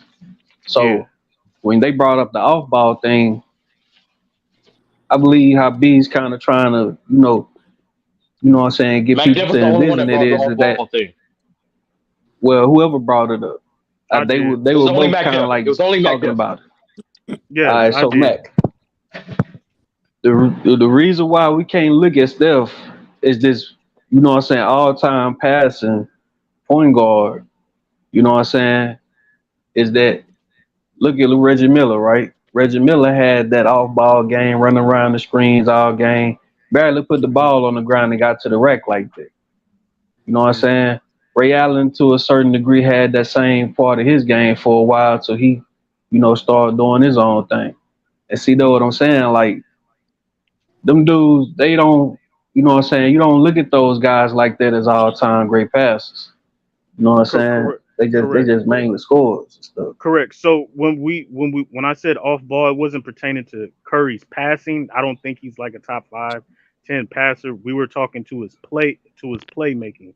So when Curry sets screens, he's making plays for other players. To Steph Curry's gravity, when he sets a screen and his guy stays with him, and the guy he's setting the screen stays with him, and this other guy gets free for backdoor cuts, that's Curry making an off ball play. Also, when Steph Curry is the only player to get trapped 30 feet away from the basket, and then he passes it to Draymond Green, and now Draymond Green has a mini fast break and he throws an alley-oop to the center, Festus Ezeli. Yeah, Draymond Green gets the assist, but Steph Curry is the reason they made that play because of his shooting prowess 30 feet away from the basket. So it's not about Steph Curry's passing, it's about Steph Curry's playmaking. That's what I was talking about with the off-ball movement. It's his gravity and force. I know exactly what you're talking about. But the reason why I asked him the James Harden question, notice how the defense came into it. Notice how other variables now come into it. But when we talk about Steph Curry, we can't add those variables. Because I simply said, Bees, listen to the whole fucking criteria. No, I heard what you said. It's simple. It's simple. Bro, they play the same position. Bro. They play the same position. He's ranked higher because he's better and greater. Just like how Steph Curry is better and greater than Stockton. I don't know about that. But you said stuff about longevity and production. Stockton, he's better. Stockton got all NBA and all defense teams. I said no. Mac, stop taking two things I fucking said as like the whole fucking thing. I said production impact number 1, both together. Then it's a combination of all three. The fuck wrong with you? Correct. And then you said playoff translation, correct? Longevity, correct? Stockton got that. So 2 out of 3 categories, Steph Curry's better. That's not what I was pertaining to. I just want to know what you said. But what Bees is go ahead, brother. No, I was just saying, like, like I said, it's only going to be. No, he don't have longevity like Stockton. Hey, it's only going to be. The criteria. 16, 17 years. That's longevity, man. Nah. Stockton longevity is crazy. Stockton longevity. But why? Because he got to 20 years. No, but it's not just that. Well, that's part of it, brother. But also his prime. Stockton was in his prime for like at least 15 years. At least 15 years. So you telling me Steph Curry can't do that? Because before Steph Curry won championship, he's 35. He was kicking butt before he got to a championship. Like his prime. Oh, my bad, No, bro. Steph Curry's prime started like 2014, 2013 at most. Like that's it. All right, That's but he's not. still playing, He's right? not. Is He's Steph still not, playing? brother. He's 35, brother. He's not going to catch Stockton longevity. He's Look, not. to me, it's the same. I'm sorry. He's gonna be good next year. I think he's gonna be How good do for you the know next. that, brother? I'm just I mean, saying look, we don't know nothing. we hope We all he is. guessing. I like Steph. But I think Steph Curry will be Don't be good for the hating, next Tiffany. 2 to 3 years. I said I hope.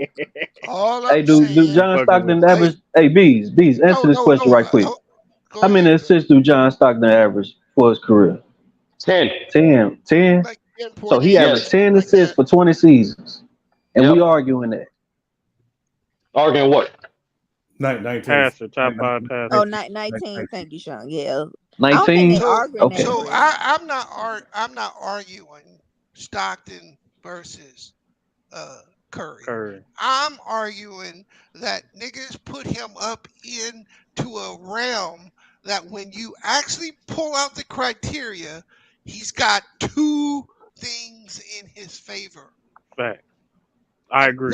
So what I'm telling you is that if you lay out criteria, and notice again, Sturdy's only going to use better, greater, because For if he positions, because we're talking about positions. Stop, Sturdy. Let him finish.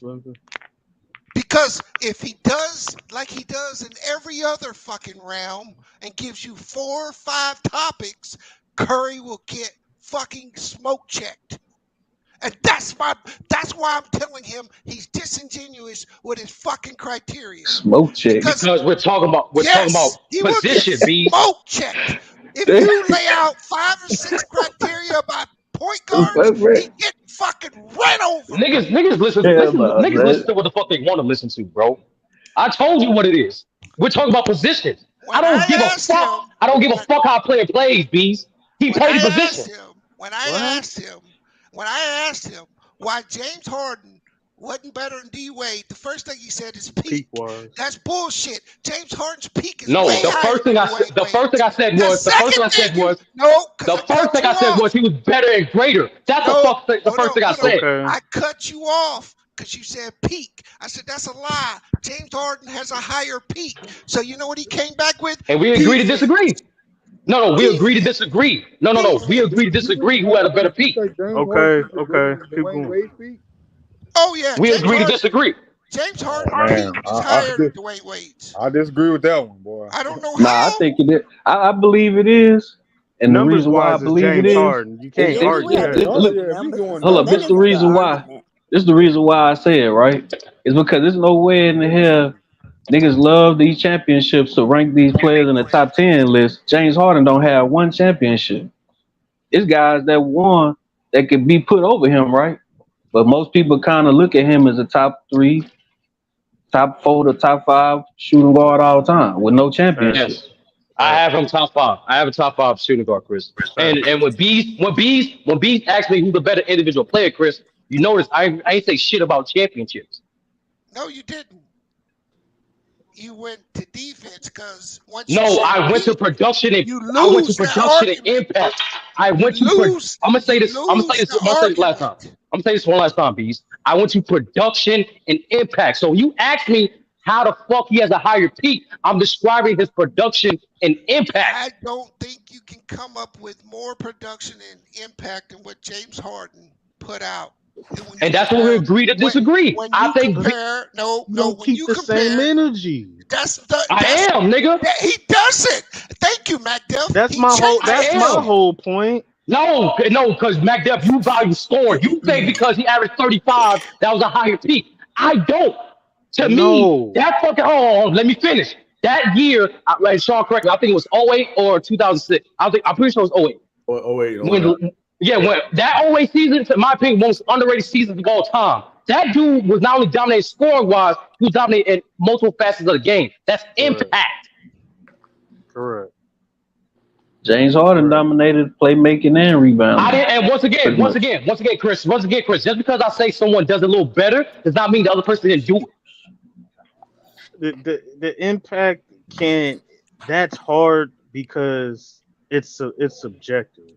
I don't know what the Houston Rockets rankings was is subjective. before. Rankings is I subjective. don't know who the Rockets were before James Harden, but that I can see that at his impact. They were I remember trash. when They were I remember was when definitely Chris garbage. I remember when Chris Paul and a lot of other people were hurt one year, and James Harden carried them, averaging like 34. So a 2019. top Yeah, that was 5 list in incredible general impact. ain't subjective. Like so, No, Yeah, every it ranking is subjective. we picking and choosing when I subjective understand comes that. into it. No, I understand. it's not I picking and understand. choosing. First, It's I picking and understand that choosing we're one saying the same player. thing. It's the truth. Yes, we're agreeing. It's subjective. I can't even say we agree. It's all subjective. My whole point is about as far as keeping the same energy is when you said production and And impact. production and impact. So and I'm gonna let B's go. But when you made the football analogy, when you go, you keep the same energy with Yo, you gotta production. stop breaking shit up like that. I'm not. We going back to B's. When you say I'm talking production about that and production and impact, it's the same thing. That's why that's why I said that. but That's when what you I'm saying. but That's what I'm when saying, you bro. don't have but when you say production, my whole point, Sturdy, is when you say production and there's somebody who's has more production than anybody else, and his impact led to accolades, MVPs, and Super Bowls, but you don't have him. Like, that's my whole point as far as keeping the same energy. You can't say longevity, production, and impact, peak and playoffs when one guy has all of And that, but you once won't again, put that's the same energy you don't keep. Once again, you're combining the shit. I said I'm gonna say this. Combining, that's what you No, said. I'm gonna say it slowly this time. When I rank players who better, my criteria is production and impact, peak, playoff translation. For greater, because to me is a slight difference, is production and impact, longevity, playoff translation, and 10% accolades. So when I David rank Smith players, got that over when I everybody. no, hold on. When I rank players with the 4. when I That's rank my whole point. I'm not done. When I rank players at their position, when we're talking about basketball, I rank players at their position. That's what I go off of. If you're the better and greater player and you're listed at that position, you're ranked higher. I don't care how you play. Check this out. When we start talking production, James Harden has a higher rebounding average, a higher assist average, same steals per game, and a higher points per game average. James Harden scored more points than Dwayne Wade, more rebounds than Dwayne Wade, more assists than Dwayne Wade. He's outproduced him in every facet. All NBA teams is 6-2. James Harden. All NBA teams is 8-7 for Dwayne Wade. Dwayne Wade leads in 3 defensive teams. James Harden has led the league in scoring 3 times to 1 for Wade, and he's been the assist leader 2 years. Bro, your whole production and impact is a bunch of bullshit because the numbers don't support what the hell you're saying. Because B in basketball B, hold on. In basketball B's, your impact is not just always tracked by the numbers. I didn't. Period. Right. Hey, no. Last thing. When you did career, I don't just do career in totality. I go what the fuck the nigga did in their prime. Hold on. So I think we agree. You can't just rely on numbers, right? You can't just rely on championships, right? Because No one brought up championships. No, I'm saying that, Sturdy. I'm not saying you said it. Get out your feelings, nigga. Anybody know your feelings, nigga? Sounds like you have to go to defense, you have to go to impact, you have to go to all these other facets. And that's my point. That's where you fall short with your argument when you just say greater, better player. No. So B, go ahead. Because when you go down that list, I agree. They're better players. Dwayne Wade's defense can carry him over James Harden because James Harden don't play defense. That's a big factor. But you can't then not use that when Steph Curry's name comes up. So B's in basketball, you can impact the game a variety of ways. I know we're talking about It's not just one box check all, nigga. So hold on. Let me finish. It's not. I'm not changing shit. I'm not changing shit. No. Let me finish. No. I'm not changing. Hold on, brother. I'm not changing shit because technically Chris Paul checked more boxes than Steph Curry. He's not a better fucking player than Steph Curry. Why? Because How come he Steph not? Curry's more impactful. Because he's not. Chris. Come on. I literally just said it. He's Wow. more impactful. Wow. He's literally more impactful. So would Chris you Paul, say the only so player. would you say Chris Paul, the only Steph player Curry in is NBA greater than history Chris with Paul, but Chris 20,000 Paul's a points better and player? 10,000 No, Chris assists. Paul's not a peak is The way only higher point than that guard. motherfucker. Steph Curry's impact is way higher than that motherfucker. So The only point guard in NBA I don't history to do that. understand your criteria for greater and better. That's my whole 9 times first, 9 times Impact, all defense. MacDuff, it's simple. MacDuff is simple. For anybody, for any player, impact is simply is what are you doing? Whatever you do at your best, how is it impacting your team and the opponent? Is this for greater or better player? No, that's in the same criteria. That's Okay. regardless of play style, that's regardless of era, that's regardless of position. That's So impact. if I wanted to know who, So in Sturdy's logic, if I MacDuff, wanted to know who was a better MacDuff. player, what No, would so you say? MacDuff. So what happened is, and Sean alluded to this streams ago. What it is about position expectations. Because people expect a point guard to play a certain way, and it's only point guard position, by the way. Because people expect a point guard to play a certain type of way, they try to discredit Steph Curry by saying somehow, some way he's not the position he played his whole career. Bro, the man got 4 first-team All-NBAs. What else do you want to say about this nigga? Here we go again with the discredit him, say he's not a point guard. Bullshit argument. What I said, nigga, was that when you stack him up to other top point guards, he falls short. So what And that's your opinion. And what you've done is you've taken your criteria and you shrunk it to only greater and bigger because he loses if you expand the criteria. I didn't shrink. That's what I said. So if you want it, so how do you shrink rate it. better players? Give your criteria for better players, and then put Curry up against Chris Paul. Better, like I said, better players for me is production, impact, peak, playoff translation. That's a better That's player. it. That's a better player. Steph So Curry's greater better, just adds accolades. Greater is replace peak with longevity. They both have translation, and for greater you add 10% accolades. Accolades, okay. So accolades got to play a part in greater, and the best is okay. I got it. Yeah, because in greater you can get the accolade, but you can clearly be better than the player. That's why I separate the two. It's called thinking. No, it's called thinking on my own, Ralph. It's called reading. That's how the fuck I get in.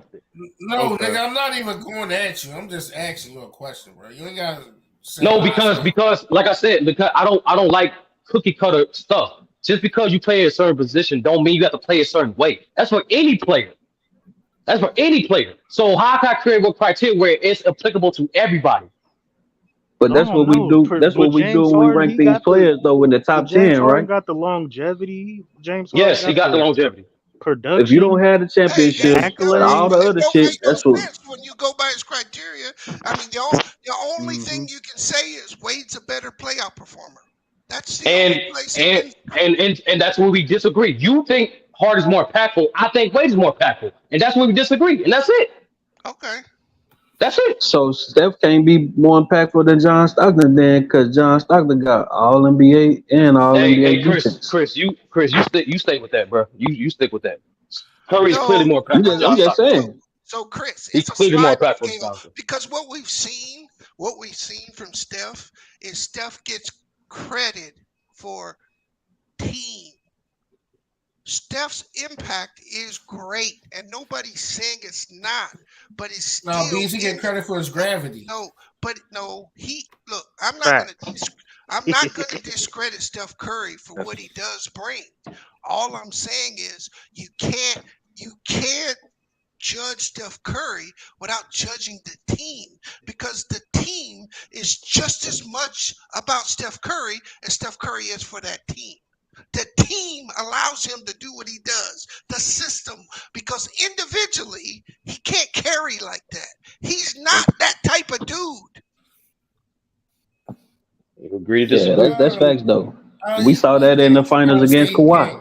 Man, that man he just carried the other year, man. Come on, we ain't doing this. He literally carried the other year, and he carried when Clay wasn't there. So it's whatever. He just carried to a championship. They're gonna say he didn't carry because he didn't make the playoffs. No one said that. Andrew Wiggins. He was a good player. When he had Jordan again, pulled hold out. up. See, now, Hey, Lou, you're right. Greater and better, the same damn thing. But you know, They not. it sounds good because our criteria can seem like it's bigger. No, it's not. It's not. Notice, other than shooting and off-ball movement, tell me where Curry's great anywhere else, Sturdy. Bees, you talking about versatility. And for the record, Bees, he's a great. Asking you a question. You just Okay. I'm answering the question. He is a great playmaker, Bees. I don't know how to tell you. He is a great playmaker. He's a good playmaker. I don't A great playmaker. A great playmaker. He's a great playmaker. Average 5 assists. When did he not become a great playmaker? Why y'all keep I don't understand it. Like I don't understand it. That's crazy, man. Good, but they don't. And Chris, for the record, assists don't mean shit about playmaking. That's just assists. You can average more assists and still be the better. Hold on, Chris. Let me say that in terms you understand. LeBron is a better playmaker than Westbrook, even though Westbrook averaged more assists. Yeah, but let me ask you this. So let's take Isaiah Thomas. So you're gonna tell me that Steph Curry's a better basketball player than Isaiah Thomas? Yep. That's straight fucking cap. Somebody I don't know, but he ranked higher. That's straight. Hell no. No, because he's right outside the top 10. Because so is Isaiah. No, because we're gonna say his. I say Zeke is. Steph ain't nowhere near the top 10. Man, stop it. Yes, he is, Chris. Steph Curry is not Isaiah Thomas, and you ought to be ashamed of yourself for saying that. He can't score with him. Who said that shit? McDuff. Individually, he doesn't have the game to play with Isaiah Thomas. He doesn't have the defense. And I can keep going. Does he shoot better and score average more points? Yeah, he does. But when Detroit needed a bucket, they just gave the ball to Isaiah and he delivered. This nigga had to go get KD. Because he couldn't do it. Without KD though. No, that counts, nigga. But he got two without KD. It doesn't matter if he got two without KD because it's not about the championships. Well, then why bring it up then? Because it's the fact that this nigga individually to a man does not have the game to beat you like that. But he got two without the guy you said he was so good. Act the Boston Celtics. Yeah, he only got one Finals MVP out of 4 championships. That was real classy. So the Boston Celtics was one of the greatest teams of all times, and I should elevate this nigga because he beat the Boston Celtics. Okay. It's how he did it. No, everything beats. No, hold on, Tiff. Hold on. The thing is the way. It's the way he played. No, it's the way he played against the Celtics that matters. It's against everything you just said. It's against everything you said about Curry. To somebody else, but I'm gonna tell you right now, that nigga ain't better than no Isaiah Thomas. You get and that's how you feel. That's how you feel, B. But I shit. I watched them both, and I met the nigga. Matter of fact, I'm not done. It don't fucking matter. No, the point is this. Just because you watch the nigga, don't mean I didn't watch the nigga. That's the fucking point. Even Isaiah Thomas tell you Curry is better. Hey, bro. Oh man. We look, you my brother. I love you, man. Isaiah did say that in that interview with them two. But based on your criteria, any more underrated players today? But based on your criteria, Sturdy, James Harden is greater than Dwayne Wade. We once again, Matt Jeff, we just agree to disagree. Once again. But you said 10% accolades, and James Harden got that over him. Yes, that 10% does not encompass the other two categories Wade washes him in. Wade doesn't wash him in longevity. My fault. Let me correct myself. He washes his ass in playoff translation. Hold on. James Harden. Hold on. Let me finish. I'm literally explaining to you step by step. Yes, James Harden has the edge in accolades. Wade watches him in playoff translation. James Harden edges him. James Harden edges him in longevity. And in my opinion, Wade production impact is greater than Harden. When we disagree, that's where we disagree. And that's where we disagree. That's it. production and impact encompasses the numbers. And this is why you get your ass cooked on this. Production and impact's not only the numbers. No, production and impact can't go together, bro. It does go together. That is two completely different, separate things. Thank you, Okay. So he's talking himself into a hole because I'm he not. puts his criteria out. That's nasty work, D. Don't run to Lamont like his, I'm not. his word. And if Lamar want to talk, he can come up here. Sturdy, real quick. When you say production and impact, I don't operate this channel, nigga. Yeah, Sean want to say something. Y'all quick, I just want to clarify. You seen everybody else's comments though. Harden, Yeah, I've been looking at all the first one they put up. Harden's offensive peak is superior to Dwayne Wade, but defensively, it's not close. Not even close. Agreed.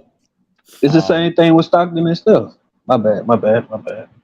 So I think when we had this conversation, again, we like to talk about peak. I think the general focus is we want to focus on the offensive end. Everybody and their mama know James Harden. Chris, you might drop. What's my Chris? Somebody might drop. I'm gonna drop out. You sure? Yeah, I'm gonna drop out in a second. So yeah, I think just when we had this conversation, we just need to make sure we're talking about both ends of the floor. Thank you, Sean. And that's all. I agree with that. That's all. Sean, and before you go, the thing is, Sean, right?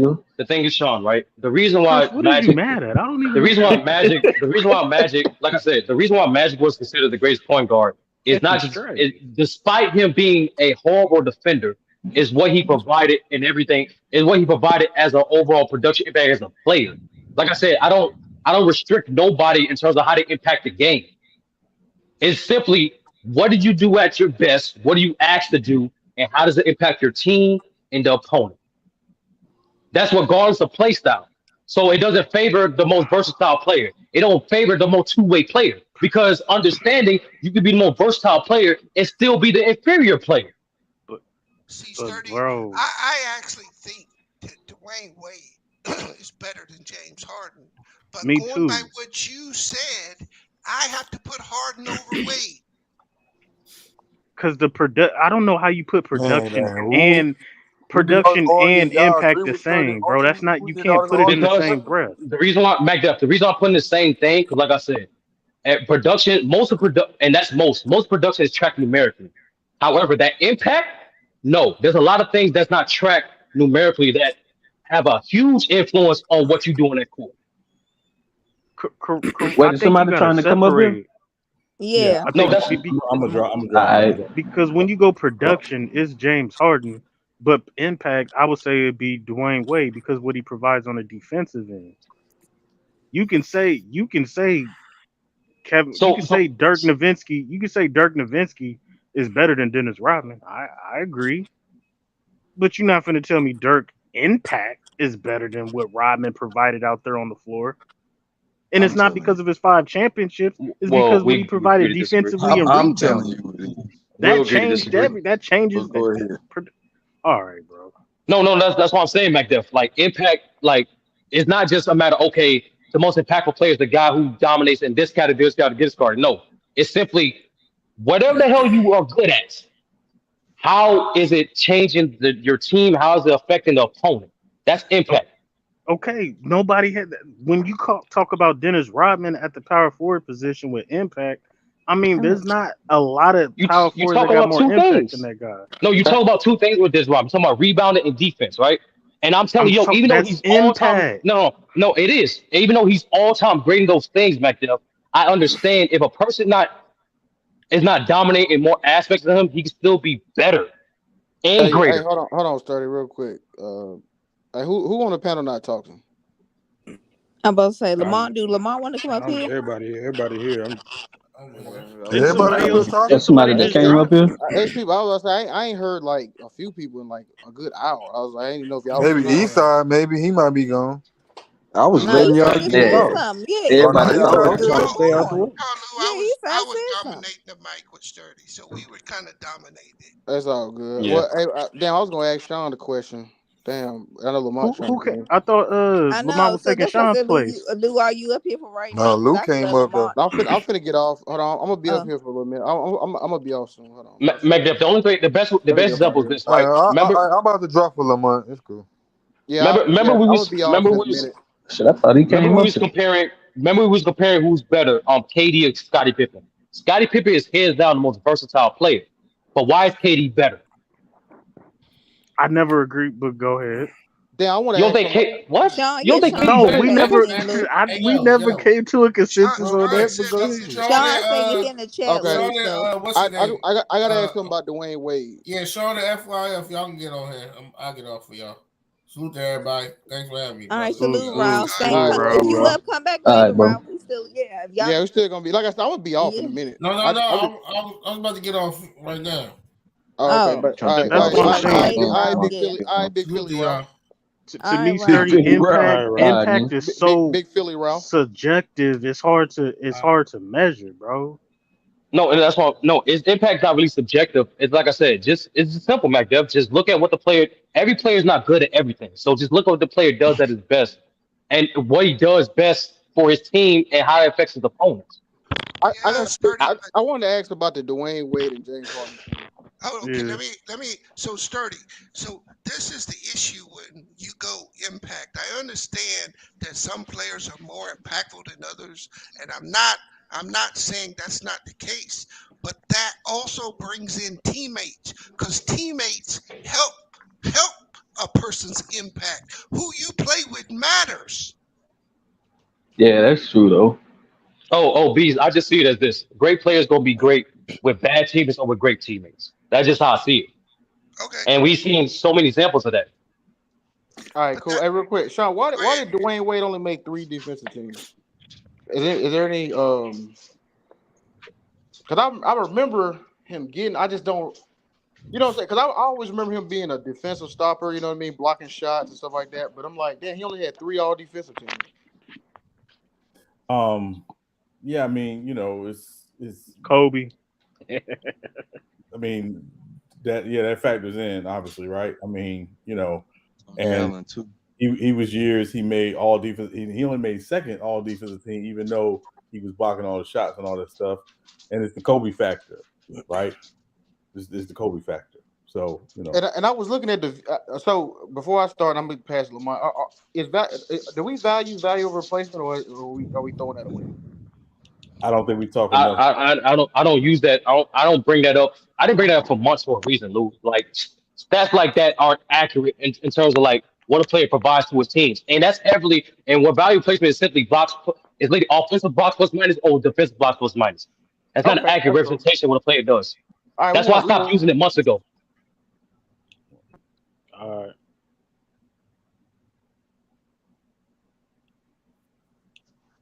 Yo, am I on? Yeah, everybody on Lamont, you here? Everybody all quiet like somebody died. No, I thought Lou asked Lamont to say something next. I thought we was taking a moment of silence. Hurry up, Lamont. I was gonna ask what years are y'all saying Wade and Harden peaked? Like Harden would be primarily I'm talking about Wade. I would say. All right. I would say Wade's peak is probably like 05 to 012 or 2012. But peak? His prime. Let me rephrase. Yeah, that was his prime. But his peak season was like 2008. He had 2008, like 2010. That was the LeBron years, right? Brother, let me know you want to come back up. No, that was pre-LeBron. That was pre-LeBron. That was after Shaq post. Oh yeah, that is. Yeah, like he was literally like carrying that. Like the second best player on that team was Udonis Haslem. He was literally carrying that team to the playoffs because there was nothing else there. Oh no, I think it's hard. It's not. I don't think there's a lot of players in NBA history as far as guards that can match James Harden's peak. Yeah, James Harden's peak is nasty. And I think to me, Lamont, if we're talking offensive peak, I don't disagree with you. I think the problem is when we talk about peak, we tend to focus solely on the offensive end, and we don't talk enough about the defensive end. No, it's not that. I don't believe. I just believe that James Harden did so much for that team offensively. He literally did everything. That team, he made Capella better. Um, they needed him to score. They needed him to facilitate. They needed him to literally do everything. And then if you want to talk about defense, like people shade and knock Harden on defense on the perimeter, but he was one of the better post defenders in the league as far as guards go, as far as stopping guys in the paint. So I mean, he had his weaknesses on the perimeter, but he wasn't a pushover like people try to say. So I don't know. I don't see too many people that match his production at his peak. Did he win? No, but that man did a whole bunch, man. Dang. He did a lot by himself. And again, Wade did the same thing. I just don't think they did similar. They were similar, but if you compare them as far as what peaked higher is, to me, I don't see how it's close. I think it's clear that James Harden peaked higher than Wade. Yeah, and again, I think it's, if we're talking purely the offensive end, because you're going to look at the assist numbers and you look at I'm looking at everything. At everything. No, I'm saying, but again, because again, for me, defensively, it's not close. I know you said about Harden in the post defensively. I think on the perimeter, it was a turnstile. I think people overdo it with Wade's defense a lot. Y'all trying to elevate his defense up there with James Harden's offense. I know. It ain't close. His defense wasn't at the impactful level as James Harden's offensive game. Like, that's the difference. Like, was his defense like a Ron Artest or somebody, or somebody that's like super clean? No, he was a good defender, but I'm not about to sit there and put it up there like it was all world defense. It was good, but it wasn't that. Is it like that compared to James Harden defense? No, what I'm saying is his defense ain't good enough to elevate his peak over James Harden's peak. You ain't talking. This ain't no Ron Artest, Kobe Bryant intensity type defense we're talking about. He was a good defender. When you talk about, but again, you're talking about something subjective like intensity. I'm talking about a guy who literally would jump the passing lanes, would fly over and block shots as a 6'4" shooting guard. Like, the man has the all-time record for blocks for a guy 6'4". So did John Wall, but John Wall ain't looked at as no standout defensive stud. Yeah, but again, like, I think you're slightly overrating Harden defensively when you talk about his ability in the post, because again, if we go back and watch him, we literally say Harden gave very little defensively to those Houston teams, and the fact that he was doing so much was part because they couldn't keep guys there because nobody was trying to play with him, because all you're gonna do is stand around and wait for James to do what he does offensively. That's not even how their offense worked. Guys weren't standing around waiting. That was a fast flowing offense, so there wasn't no standing around. We've literally had discussions on your channel about when Harden is off the ball, what does he provide offensively? No, what you said was guys are standing around watching Harden. That's not what was happening. Russell Westbrook had his most efficient offensive year in the league playing with Harden. He looked really good. Clint Capella looked really good. There's a ton of guys like Aaron Gordon who look really good playing alongside Harden. Chris Paul, when you saw him play Dwight Howard, what did those guys become? Hold on. I'm talking about the guys who actually excelled next to Harden. And I'm talking about two Hall of Famers who played with Harden that did not excel with Harden. Okay, but did Russ is a Hall of Famer. He excelled. And Dwight Howard and Chris Paul are Hall of Famers, and they didn't. Right. So perhaps the reason why Harden excelled with but a lot of the reason why they didn't succeed, and Chris Paul was with Harden was one game away from the NBA Finals. So let's not act like they didn't come close in terms of their individual skill set. A Chris Paul injury, they might be in the finals if Chris Paul don't get hurt. Yeah, and Golden State might not have made the finals if Andre Iguodala don't get hurt. Like, no, I'm just saying that's how good the team. Chris Paul and James Harden clashed because of personalities. They didn't clash because it didn't look good on the court. On the court, the shit looked good. They was competitive. They defended better. They gave the Warriors a run for their money. Probably gave them their biggest test in the playoffs. So, that don't fly. I thought all of them guys did good to a certain degree, other than How? Do you think Harden had more impact than Wade? What do you mean more impact? What do we mean when we say impact? It seems like everybody got a different definition of what impact is. Impact towards what? No, impact towards what? Impact towards winning? Impact towards what? Putting up impact towards the what? Impact on your team winning, and what you do to impact your team.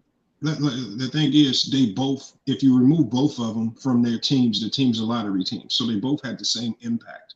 It ain't, that's the one thing you can't measure. That's why I told Sturdy the other day, I said, when you say impact, the only thing you can be referring to is winning. Because that's the only thing you can measure when you say impact. You can measure the winning based on their impact. But a lot of the times, the winning is because of who you have around you, not just because of you individually. So production, okay. No, it's not production. I don't know what impact is. I think people say it. No, I'm saying production could be different. You got Harden as a more productive production. Oh, we said peak. We said peak. Who peaked higher? And when you say peaked higher, we're not. Obviously, we can't talk about winning because James Harden wasn't winning championships, but his teams was more competitive. But as an individual player, everything that he was doing on the court, the attention that defenses had to give him, I just think, man, the man is just peaked higher, man.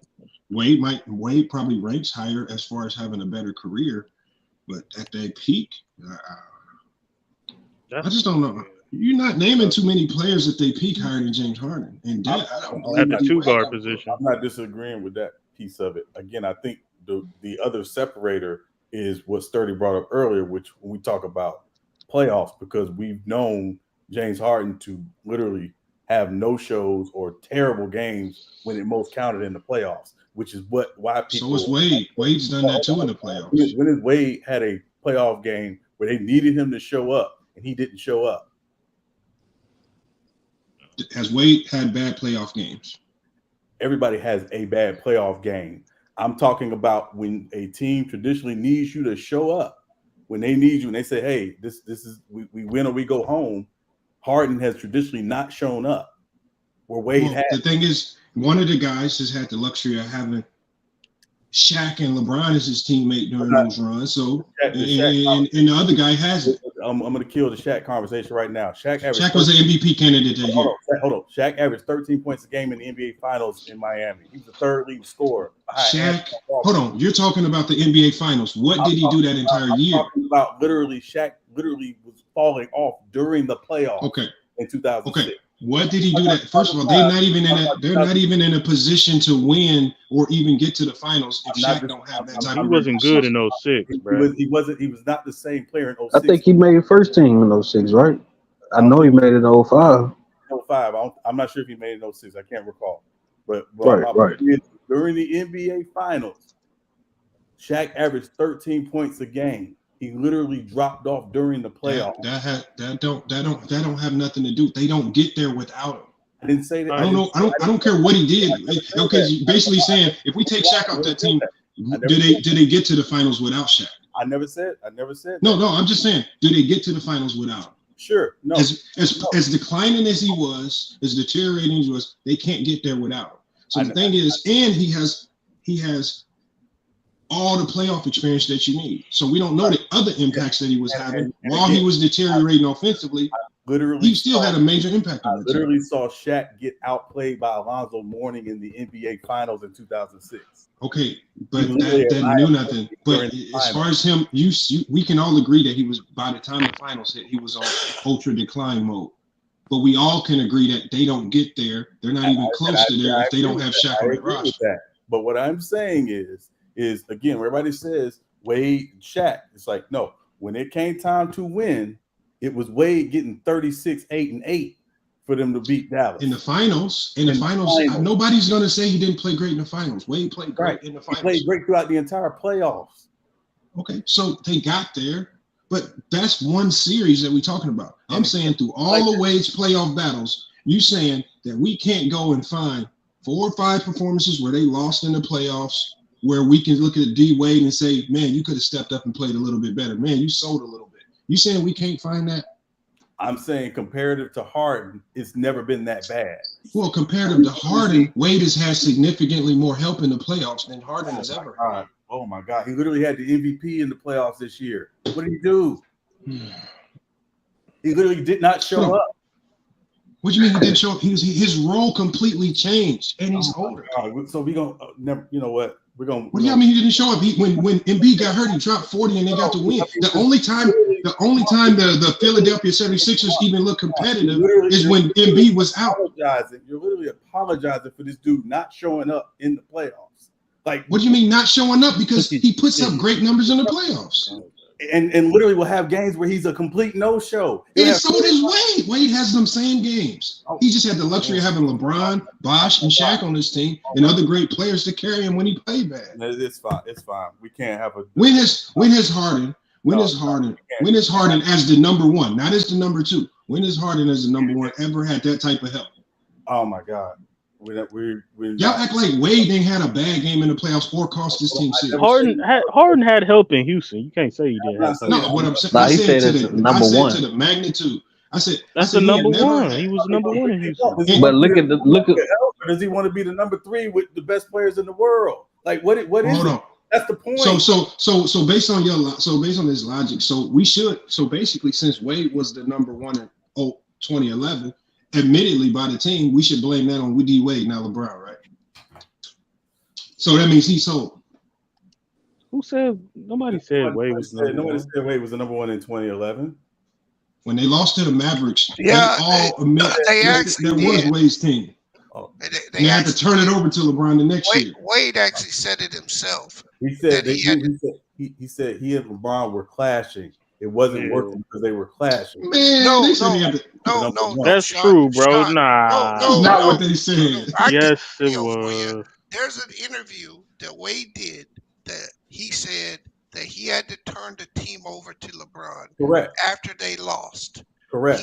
He was the number one guy in 2011. Right.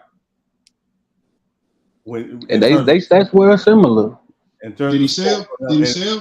And the stats weren't similar in the finals because LeBron. No, I'm saying like for the regular season. For the regular season, yeah, stats were similar. His stats were basically the same from the regular season to the playoffs. It was LeBron who dropped off from the regular season to the playoffs. From the finals. Well, he just dropped off in the finals. Right? In the finals. But my thing is real quick. Even if you say, "Oh, Dwayne Wade was the number one option in the guy," the reason that Sean is right with them having clashes because Dwayne Wade and LeBron went there to actually be the number one, to actually be that guy. Like it wasn't set in stone like this is your team, D Wade, lead us.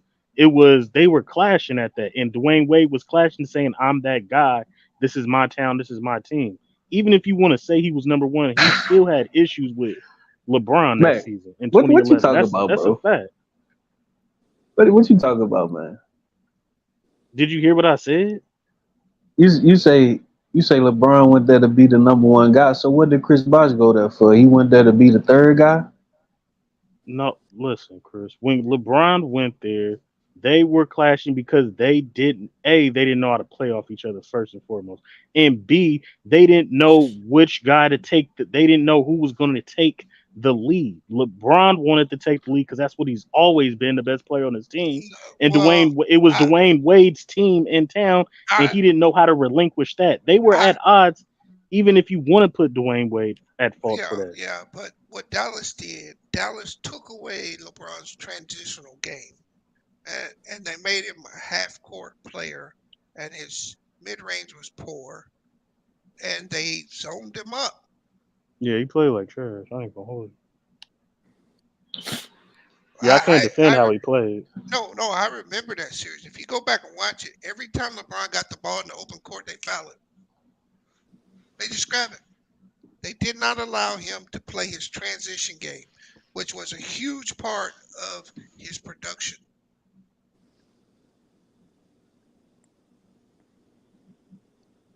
Right, and I don't. Who we blame that on? To be fair, I don't put that whole series loss on LeBron. I put some of it on Spoelstra. I think it's Spoelstra because he didn't adjust when Dallas went to the zone. Right. Why do you put these whole series losses on James Harden? We put all the weight, and the reason why we put all the weight on James Harden is because we know he didn't have no other significant players on those rosters to put the blame on. Houston literally did everything he wanted.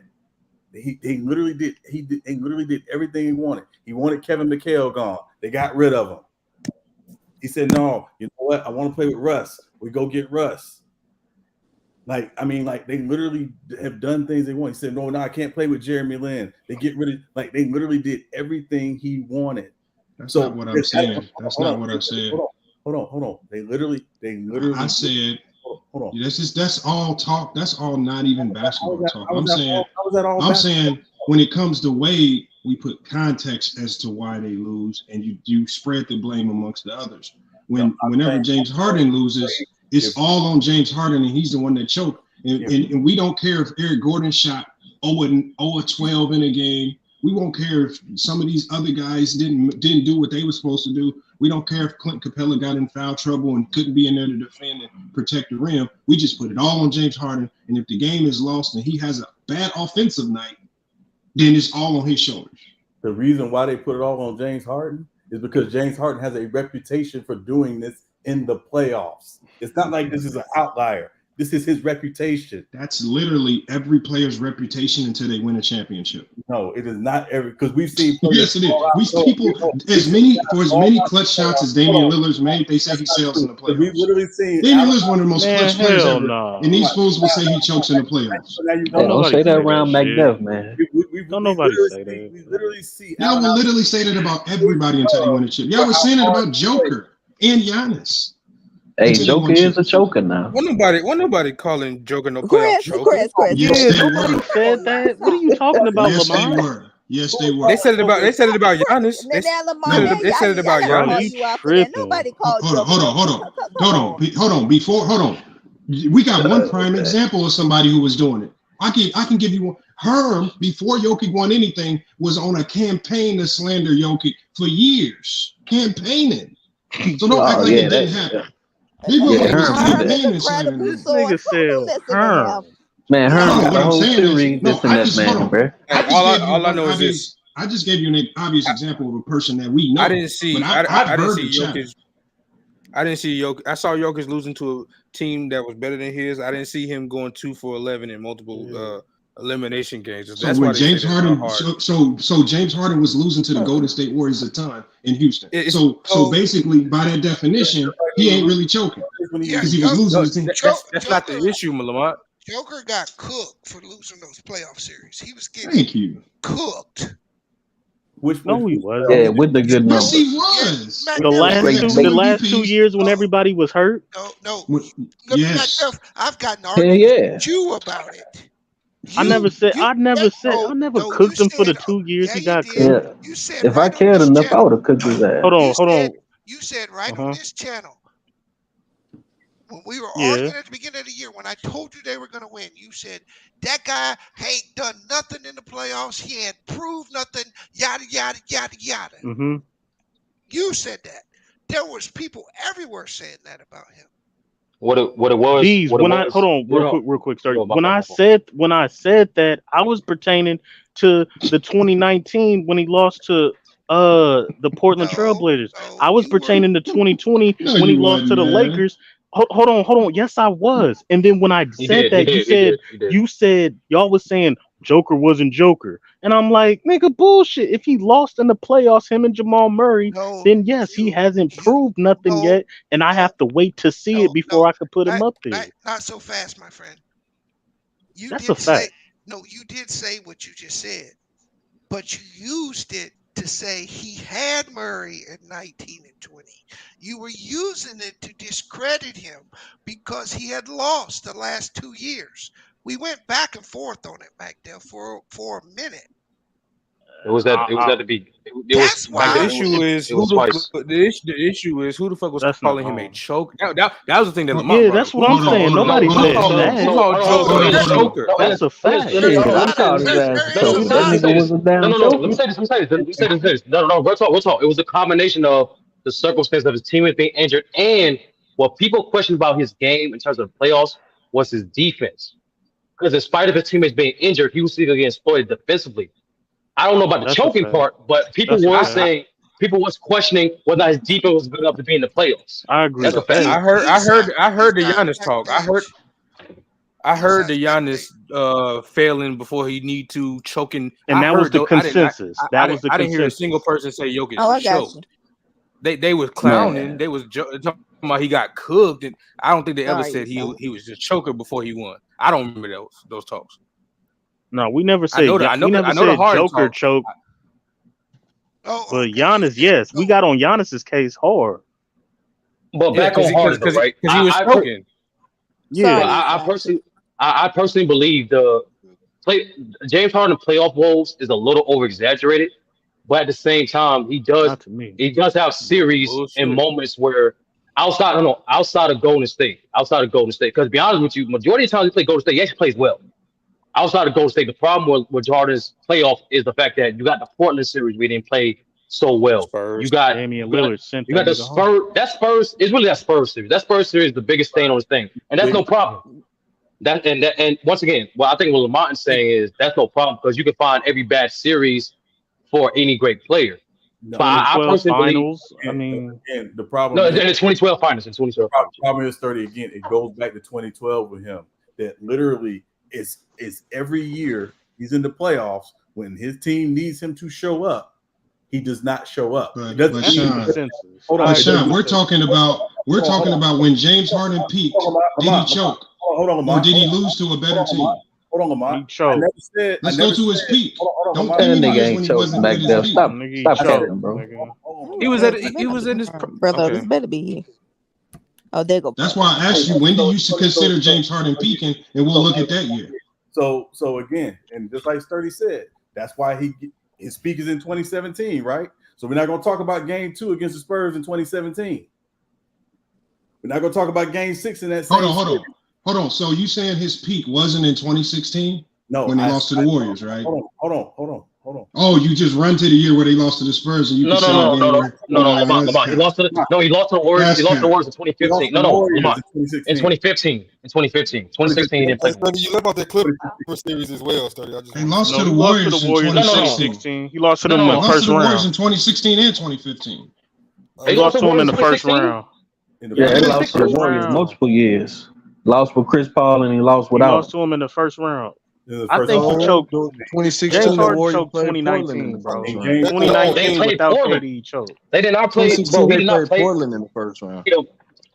Yeah, they did not play him in 2016, bro. I know for a fact. 2 of those years, he played them in the West Finals. They played Portland the second round, bro. No. So Chris. He played Golden State in the Western Conference in 2015. 2016, he didn't. 2016, yes, they played in the first round. So where did he play? When did he play them in the West Finals with Chris Paul too? Right. 2017. I thought it was 18. 2017, he played with Chris Paul because he did. He lost to them multiple times. Bro, listen. 2015 Western Conference Finals, James Harden loses to Golden State. 2016 first round to Golden State. 2018 they lose in the Western Conference Finals in Game 7. No Chris Paul. 2019 where I felt he choked is 2019 Game 5 and Game 6 versus Golden State with no KD when he tore his calf. That's to me he choked. You should have. Hold on. But why do you say he? What are you saying he choked on? How did he choke? Hold on, wait a second. Yeah, can I go one at a time, please? Thank you. That series he played one of those series in the Western Conference Final. He didn't play well, particularly. Right. And remember, you gotta forget that 3-1 comeback that got him to that Western Conference series. He was bad in that as well. What series was that? 2015. What series? 2015. Against the Clippers, Lamont. They started in 2016, brother. Yeah, when he went to the Western Conference Final that year, it wasn't because of him. Right. In 2017, they lost in the second round. Hold on. When you say he played bad, what are you talking about? He played bad. When they somebody shooting. Hold on. They were down. When they were down 3-1, and they started to make the comeback, and especially in the second half, it mainly became when James Harden got off the floor. Okay, so other than the one game where he shot 5 of 20, when did he play bad? Like, look, I'm not gonna go through. I'm not the numbers guy like Sturdy. I don't do all that. If you watch the game, he was not playing well. Well, the thing is, in 3 of these games, he had over 20-point doubles, and then he had a 26-point triple double. So what I'm saying is, and then in the closeout game, he had 31 points, close to a triple double. So in the closeout game, he had close to you like to watch tape, points. He had another triple double. You the tape guy, right? Go back and watch it. You will see a lot of that. No, what I'm saying is, okay, hold on. Okay. We keep saying PG's guys play bad. Is it his turnovers? Because he actually had high turnovers. But if it's remember, when we talk about James Harden, we focus on what he does best. What he does best is his production on the offensive side of the floor. So that means when y'all say he played bad, I can only assume you're saying he played bad offensively. He did not. Other than one game. Hold on, but that's my point, Lamont. In Game 6 against the Spurs, 17, he had 10 points. Bro, I'm talking about this Clipper series where they said. I'm talking about this Clipper series. Hey, y'all said he played bad because I can go back. I can go back to the Spurs series. That's why I said, what year are you saying James Harden peaked? That way I can look at him that year and evaluate him because y'all done spreading this out from 2015 to 2018. So y'all saying we saw peak James Harden for 2018 to 2015? He done had a whole lot of moments where he came up short. Every single player has this. Until you win a championship, this is what your playoff look like. I can say every player that hasn't won a championship. That's not true, bro. Nah. When you lose, I can come up with any narrative I want to say you choked. Lamont, you gotta stop. No, you can't, nigga. Yes, you can. People say it about Dame all the time. He shot too much. He shot him out the game. You said it about Jokic. You said it about Giannis. Alvin Iverson, who has never won a championship, for how he plays in the playoffs, because we never question whether or not he's going to show up. He has nobody question. It has nothing to do with how a guy is judged before he wins a championship. So what you do is. So Allen Iverson is cool because he could chuck up a high volume of shots, get to his number irregardless of winning and losing. So now he is abstained from any choke conversations because he can chuck up 30 shots, go 10 to 30. He's abstained because he didn't have no squad in Philly. That's why. Oh my nigga, God. when you ain't got no freaking squad, you ain't got no chance of winning. Why you You're lying? abstained. Why you going? How you have the most improved player, coach of the year, MVP, Man, the league leader, rebounder, but yet you say you ain't got a Stop squad? it. That's a narrative. Y'all keep spinning. Hey, y'all. When he did have those scrubs, Hey, he went to the finals. Is Jimmy Butler a playoff choker? No. Does he got a bunch of big moments where he choked and have several instances of we can point to where he was not doing what he was normally doing when stuff was on the line. Especially in this finals. Yeah, in this finals, but we're not gonna call him a choker. Bro, in this I said exactly a playoff choker. That's what I said. I didn't say that he had bad. I said a playoff choker. Do y'all view him that way? No. Nobody does. And he hasn't won, and he hasn't won anything. So it ain't about you win or you beat the allegations. No, it's plenty of people who ain't won chips who we don't view as playoff chokers. Harden has that reputation because in a lot of big games he had 2 for 11 and 2 for 15. Then who do you call do you call anybody a choker that won even though they played bad? Up until what happened in 2020, up until what happened in 2021. Hold on. Up until man. How you gonna ask me a question? Up until 2021. Oh my God! I'm about to fucking say a name if you let me say it. Up until 2021, I myself had started to question if Giannis Antetokounmpo was a playoff performer or not. Yes, I was like, no, that nigga has choked a few times. He choked in a bubble. Am I lying? Choke, man. It was supposed to be the link. Oh my God, bro. Y'all literally call everything choking, bro. We was here to see Illa speaking truth. Losing is not choking. Y'all anytime. No. Him underperforming is though. Giannis was underperforming, not the team. He was bad. I'm gonna give you a news flash. If all these superstars actually perform, if the defense couldn't impact them and make them perform bad, then they all would have championships. The thing is, the other team has something to do with it. You said two different things. How is it? You're making the point I'm not making. I'll answer your question. How is it choking if the other team actually just did a good job defending? Two things can be true, Lamont. Bro, yeah. No, they didn't do a good Y'all job. just label anything choking. They didn't do a good job of defending James Harden. He was chucking shots and missing. I mean, I don't like the word choke either, but I get the context of what they use. Who was chucking shots and missing? Who was chucking shots and missing? James Harden. When?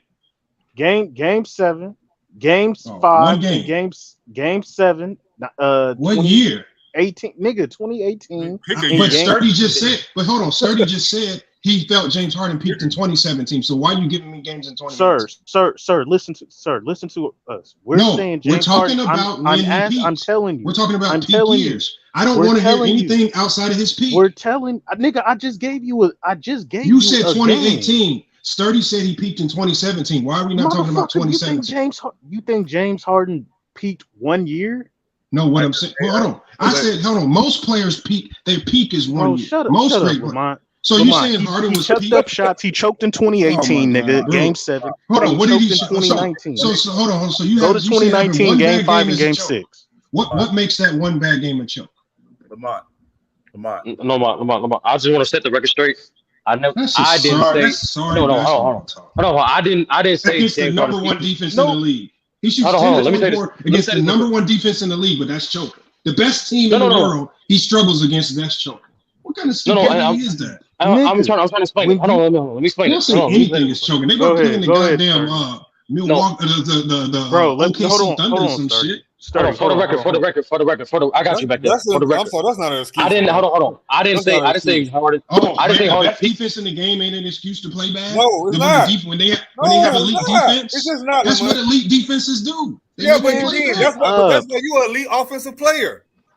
Oh, okay. So are you saying elite offense always beats elite defense? No. But the problem is, he ain't beat him one time. No, you're running. Man, we are literally saying, Lamont, hold on. Chill, bro. We are literally saying that James Harden has a history. I don't care. We could name in 2015. That's not an extreme. He said hold on. Let me finish. We are saying stuff. We are saying he has a history. Stick to 2018. We are talking about 2015 and that he wasn't did his the same prime. thing at his peak. 2015 wasn't his prime. And he did the same thing at his peak. 2015 wasn't his prime. In 2019, because KD I could got go to Wade in 04. He was trash in the playoffs. In 2019, when Kevin Durant got hurt, nigga, in game 5, he did not finish the deal when he had a 5-point lead with 6 minutes left to go. He didn't close the deal. You go back home to game 6, Steph Curry is 0 for the game, 0 points for the first half. You got a 10-point lead and you do not close the game. And Steph Curry outplays you in the second half. You choked because not only did you get the hell out of here, man. So Steph Curry outplays one of the best players ever in NBA history. Outplaying you makes you a choker. Did you have a chance to play the game? Best players on one of the best teams in NBA history. Do you know what choking is? So who Kobe got outplayed by no fault back there? Yeah, so that means, like I said, based on your definition of choking, it doesn't matter who you're playing against. It doesn't matter what level of team you're playing against. No. If you play bad, then that's a choke job. That means literally, like I said, hold on, McDuff. Like I said, every player in NBA history is a choker until they win a championship. This is why y'all say those things about Giannis until he won a chip. This is why y'all were making them claims about Jokic until he won a chip. Y'all make all these claims about all these guys until they win a chip. That stuff up about Jokic. And then once these guys, you definitely made that up. Choker up about Jokic. Nobody's ever know if I go dig in my bag. Herm said that shit. He was all on Ticket Channel saying that. So Herm is the one, like whatever he said. Most people was not calling Jokic. Most people was not calling Jokic, bro. I use Herm as an example. Y'all don't act like it ain't plenty of y'all saying this shit about Jokic. Lamont, if you are a star, if you're a star player and you don't have no team around you, even if you play good, you're not a choker, my nigga. Hey, I think we have to. So, like, no, Lamont just running. He know he wrong. How am I wrong? Y'all label anybody chokers. Y'all just don't like James Harden, just like most people. So let me ask you this. I love James Harden. No, you don't, man. That sounds goofy. Hold up. See, there you go, talking out the side of your neck. Ask anybody up here. What you mean you love James Harden? I wanted to ask how. How you say silliness, man. I take up for James a lot. Yeah, that's what I'm saying. Please define choker. Please define choker. No, I was asking you because I think we all, for the most part, think Harden choked. I don't know. Okay. No, so I don't like to use the word. I can tell you. I can tell you what I mean. I can tell you my definition. Hold on. Choking by definition is a mental thing. It's not a physical thing. If you shoot the ball and it don't go in, it's not a choke. Thank you. He didn't shoot the ball. Hold on, bro. I'm talking about. They went. They shot 27 threes and didn't make one as a team. Correct. In 2018. Correct. 27 in Game 7, I think. So could you say they're tight? Yes. Could you say? But it wasn't like they weren't shooting the ball or they weren't trying. They just couldn't make the shots. I agree. Bees, what makes it worse, Bees, is that they were shooting the same shots they shot that got them there. It just happened that game. They missed the same shots that they were shooting to get them there. The biggest game of the year it happens. And again, pressure. This is what that's not choking. Experience is what allows you to perform better in those moments. So when you get more experience, you come back and you run it back and do it again. So that's why they say playoff experience matters, because when you're used to Miami had a whole bunch of more finals experience. Hold on, one mic. All I'm saying is it's just like what B said. When you miss shots, missing shots is not choking. That's not choking.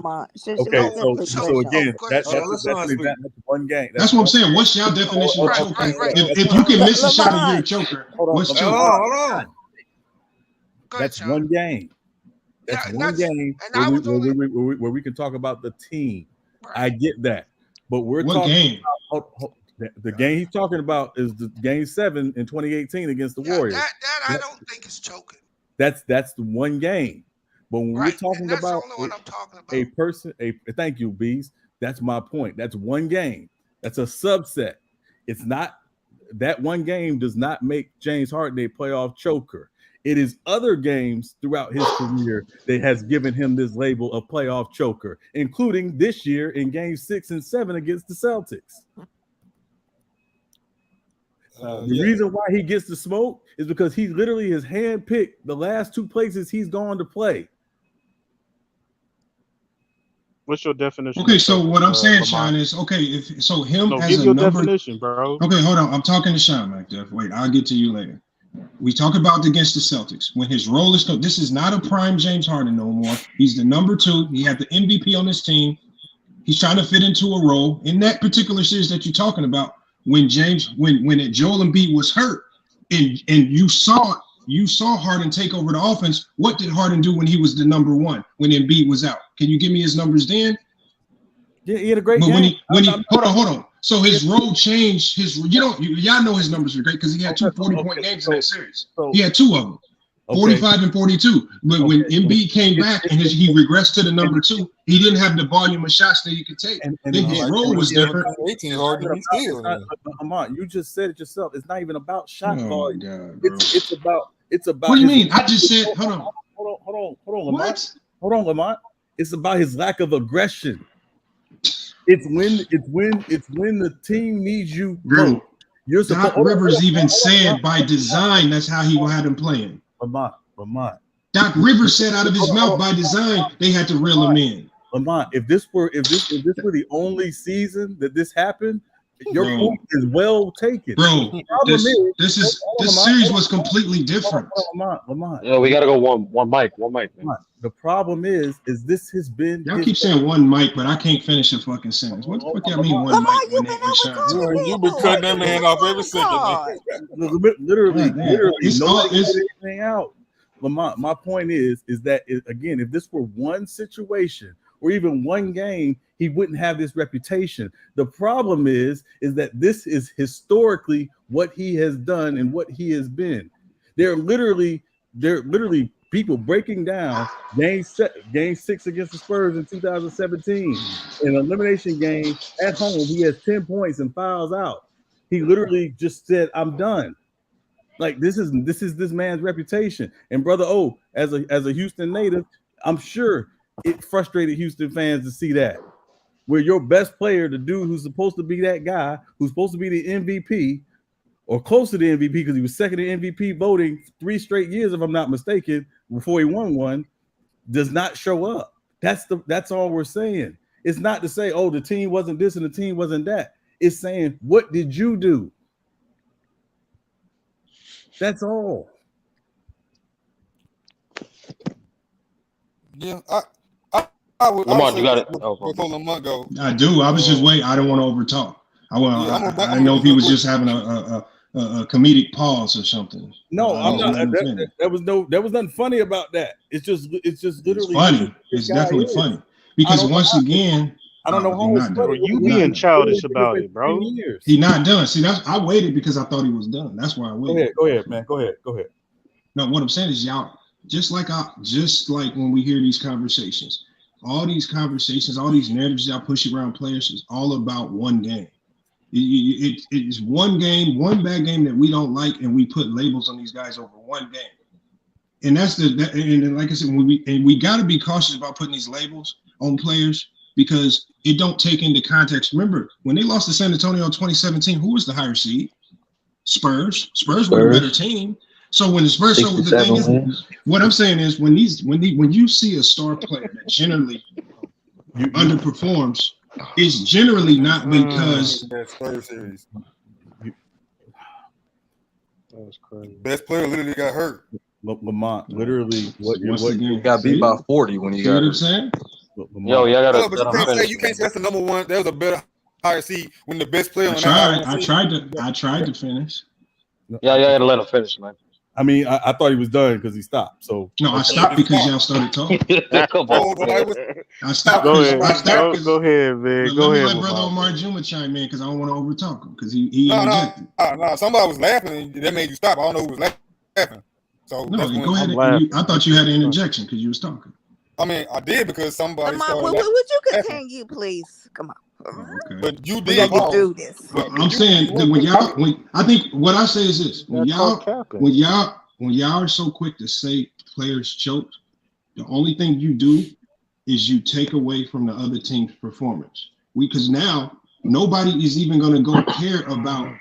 Nobody's even going to care. They're not going to even go look. They're not going to say, did the other team put on a massive defensive performance? Did they do anything to take him out of his game? We just run and say choked. Remember, Sean Marion did a really good interview on ESPN, on Fox News actually a couple weeks ago, talking about this because they asked him about that 2011 series, and they said, "Yeah, when LeBron choked, man, how did you?" He was like, "Hold on, what y'all mean LeBron choked?" He said, "We was just a great team with great defensive players, and we put on a great defensive performance. How is it always LeBron choking? What? How do they just outplayed him?" They use great defense to shut down what he does best, but nobody's ever going to give Sean Marion and them boys the credit they deserve because you want to run around saying these star players choke as if they're supposed to score 30 points a game and shoot 60% from the field every game, and defense ain't supposed to do nothing about it.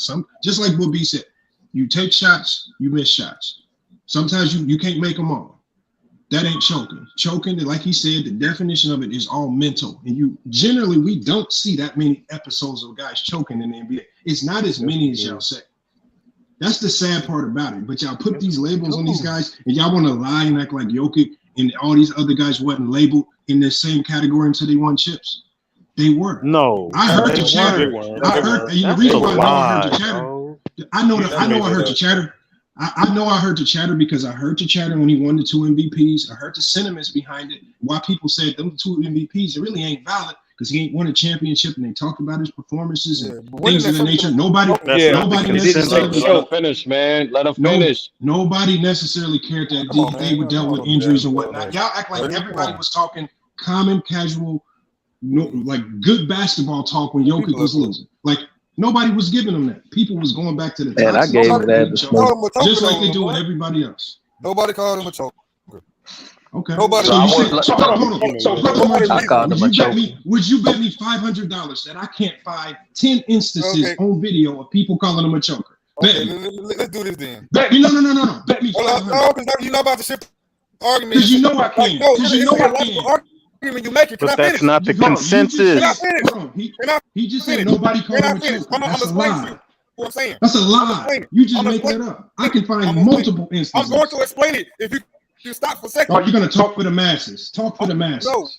No. What I'm about to say is an illogical argument that you're making. It's foolish. It's illogical, man. See, what I'm saying? It's foolish to say absolute. Nothing is absolute. You can't find 100% of nothing. What we're talking about is the consensus or a grand scale of. How do you know the consensus? How the fuck do you know the consensus? Again, you just brother nobody was calling that man. That's crazy. What makes your opinion a consensus? How do you know the consensus? I'll prove it. I'll prove it. I actually have a channel where I hear more people talking. I'll prove it. I'll prove it. I'll prove it. I'll prove a consensus. I ain't finished the point, but let me finish my point real quick. Go ahead. Whether you can find 10, 15, 20 people, it don't really matter to me. Okay, the national narrative around Joker was not of a Joker. How do you know the national narrative? Because we watching TV, we can see it. Okay, so you saying I can't find 10 national? I can use all national televised references. I don't care about all that. My point I'm trying to make, other than that, I want to make my stance clear because I don't want to get lumped in with all this other stuff. I'm not a big fan of using the word Joker either. I don't really like to use that word, but I would say if we speaking about James Harden, he has underperformed grossly in a lot of occasions. I don't like to use the word choker. That's not how I judge players. But he is grossly underperformed more than we would like. And that's the point I want to make to that. Okay. I'll change my terminology to agree with that. If it makes people feel better, I'll change my terminology to underperform. If he's been outplayed, if he's been outplayed, like I said, every NBA player's been outplayed in the playoffs and in the regular season. Can I get my definition of choker? Can I make a few clarifications real quick? Well, number one, like peak is more than one year for anybody. For honestly, most all-time great players, peak is simply like 3 to 5 years. For James Harden, instance, his peak was 2017 to 2019. Honestly, in my opinion, 2017 to 2020.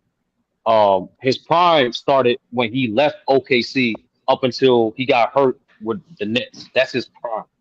So when any great player, you get your reputation established, and most of your legacy is determined at what you do in your prime. So in James Harden's case, right? Like I said before, I don't think he's a playoff choker as exaggerated as people might say, because he actually has a lot of highs in the playoffs more than lows.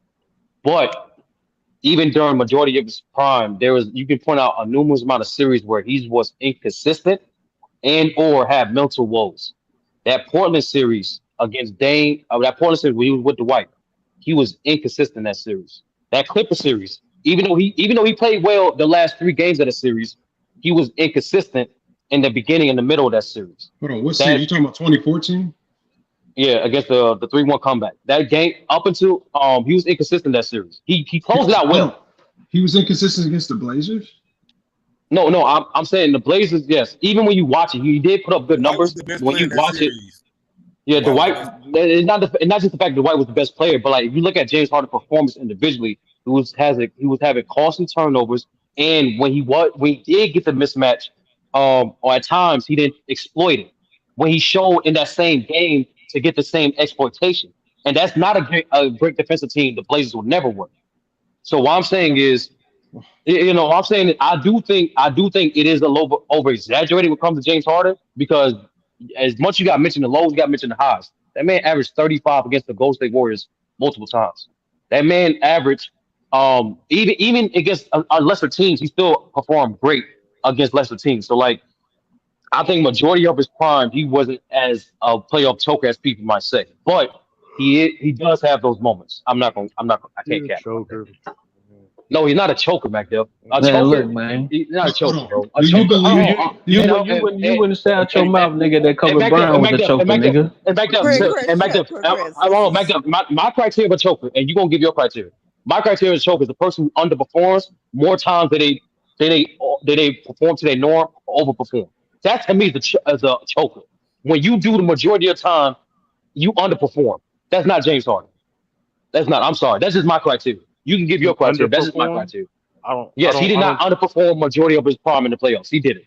I don't think Joel Embiid's a choker. Y'all think Joel Embiid's a choker because he's underperformed 33 points per game? I think he's injury prone. No, I think he's injury prone in the playoffs. That's what I think. So, there's never been a single playoff run where Joel Embiid was fully healthy. Okay. So what I Sound like go a by, personal problem to me, Sturdy. yeah. What I go No, by that's as a context. choker. Tip. That's context. That's I'm context. The being same funny, way. Sturdy. That's Yeah, why my I'm fault. My being fault. My fault. funny. My fault. What I go by as a choker, if you're a star player and you have a squad around you and you're supposed to win and the star player finds a way to lose the game or not come up big in clutch moments. Now, Karl Malone to me is a choker. Allen Iverson to me is not a choker. Karl Malone to me had a squad around him. He went to 2 NBA finals and choked. Allen Iverson to me didn't have a squad around him in Philadelphia. To me, he's not a choker. He did the best he could. When did Karl Malone choke? He choked in the Western Conference Finals in '96. He missed 2 free throws to win the game in game 7. In game 1 versus the Bulls, he tie game. He missed 2 free throws. Jordan comes back and hit a Man, game-winning shot. So if you're hold on, so if you're missing free throws, first of all, if you're missing free throws to win a game, and you not only did that in the Western Conference Finals in '96, but you come back the next year and do the exact same thing, you have a chance to win. You are the star player, and you let victory slip from your grasp. To me, you are a choker. You don't have no rings, and it's mainly because of you. Allen Iverson, to me, is not a choker because he did everything he could do. He didn't have no squad around him. So I Can I ask wouldn't you one call Allen question right Iverson a there? choker, but I'll call Karl Malone a choker definitely. Like that. One question. What do you mean when your team is supposed to win? When you are a star player and you have the victory in your hands and you lose and you're supposed to win, you have the game What does that in mean your when you're supposed to win? What does that mean? Higher when you seed? have What? when you're about to win and you lose, you choke the game away. You're I supposed to did that. win. You have a squad. So if you have a 10-point lead at halftime and you lose that 10-point lead in the second half, you choked? Yes. Yes, you choke. James I'm not gonna Harden. lie, Mac. James, That one. hold on. That one. Mac, That one. I Hey, can't. I got something to say after Mac, bro. I Let me want to say finish. Let something. me finish. Let So him when finish, Go James ahead, Sturdy. Harden, bro. when Christopher, James Harden, this better not be about no We all choking. done so when choked, man. James Harden, Goddamn. so We The all when done views and James choked. opinions of MacDev. when James Harden had the 10-point lead versus the Warriors, game 6 in Houston, and Steph Curry is 0 for the game, you mean to tell me you got all the momentum and you can't finish that game out on your home court and you have the better squad now because KD is hurt? You choke that game away. It was do or die. You win or you go home. He did not show up when You said they were everything and supposed to momentum win. was on his Nobody picked side. Houston to That's win that number. series. They weren't That's number. supposed to win. Hold on. That's MacDev, number. Go ahead. MacDev, let me ask you this. What if the Warriors became a better team without KD because they went back to what they did best? That's not the consensus. That's not no. They didn't have a better team No, when no, no. KD went down. What I mean by that, I don't mean that they were better overall. What I mean is, we all That know. they played harder. No, no, they played different with KD, and Mm-hmm. I think Houston was able to take advantage of that. But once KD was down, they played old Warrior basketball. They weren't playing Warrior basketball with KD. They were doing a lot more ISO. They were doing a lot more other things. They weren't moving as much as they were. I understand. We will And so always give the so Warriors credit. no, no, I no. get I'm that just part of it. asking you, without KD, is there a possibility that the Warriors played better as a team than they did with KD in that I series? don't. I don't. I don't know. I don't know. I don't think they played better without Kevin Durant They as watched a Portland team. in the next series after that too, without KD. Like they washed them, but I don't think they played better. They're the Golden State Warriors. I don't think they played better without KD. No, Portland choked. According to you, Portland choked. They were supposed to win without KD on the floor. No, I didn't Yeah, you say gotta say Portland, that. You nigga. gotta. I'm talking about James Harden. Portland choked. We're talking about Portland James choked. Harden, bro. Shut up. It's the same Nobody logic. had Portland beating Denver, nigga. And Nobody had Portland and nobody had Houston beating Golden State. I don't care if bro. KD When Kevin Durant not there or not. Bro, James Harden. First of all, James Harden in Game 5 when Kevin Durant goes down and you have the lead and you're MVP. Yes, finish the job. Close the game. Close the game out. Do that. He didn't do it. Okay, we're gonna give you another chance in Game 6 on your home court. Do or die. What year are you talking about? 2018. 2019. My bad. 2019. Kevin Durant goes down in Game 5. You have the lead in the fourth quarter. You don't close the deal. Okay, you get a mulligan. Game 6 on your home court, halftime. You got a 10-point lead, and Steph Curry ain't done nothing. You got all the momentum, and you still find a way to lose that game with a healthy Chris Paul. Your whole team is healthy. You don't close the deal. So you can say that's not choking, but to me, losing a close that game is is choking. So losing a close game is choking. Yes, and I just gave you an example with Karl Malone twice. A close game is choking. But Macduff, that's what I just told you. I said, by your definition, everybody's a choker. Everybody. Who didn't D-Wade has win. done that in the playoffs. Everybody's a choker according to Does Dwayne Wade have a championship? Hold on. So basically, until they win a championship, they can't shake this narrative of being a choker. It's just what I said. You're gonna Hold on, literally just made my point, man. Hey, does Dwayne Wade have a championship? Yes. Hey, Dwayne Wade shut up? Does Dwayne Wade have a history? Does Dwayne Wade have a history of not showing up? No, he doesn't. I just gave you a freaking analogy with Allen Iverson. Allen Iverson ain't got no rings. Allen Iverson doesn't have no championships, and he is not known as a choker. Why? Because he shows up. James Harden doesn't have no championships. James Harden does not have no championships. Does he have a consensus record of not showing up? Contingent on having a championship? No, being a choker being a choker. I'll give you an example of somebody who was being called a choker, even though they had 3 championships. I'll give you an example in a minute. Kobe. So number one, being a choker, again, you have more times.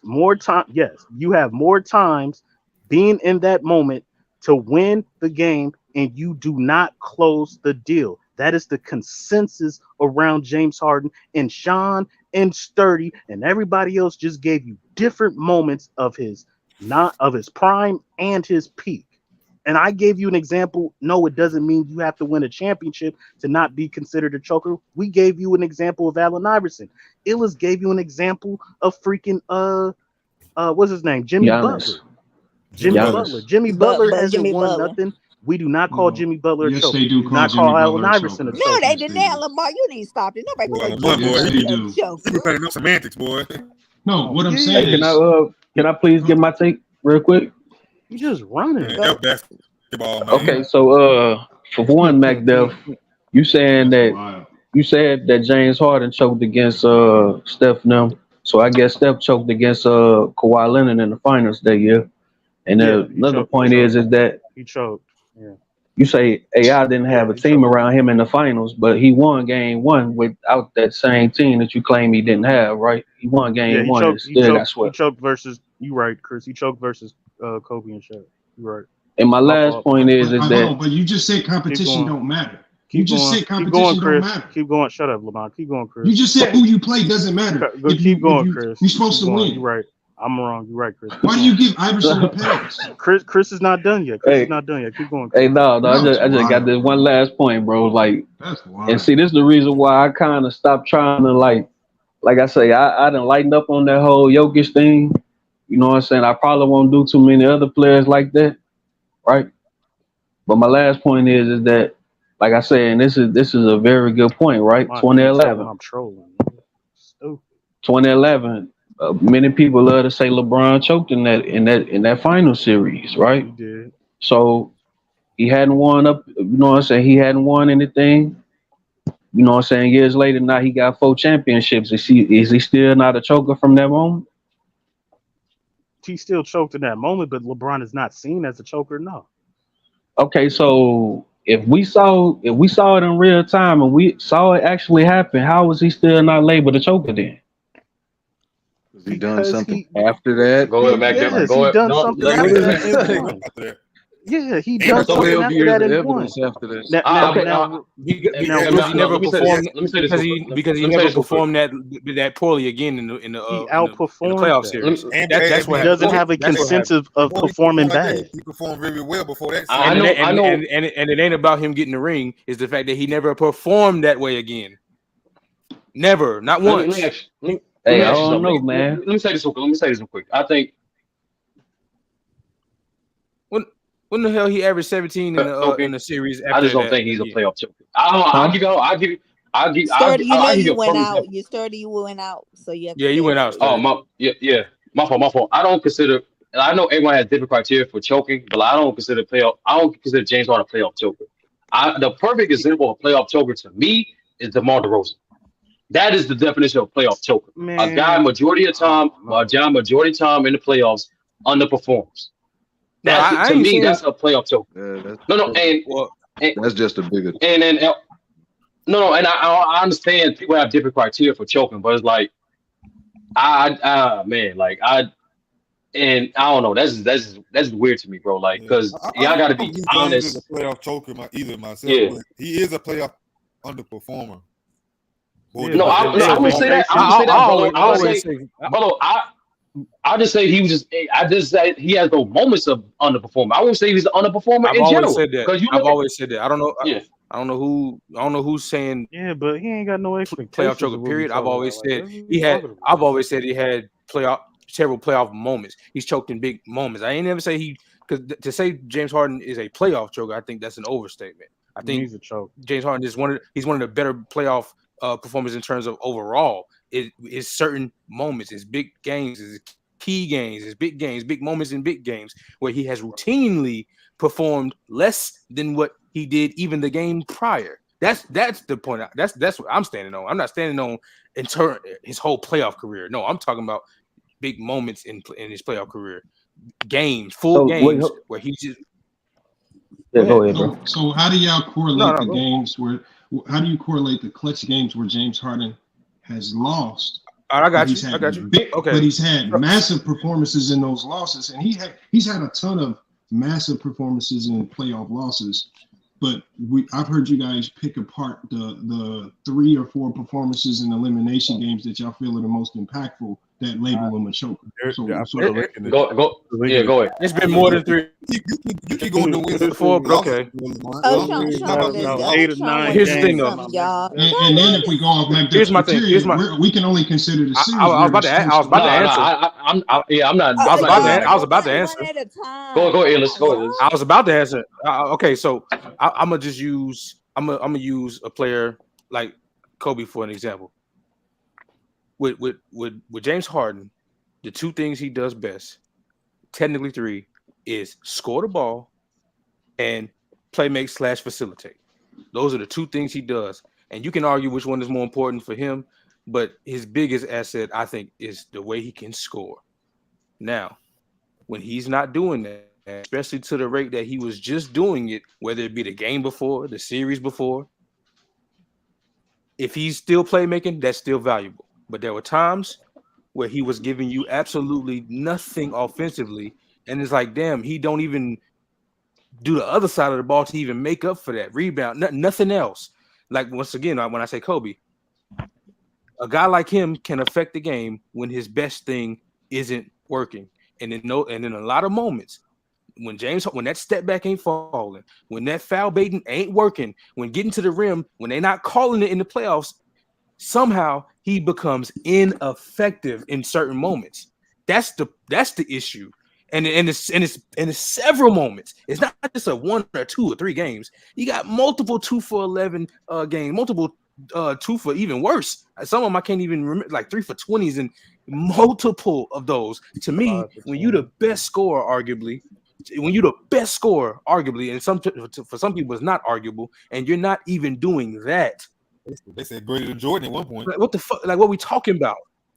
You know what I'm saying? Like, if you the best at something, and you're not doing that when the series is on the line, when a big game is, when taking the lead in the series is on the line, if you ain't doing the one thing or one of the two things that you do the absolute best out of anybody, to most people's opinion, yeah, you underperforming. So that's why I'll back up off of the word choke, but he has for sure underperformed in several.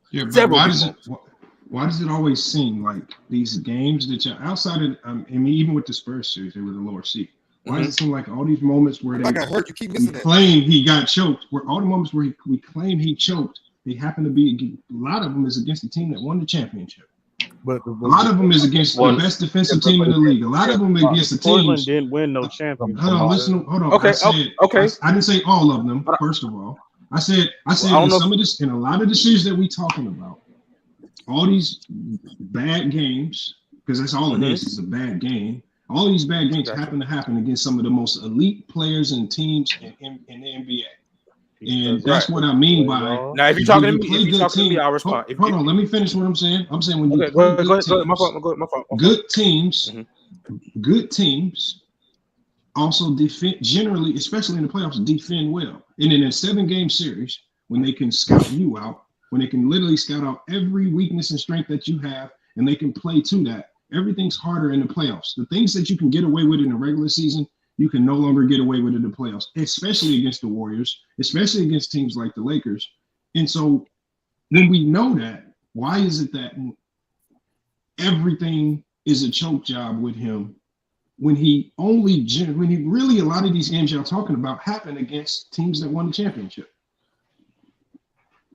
I'll respond to that. All right. So based off of that, I know we like to use that Warrior team, that juggernaut, and 18 and 19 blend in for me. But both of those years, I do not think those teams were all the way intact. Am I incorrect? I think one of the years it was Iggy, and the other year it was KD.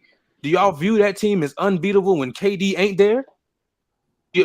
That's a real quick question for anybody. Do y'all view the Golden State Warriors as unbeatable when KD wasn't there, or is that when KD was there on the floor that you consider them unbeatable? Which one is it? Because if they go unbeatable, the Chris Paul one, the Chris Paul one is understandable.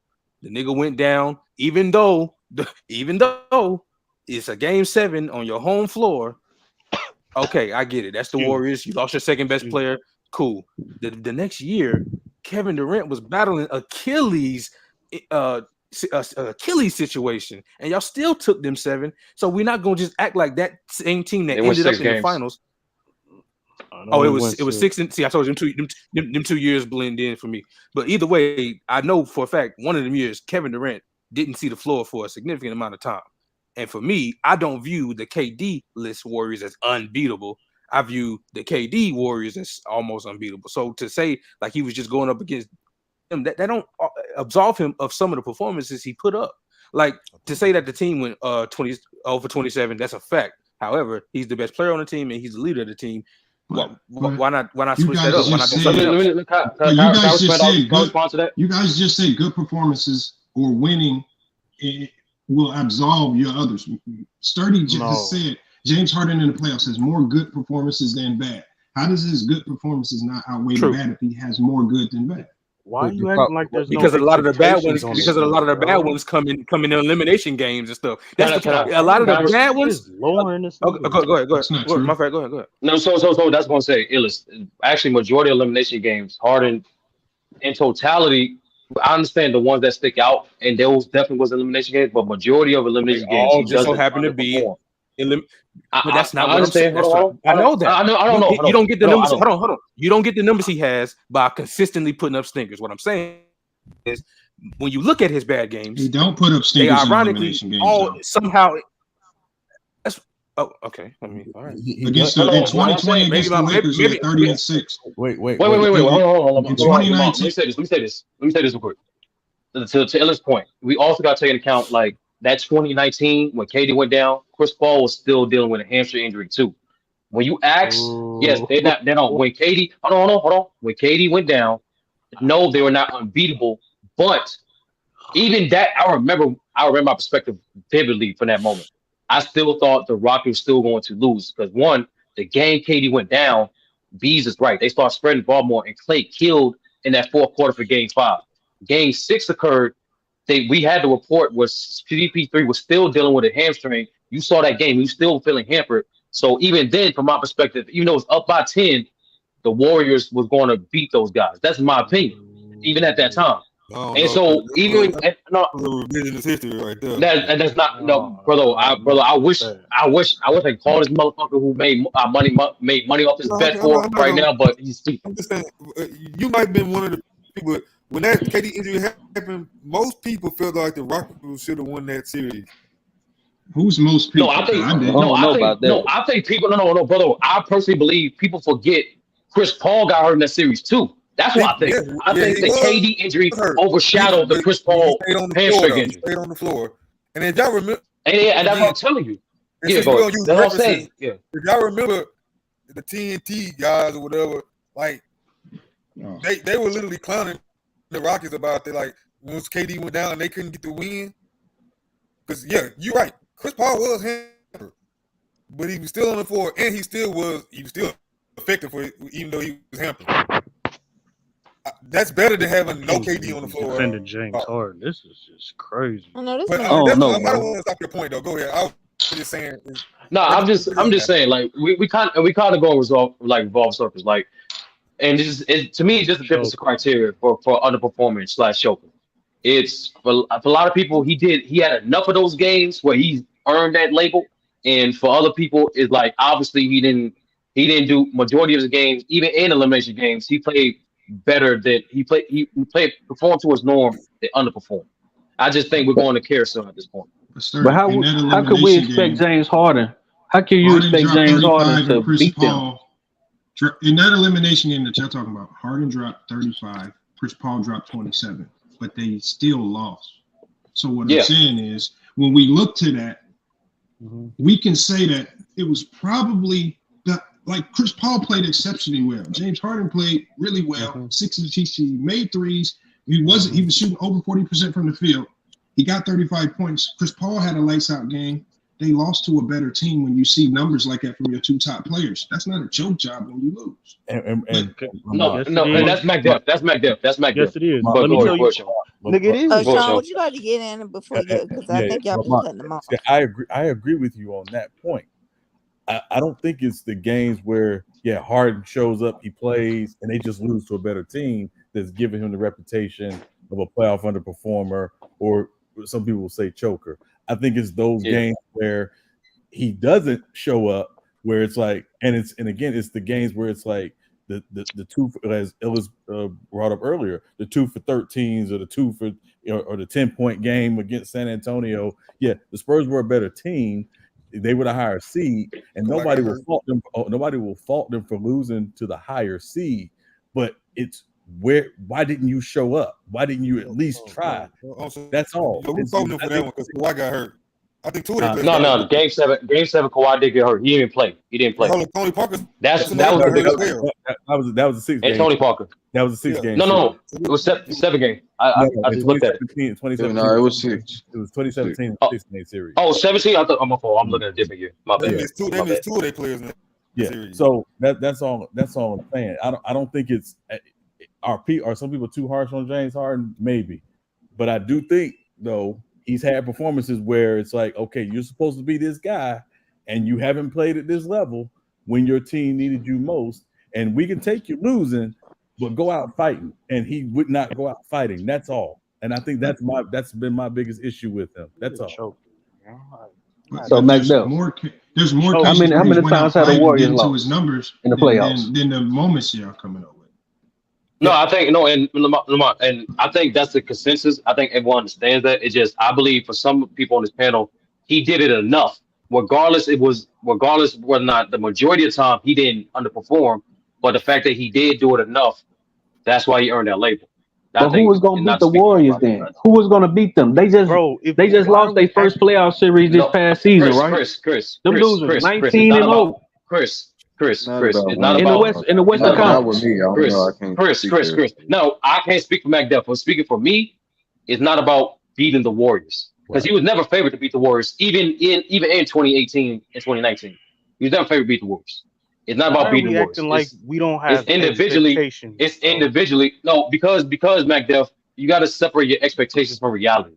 No, you don't, nigga. You got star players and you got role players. You have expectations for your players. You can separate superstars, stars, and role players. So now all of a sudden, if a star player doesn't excel to what we think they're supposed to be and do, then yes, you are a choker. You are a star player. You're supposed to do this, go ahead. And you didn't do it.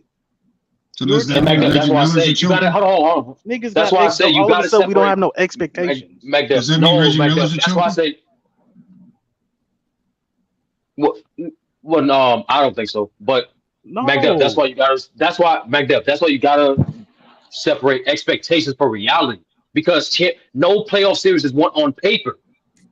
Even in the middle of a series, it's not one on paper. There's a just. Hold on. No, I asked is Reggie Miller a choker because I can point to multiple elimination games like in '95 versus Orlando, and where Reggie Miller completely sold in Game 7, completely sold, played well below average, because this was a series where, just like James Harden gave you your 30s, but in Game 7 he gave you 12 on 5 of 13 shooting. He sold the bag. Is he a choker?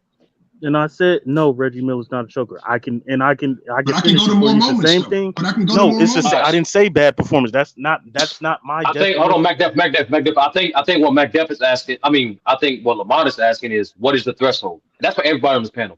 What is the threshold for a player? How many times a player has to quote unquote underperform in key games for him to earn that label? They can't get earned that label by me.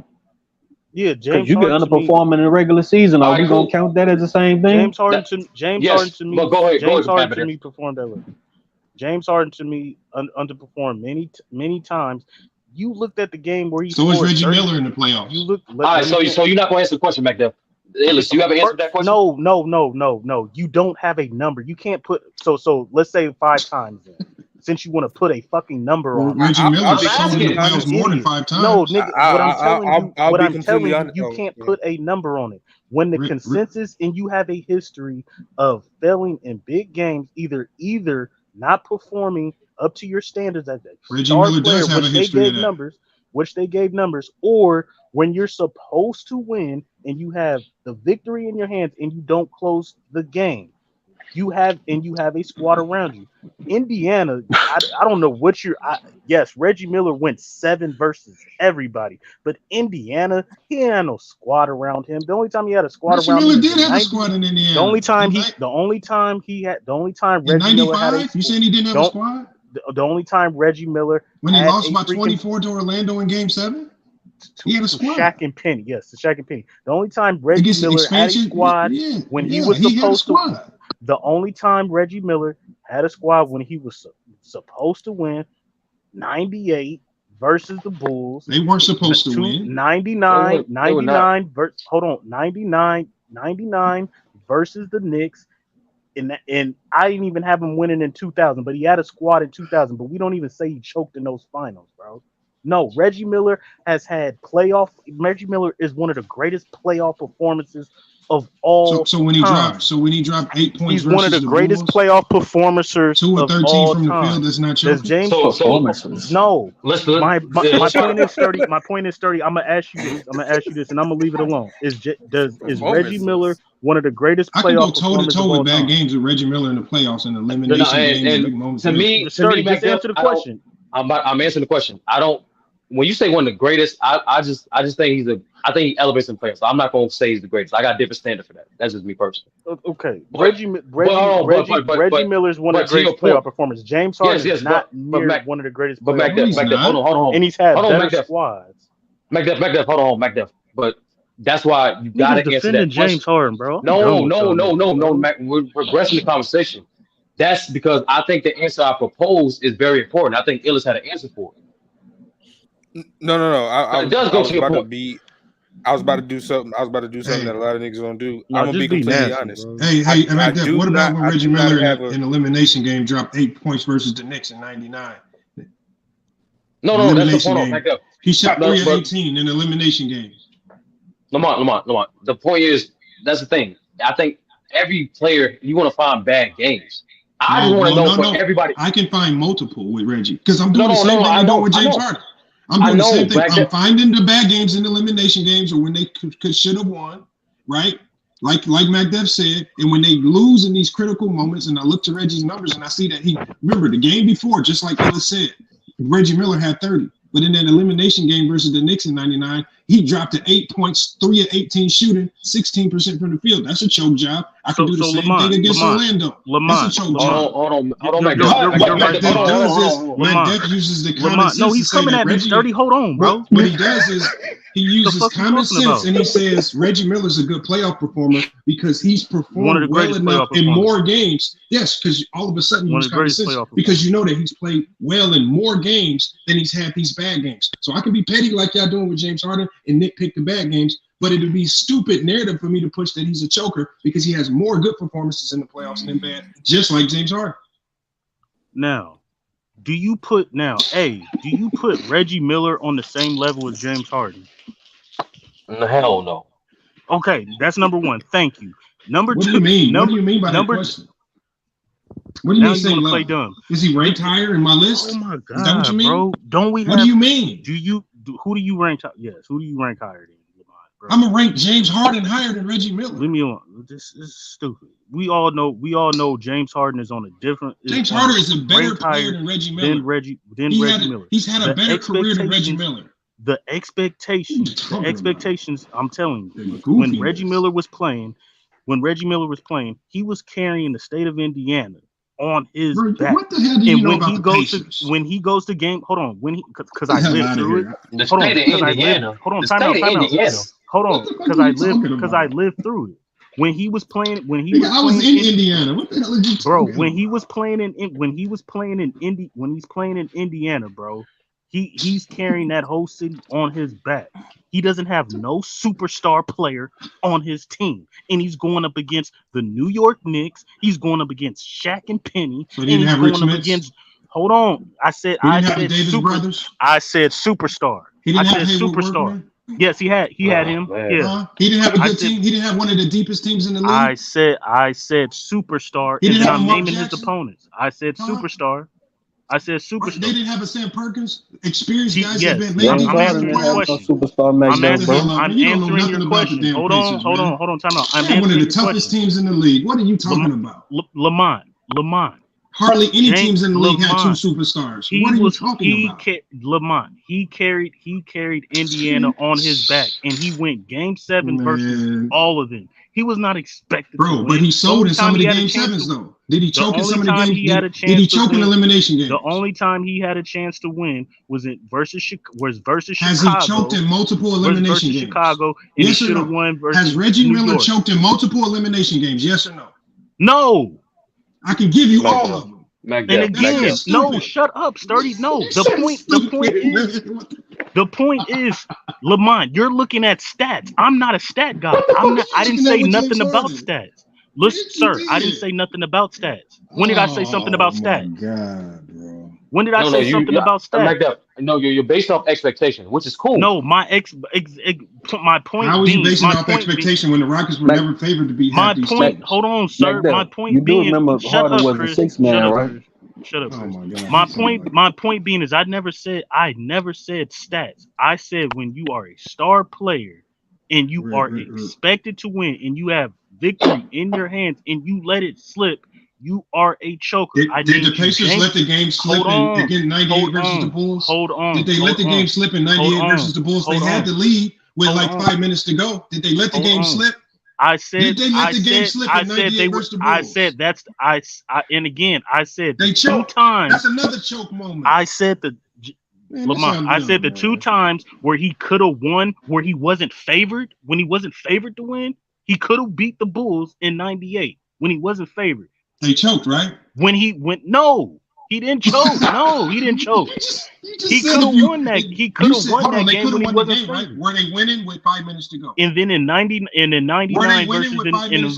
versus the Knicks. Now, I just gave you 2 examples with 5 minutes to go. Lamont, I gave you 2 examples of Karl Malone and freaking Didn't this man Allen just say if Iverson. you up at the end of the game, you're supposed to close the deal? Why did Reggie not close the deal? No, because you're looking at stats, bro. Why did Are you Reggie gonna not close? No, I'm not talking about looking stats. at I said, why did Reggie? You're I said, looking why did at Reggie not stats. close? Okay, Mac, why did Reggie not close the deal in Chicago when they're up at the end of the game? How did he not close the deal? Did he choke? No, he did not choke. So how did they lose the lead? Because Steve Kerr hit a freaking three and Tony Kukoc made a shot. But you're saying you're trying to pinpoint that Reggie Miller didn't close the deal, and it's like the two times. You just said if you don't close the deal, that's a choke. No, you said if you're up at the end of the game and supposed to win, that means you got to close the deal when you're that close. That's why you said the Houston Rockets should have beat the Warriors in that game. Lamont, I gave you two examples. So you didn't say that? I gave you two examples. I said Allen Iverson and Karl Malone. When Allen Iverson's not known as a playoff. Taking your words. Allen Iverson is not known as a playoff choker. Why? Because he shows up and balls out. When go Karl back to Malone, what you said about James Harden. No. I am. We're gonna go back. When Karl Malone has a chance, there's games that he doesn't show up, and when Karl Malone is a choker. He's not a choker. No, he's not. I would never in my life call Karl Malone a choker. He's not a choker. He's one of the greatest players in NBA history. So according to Lamont Lane, and FYF Sports, nobody in the NBA that's played as a choker. Nobody's a choker. If Karl Malone is a choker, then Reggie is definitely a choker. And everybody who's under Karl Malone is a choker. Nobody's a choker to you. By your definition, if Karl Malone is a choker, everybody in NBA history below Karl Malone is a choker. Basically, nobody's a choker to Lamont Lane. Answer the question. You got such a broad, dumb definition. Answer the fucking that literally question. You label every player in NBA history Answer the fucking question. No, I didn't label everybody as a choker. I just said Allen Iverson's not a choker. So answer my question. Answer my question, Lamont. Nobody's a choker to you, basically. Somebody will shut this down later. Y'all get to get on my last nerves, okay? Continue on. Lamont, nobody's a choker in NBA history. No, Mac, this is what I said. And I've said answer the question. I'm answering the question. I'm saying when I use the term choke, I said it's very, and I've even said this on my channel when I talked about this. So like I said, I'm consistent with this take. I said choking does not happen a lot in NBA.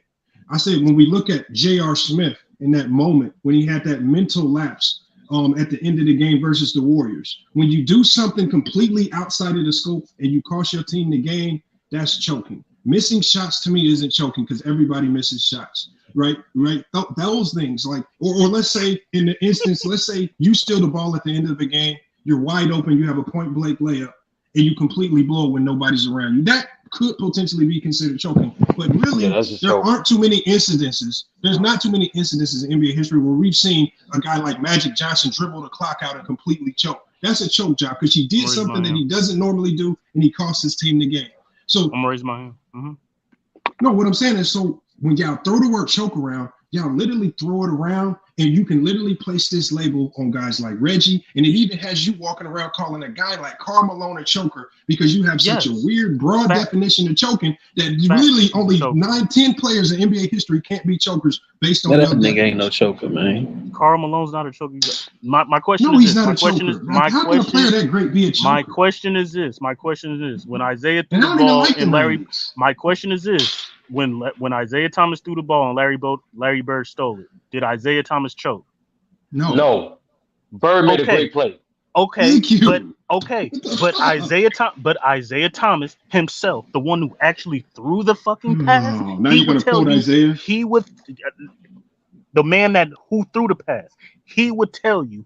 Please don't make up anything. Even though why would I make it up? No, you're cooked. Shut up. You're cooked. That's what it is. No, Mac. He never said he choked. He never said he choked. He said he felt bad. He said he felt the game. He threw the game away. And even Joe, shut up. Even Joe Dumars said we feel bad for him. He choked. That's called being accountable. That's not Isaiah Thomas choked. Shut up. That's not choke, bro. Hey, watch your mouth, nigga. Y'all are cooked, nigga. Mac Duff.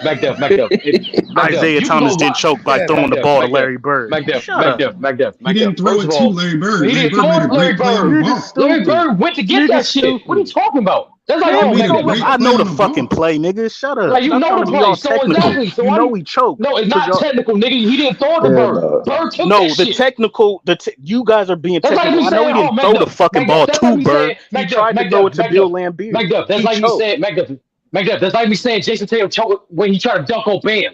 No, nigga, Bam made a great play. That ain't the same.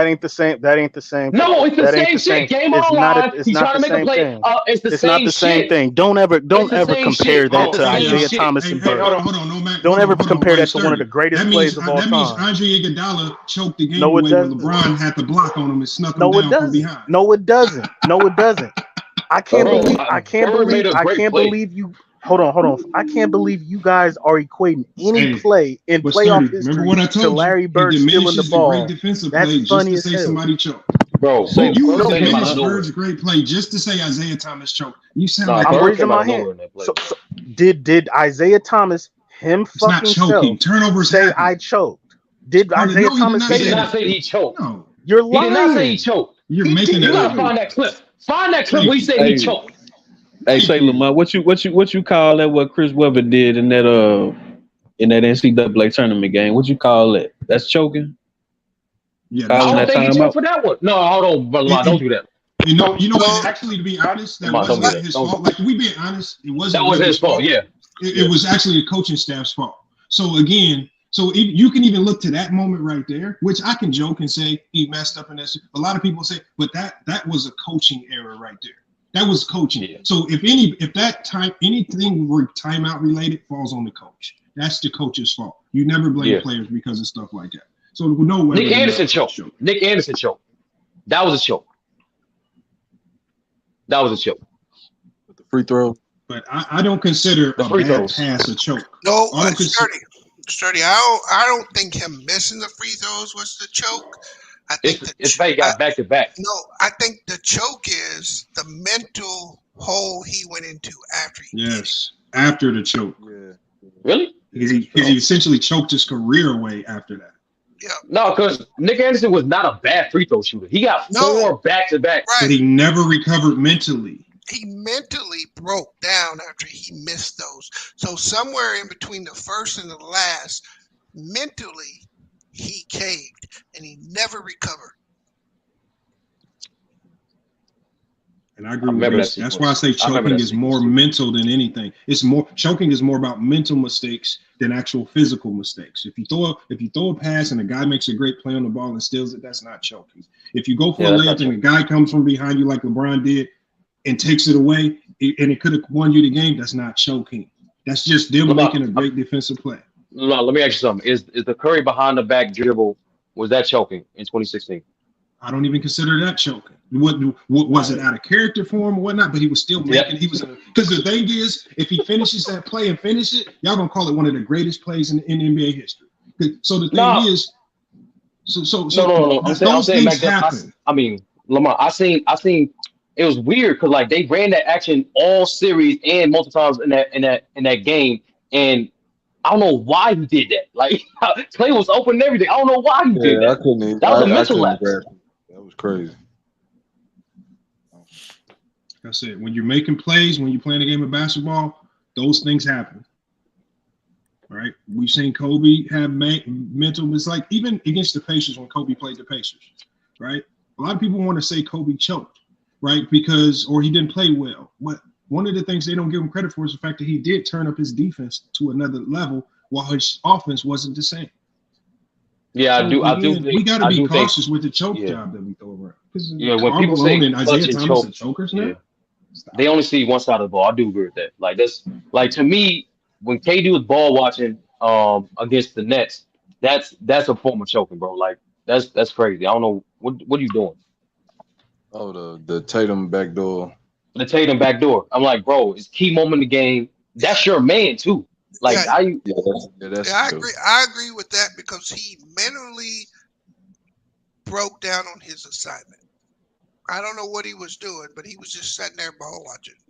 And that's true because we actually see more mental lapses on the defensive side of the ball in the NBA than the offensive. So more guys actually choke on defense than they do on offense. You see that's where you see the most mental mistakes in the game of basketball on the defensive side. Games are won and lost because of the mental lapses there, not because of a missed shot here or there. So Lamont, what do you say to the guys that's known to be high volume scorers, not to shoot the same amount of volume they typically do in those key games or key moments? I mean, it just depends on who, what player, what moment, what team we talking about. And so All again, right, if a guy's volume changes, like I got to look, like if Tatum's volume changes, it's because he has a guy by the name of Jaylen Brown on his team who can actually take over, and he can then focus on playmaking and defense. We've seen Tatum do that in the past. When his shot ain't falling, he'll stop shooting, focus on defense and playmaking, and let Jaylen Brown take over. Is that choking? No, that's him being smart. But if you're talking about a guy like Allen Iverson, who had no other offensive real weapons on that team, and he can't just stop shooting because he's the only go-to offensive guy. So it just depends. So if Iverson completely shells up and stops shooting, maybe that's more so of, him giving up and just wilting and just, if you want to label that type of choke. But I'll give you two examples. We don't see it too much in NBA history. I'll give you two examples. I'll give you two examples what I just described. James Harden game 6 against Spurs. He did not shoot. I think he shot like 13 shots, 11 shots. What year? What year are you talking about? That was 2016, I believe. Hey, I'll let y'all, man. All right, B. What did he do in game 6? He shot back. He shot 2 of 11 from the field. Yeah. Yeah, that's what I'm saying. Like he only attempted 11 shots. You know what I'm saying? I remember that game. That game, I don't know. Yeah, with that example, and also Kobe game 7 against Suns, where he intentionally did not shoot. Yeah, but like I told McDuff, I can go to that same Reggie Miller game in that elimination game versus the Knicks in '99, where he shot 3 of 18, right, and 8 points in an elimination game, and they lose by 8 points. And he said Reggie's never choked, but in an elimination game against the Knicks, that was a choke job. And then you can go back to that Orlando game that I talked to you about. When he lost to Orlando, he shot 5 of 13. Unlike, this is a man who scored 36 points in the game prior. It's 12 points in the elimination game, 5 of 13 from the field. So that's 2 instances in closeout games for Reggie Miller. And you can actually say he was still playing at a high level at that time. I mean, he had to have been playing at a high level. He just had 36 points against the Magic the game before. But so 2 instances for Reggie. Do we label him a choker because of those 2 instances? Because there's more instances that I could go to. No, and that's why Lamont, that's why I try to get an understanding from people who do have that term. I don't know if Ill is still there or not. Like I try to get a perspective from them. Okay, what is the number then? Like, what's the ratio or something? Because everybody has bad games in playoffs. Everyone has mental lapses, but like, what is the number amount where you got to get that label for those who have that criteria? That's what I try to figure out. I don't know. Yeah, and I was about to answer. I was gonna answer it earlier, and I was saying, I was gonna be honest. I actually do not have a threshold for that, so I will admit that I don't know how long it takes, how many times you got to do that for me to say that. So I will admit that I don't have a set number. You know what I'm saying? So I'll concede that, but it's just one of the things where it just happened over time, I guess.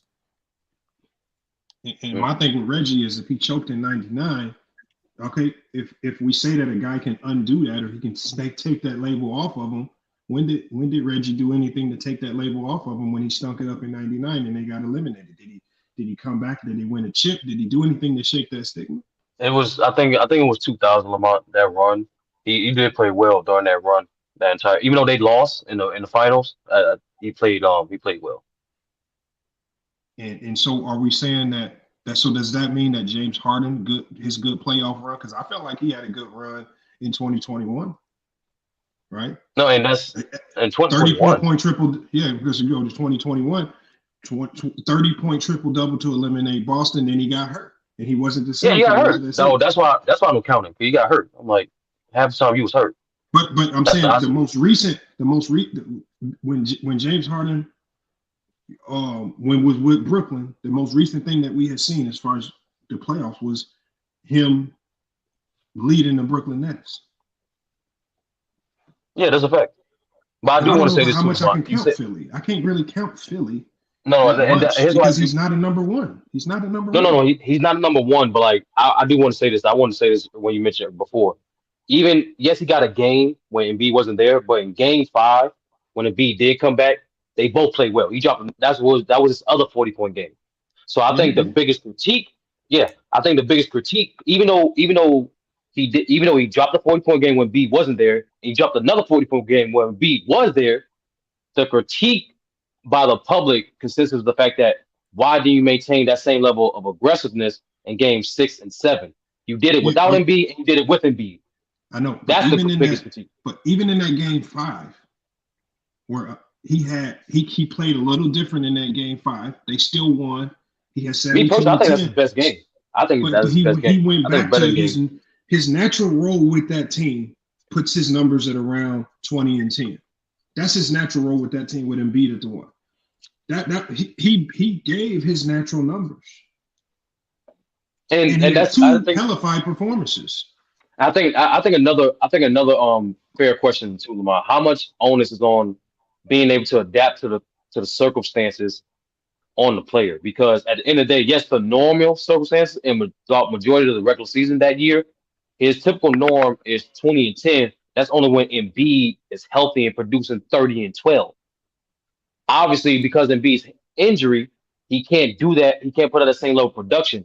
He didn't do that same level of production in game 5, and they still won because James Harden stepped up. So how much onus do you put on the players for not adapting to current circumstances? Well, it's again, the players can only go out in the playoffs and execute the game plan that the coaches give them. And this is why Doc Rivers is now fired, because a lot of people felt that there were certain adjustments they could have made to potentially win that series. And actually, when I went back and watched the series, I kind of agreed. That there were some things he could have switched up to give them a better opportunity to win, because you don't win 3 times against this Boston Celtic team if you ain't doing something right. And I think their solution, at least in this particular series, it wouldn't have been the popular solution, but I think in this particular series against Boston, your adjustment would have been to allow James Harden to be the lead. If you know Embiid is already hampered, let's not go back to him and act like he's the number one. I agree. When he's a hampered number one. Just allow James Harden to be that old James Harden where he can dominate the ball, where he can get his 40 points, because you were having more success when James Harden was playing that style of play, when he dominated the ball, when he got his threes up, when he was the one and Embiid was the two. That's the adjustment I would have made. But again, this is why coaches get fired. When you got the talent, they had the talent this year. That's no excuse. So again, No, I think to be honest with you, Lamar, I think coaches get too much of the blame, in my opinion. Like at some point, execution, the players that can be held accountable for their lack of execution too, Lamar. I'm be honest with you. Like I always say the same thing, especially with Doc, because Doc people for some reason overlook the circumstances he goes through. His star players get injured majority of the series that he coached them. His star players having horrible mental lapses. Yes, Doc has his woes too in regards to not making too much adjustments and not suddenly have the most precise rotations. But I personally believe he gets too much blame. Like I don't, you can't, as a coach, you can't account for your best players either being hurt or your best players severely underperforming. It's like you the fuck you supposed to do? can't, and I agree. That's why I was never one of those people that pushed the narrative that he was a coach that choked and lost the whole. I understood there was a lot more context to some of his Game 7 losses, or even 3-1 comeback losses than what people gave him credit for. I'm saying in this particular series, I felt like it was a winnable series for the Sixers, and I felt like it was a series where I felt like he tried to, as opposed to bringing Joel Embiid back slowly and allowing James Harden to control the series, and actually be the X factor to them winning and losing, he was catering to Joel Embiid too much, and he kept going back to Joel Embiid as if he was the number one when James Harden was the guy that was going to win that series for him. Yeah, I agree with you in terms of that series. I just think majority. I personally believe coaches getting too much blame, bro. Like that stat since 20, I believe it was 2017 or 2019. Oh, there's only 4 head coaches that still have their job. That's crazy. Well, a lot of people don't want to admit this, but the fans and the media are one of the main reasons for that. These GMs hear the chatter from the fans. They know what the fans want, and we're just in an era right now where every organization wants to chip, especially when the media and the media is telling us that these teams are super teams and they're going to win it all, man. Or even here on social media, like it's going to be a lot of pressure on the Denver Nuggets next year. Even though I don't believe they're going to repeat, they're not going to repeat. I believe one. I don't think they have the talent to repeat, and I just think they just hit a ton of teams with a curveball this year because they were one of the healthiest teams. Outside of that, but you know what's going to happen when they lose next year? They're going to go back to calling Jokic a choker, and that's the narrative that the people are going to push. Oh, I told y'all, he a choker. That's all it's going to go back to. Yeah, that's a casual thing. That's the sad part about it. In regards, because like I think with the coach thing, yes, there's pressure from fans and media, but I think it's more so a lack of winning culture from teams. That you notice like 3 of the 4 teams that's kept their head coaches are known for what? Their winning culture. The Spurs, the Warriors, the Heat, culture. And the Nuggets are trying to build that too. I think the fact that these coaches losing their jobs is more so an indictment of the fact that there's a lack of winning culture